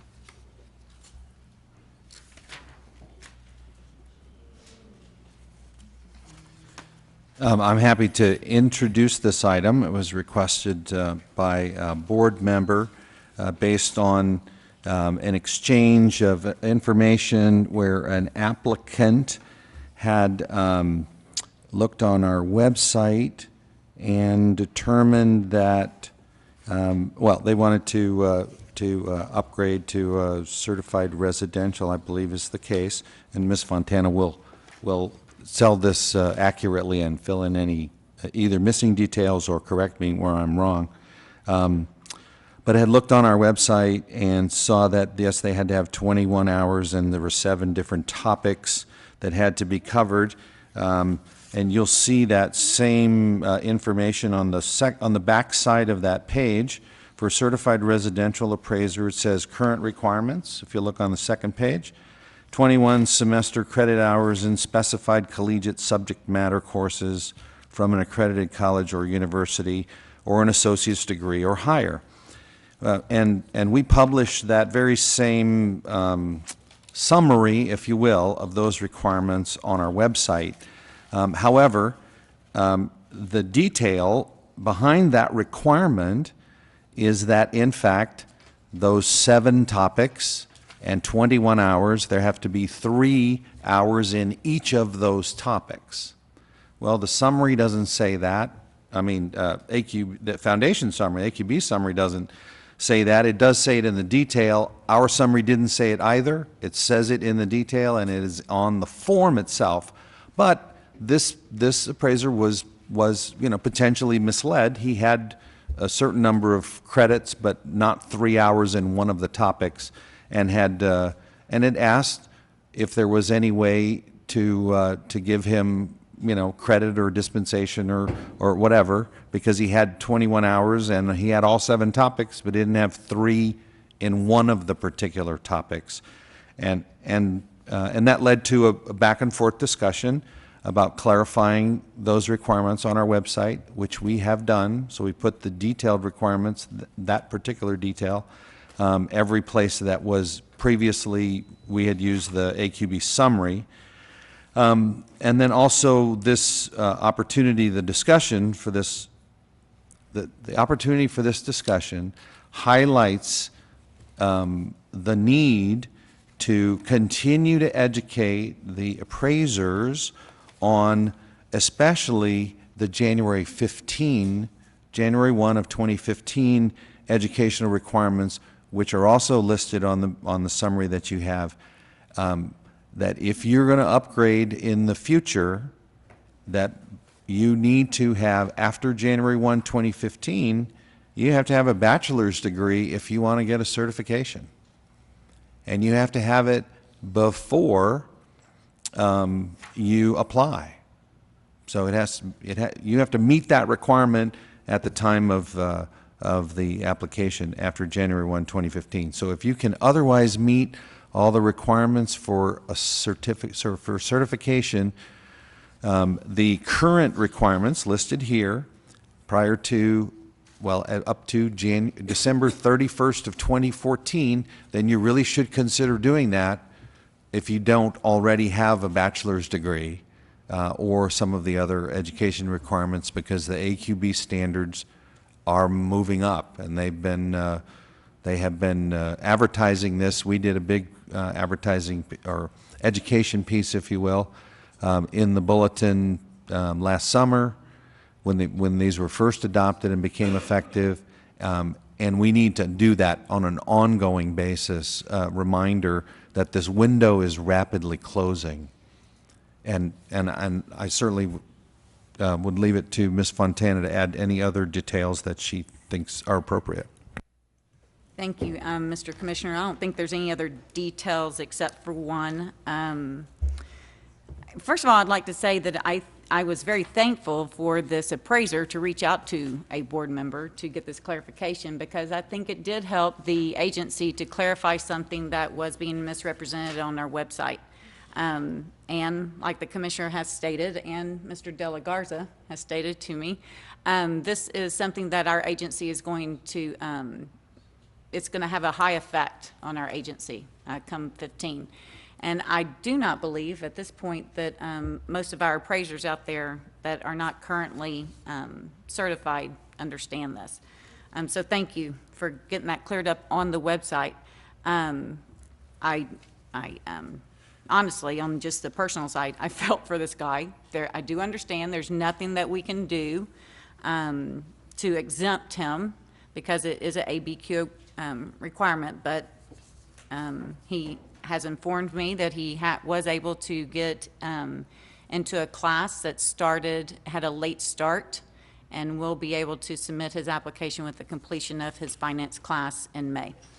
The thing that I did that he has brought up to me in the meantime is that, as I asked Penny, that he was told by our staff that there's a full list of appraisal courses on our website that are required. And he could not find that, and our staff member could not lead him to where it was on the website. So I'd like to, again, ask staff to make that clarification and to make sure there's consistency of what we're saying is on our website, what's there. And this will be very important information, especially coming up towards the end of this year, as these appraiser applicants start to file these applications. Madam Chair, if you recall, in our enforcement committee, we are talking about having, or with the guinea pigs for the new website that's going to come out, that's going to be hopefully a lot more user-friendly. And in the process of that, in the enforcement committee, we discussed that there should be some flushing and matching of certain things. I think poor Tony might have been tasked because of his high level of competence on, that was not meant facetiously, of going through the details of things, that maybe this is the sort of thing that can get picked up. So we're not, I mean, the person this harms is not us. So it's the public that harms. Madam Chair, I would just add to what they're saying, that the organizations, FACT and ATA, bring this information to your membership.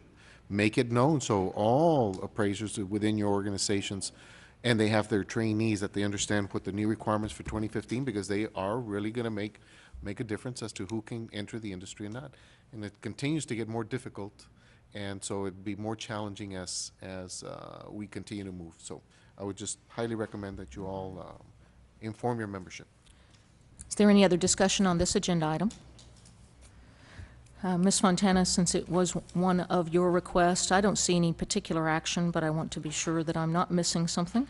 No action needed. Okay, so I don't believe there's any action necessary on agenda item number 24. Will take us to agenda item number 25, discussion and possible action regarding a timeline and process for review of existing board policies. I think this might have been something that is a sort of thing someone thought I put on there. Is that right?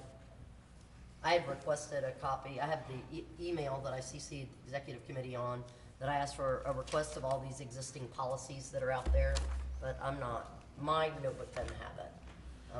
So I don't know if y'all's do. So I'm not sure if there's maybe that was the intent again. Maybe there's not any action to take if we can't review anything here.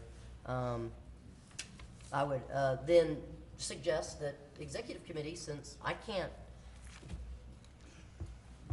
get what I'm looking for, then maybe I can get it through y'all. But all the board members should be concerned about what policies are out there. So y'all know the per diem policy that and I am going to call out Fontana on this. We had asked for that historical letter for at least 2 years, meeting after meeting after meeting, and it didn't show up. And now it's shown up. She got it, I think, even before this board meeting. But we don't want to find these policies that exist out there later when they say, oh, another board said you could do this or do that. So I had asked for this to be put, not worded quite like this, to be put on the agenda with a stack of all these existing policies that we only find out about whenever. We don't know. So I'm now going to see if maybe the executive committee can find out what policies exist out there. And I put that in quote based on the last statute that I read to y'all, since policies have to be indexed, cross-indexed, and made available to the public. And if we as board members don't know that we're out there, we're as public as they get, I think. So is that a motion to recommend it to the executive committee? Yes, it is. Is there a second? And hopefully report back to us on the next meeting so we know what's going on. So there is a motion. Is there a second? I'll second it. A motion from Ms. McClendon, a second from Mr. Beard. Any discussion? Yes. Oh, I'm sorry, was it you? No, go ahead. I have another. I have a question concerning, are we talking about from 1990 to the present? I'm talking about since this agency has ever existed, Well, that's that 1991. the commissioner then wants to impose this policy on us at a convenient time. And I guess I do hear the snicker down there, and if you can't tell from the tone, I don't know how many, every single meeting I have to bring up per diem payment. Well, besides the per diem payment, are we talking about the history? I'm just questioning. She doesn't know, I don't believe, Mr. De La Garza, so. Are there zero, or are they gonna show up when one of y'all do something the commissioner doesn't like? But I think staff needs more direction than just. Well, the executive committee will give the direction. Okay, that's okay. That's The question is a review of all current policies. Maybe take one at a time or two at a time to look through the existing policies, by executive committee to say, let's go through these and take a look at those and see if we understand those? Is that what the, I would think that I've probably been a little less subtle than that. And I think the executive committee may understand. I think we do. Okay. So we have a motion and a second. Any additional conversation? If not, all in favor? Aye. Is there anyone opposed? Motion passes unanimously. Takes us to agenda item number 26, discussion of Commissioner's direction to staff on responses to requests from board members. I have a handout. This has been going on, I think, I know this has been going on since Fontana and I have been here, but if I could pass around, I'd asked for, and asked the executive committee also at one point, well, actually, no, the executive committee took it away from the board members, to come up with the commissioner telling us how he was going to manage our requests. So I spent some time coming up with one of a trillion ways to manage it. Just an idea that I was hoping that we would have gotten at least 2 years ago. But here's some examples of telling us what we have requested, and where it is, who has it, what's going on with it, so we don't have to keep track of it and we don't have to continue to ask the question over and over again. This is just an idea. It wasn't brain surgery. I don't care what the format is. I was hoping to get something like this in the meeting, since I had requested that in writing as well. But something to the extent, if we could find out on a monthly basis or quarterly or whatever, something to say that Lori Fontana asked for the penalty matrix to be put in the notebooks. She asked for it at the beginning of 2012. She asked it for every single meeting after that. And it finally was completed sometime late last year.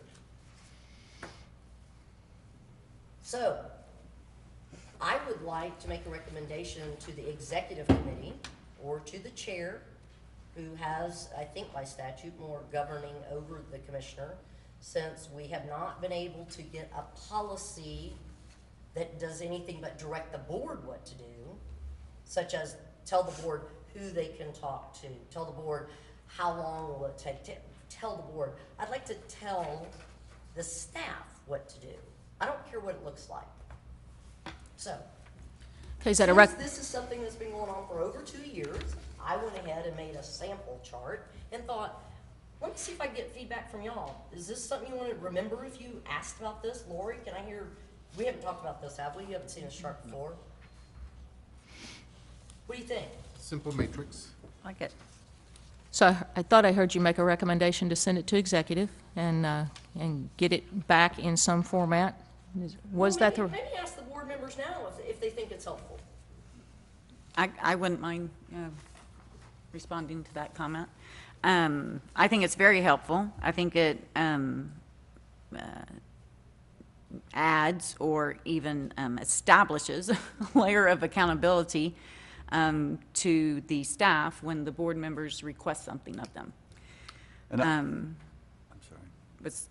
I will add, are you done? I'm sorry. No, sir, I'm not. Thank you. I'm sorry.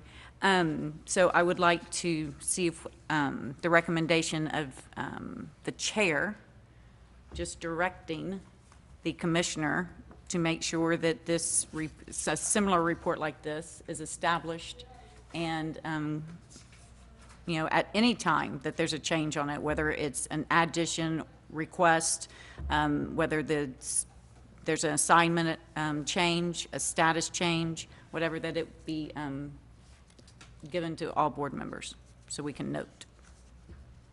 That's Okay, floor is open for continued discussion. Are you finished, Ms. Mason? I would just add that, and at least my sense of this is, sometimes I don't hear the request.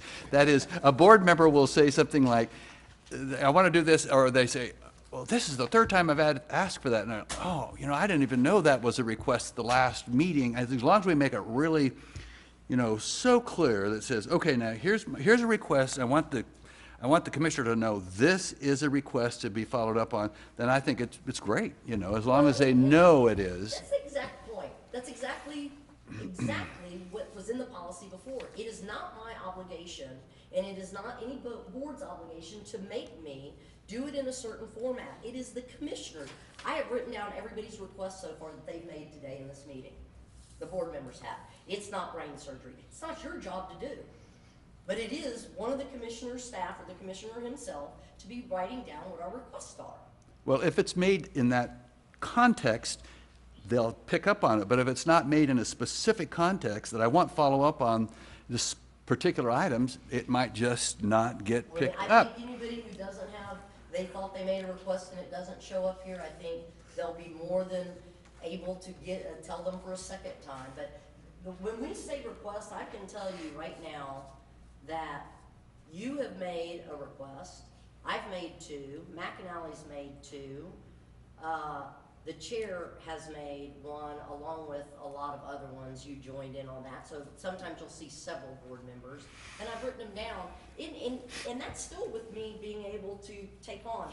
I've got a lot more emotion going into this meeting than I would like to because of the repetitiveness of over and over again of requests of all we'd have to do is have this chart 2 years ago when it was originally asked instead of again and again putting things on agenda items. And I have put mine in writing, Mr. Beard. And I can show you those that I brought with me too that Great. weren't when I said discussion and possibly act on whether or not the appraisers might enjoy getting this book, but it wasn't put on there like that. So we can just say failed to do. Well, I think it's great. I'm sure staff would be happy to have this list, have it understand exactly what the board is requesting. No, y'all are misunderstanding me, and maybe the executive committee gets. I am not suggesting that we give this to staff. I'm suggesting that staff maintain this. Then that's fine as long as they know you want it. That's my point is I don't think in some cases they know that you're wanting a specific item or I'm wanting some specific agenda item and a status report on that particular item. That's all, my only comment. Mr. Chair, may I? Yes, ma'am. Have additional comments to that? I'd like to add also that, just for clarification, that these are not requests simply made at the board meetings. These are also requests made at committee level meetings. To address Mr. Beard, I don't believe that I want to be the one, again, accountable for tracking my request. I would like staff. I'm not saying tracking your request, just make certain they know you made a request. So now I'm making a request that the chair please direct the commissioner for this. So at some point.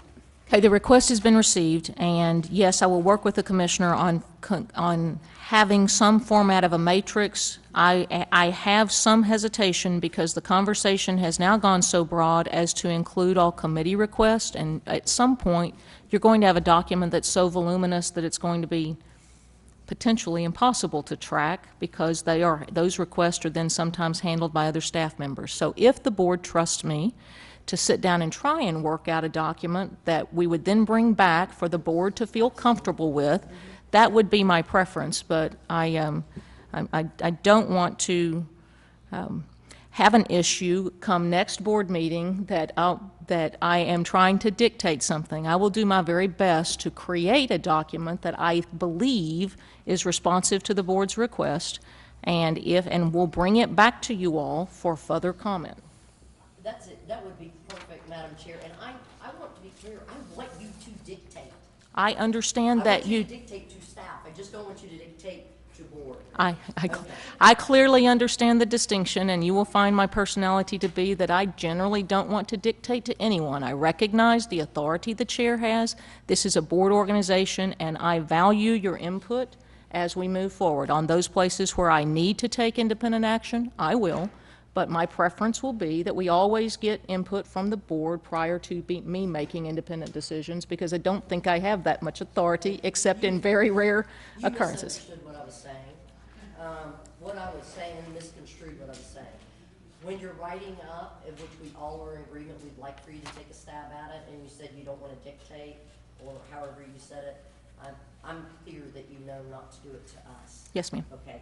And on the final point, again, that continues to go to the over and over request after request after request. The document that was provided in the materials for this agenda item has a letter to all board, all of us and all of TREC from our commissioner telling us, again, dictating that requests from a member should come through a director, etc. And I will find you again telling you that those are void based on the statutes that I told you. And the commissioner is, and there are three other instances for that in this letter, but that they have no weight as far as I'm concerned, and they are not policy, it is not policy that he gets to establish what a board member will be doing. Okay, that's clear. And furthermore, if, where he states that note that no document related to an open complaint matter should be requested by or provided to a member of the board, since the board or commission may have to consider or make a final determination on the matter, is yet another directive that he is not entitled to give. I am allowed to recuse myself from something and then request information. And in fact, may be doing that if I still sit on the board for a certain matter. So we need to be clear about what directives go out that relate to board members. Okay, I'll do my best. Agenda item number 27, discussion and possible action to approve changes to the TALCB forms. And we have items A through F, which are various forms that those were provided to you, I believe, at the dais this morning. And they look like this, and they say materials supplement. Are there any questions or comments on those forms?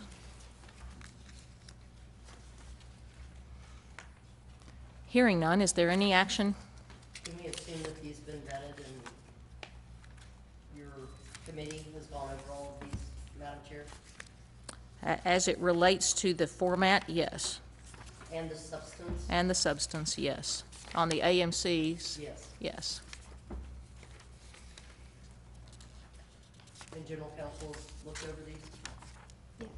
Then I would move if you need some type of approval to these changes and the forms that are laid out in agenda item 27. Second. We have a motion and a second. Any discussion? If not, all in favor? Aye. Anyone opposed? Agenda item number 28, thankfully, was taken up at an earlier time in this board meeting, which takes us to agenda item number 29, other business, to request for potential future meeting agenda items. We've got quite a long list, I believe, that have come out of today's meeting, but is there any other formal request? Yes. Okay, that would be? I would like for there to be a discussion about the letters that were sent to the board members from Governor Perry and from Lieutenant Governor Strauss. I'm actually surprised that we didn't have a discussion today about the pros and cons, but mainly the accolades and the governor and the lieutenant governor wanting us to continue great oversight and what a responsibility we have as board members. So, and I'd like that front and center if possible. I believe there was also some type of an audit letter that I received, and there's no discussion of that and wasn't on the agenda for that either. I'm assuming that has significant implications on our budget. I don't know if I'm the only one who's receiving these letters or not, but okay. Did everybody get an audit letter? Mm-hmm. Okay. So we're being audited. This is something we want to talk about. I'd like to talk about it the next meeting. That's fine. It's okay. So it's so noted. Anything else? Maybe talk about the budget and how the impacts are on that, and you know. Okay. All that other, I would like to get data. I don't want to just sit here and say, by the way, I got this letter, did everybody else? When I ask for something to be on the agenda, I'm hoping that staff or a committee is going to help provide some substance to what we're doing here. Put them out there.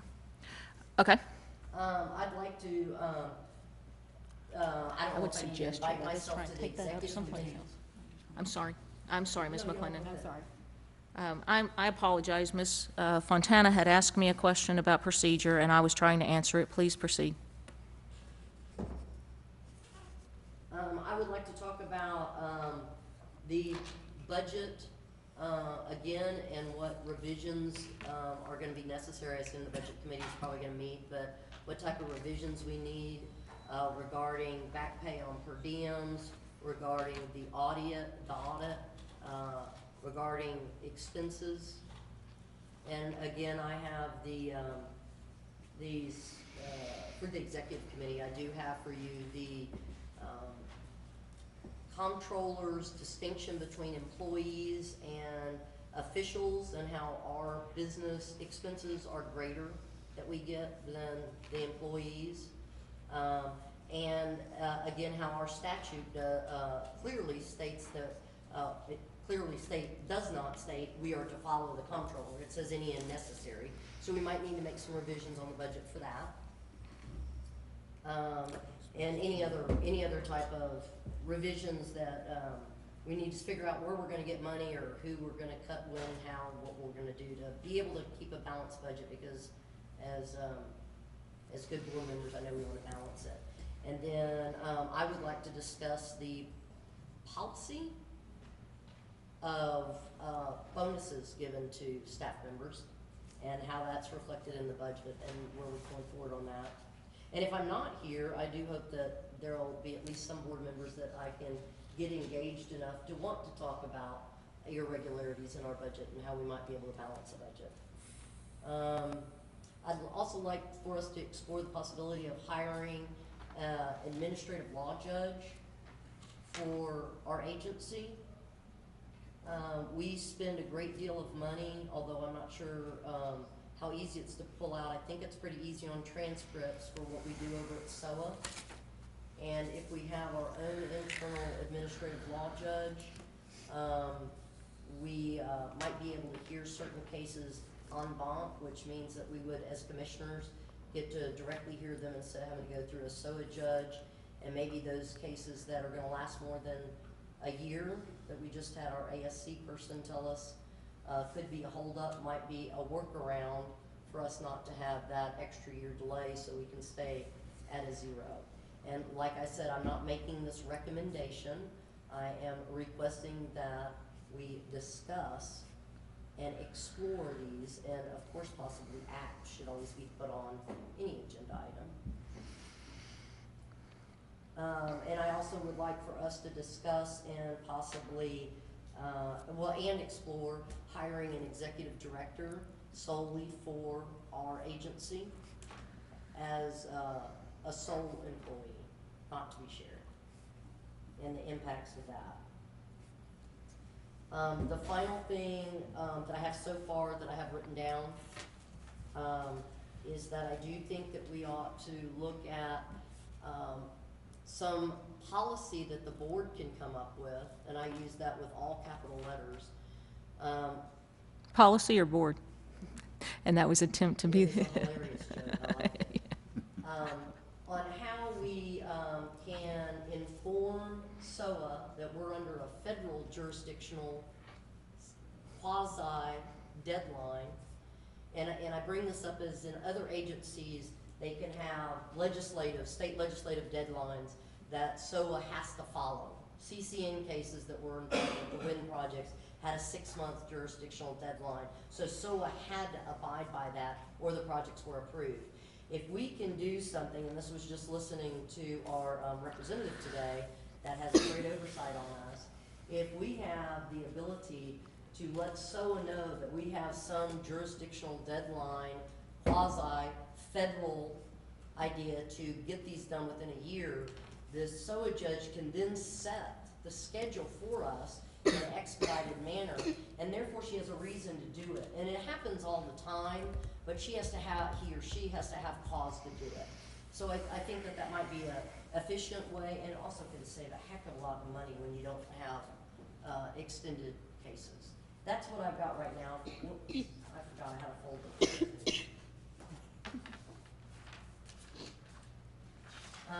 Can we add to, we can do this for maybe executive committee.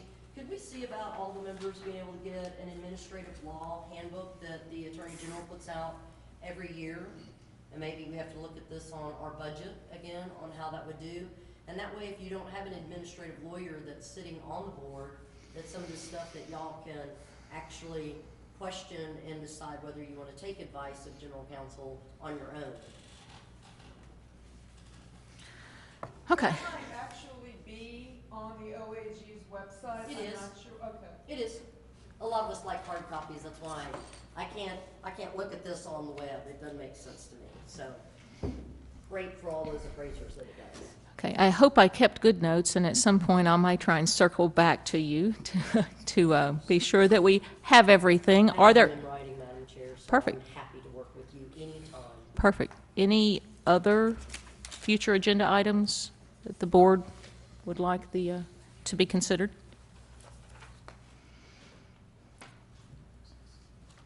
Okay, discussion and possible action to schedule future meeting dates. Believe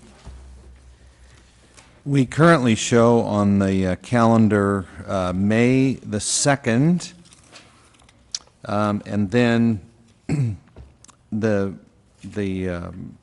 default, if you will, third Friday of the middle month of a quarter would put us on August the 15th and November the 21st for future planning.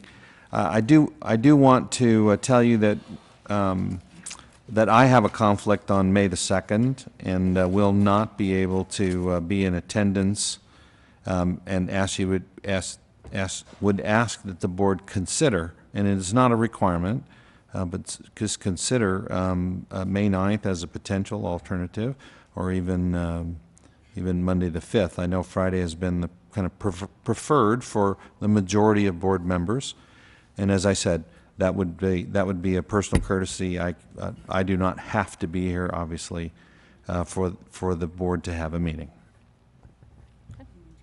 Madam Chair, have those dates been vetted as we've asked for every time we have a setting meeting to make sure that that's not a football weekend, not a graduation weekend, et cetera, et cetera? On Mother's Day. Yes, ma'am.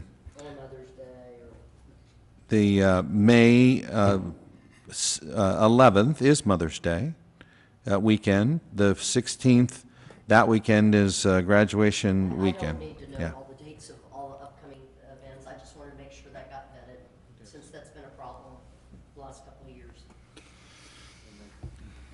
that discussion when we chose May the 2nd. Thank you, Executive Committee.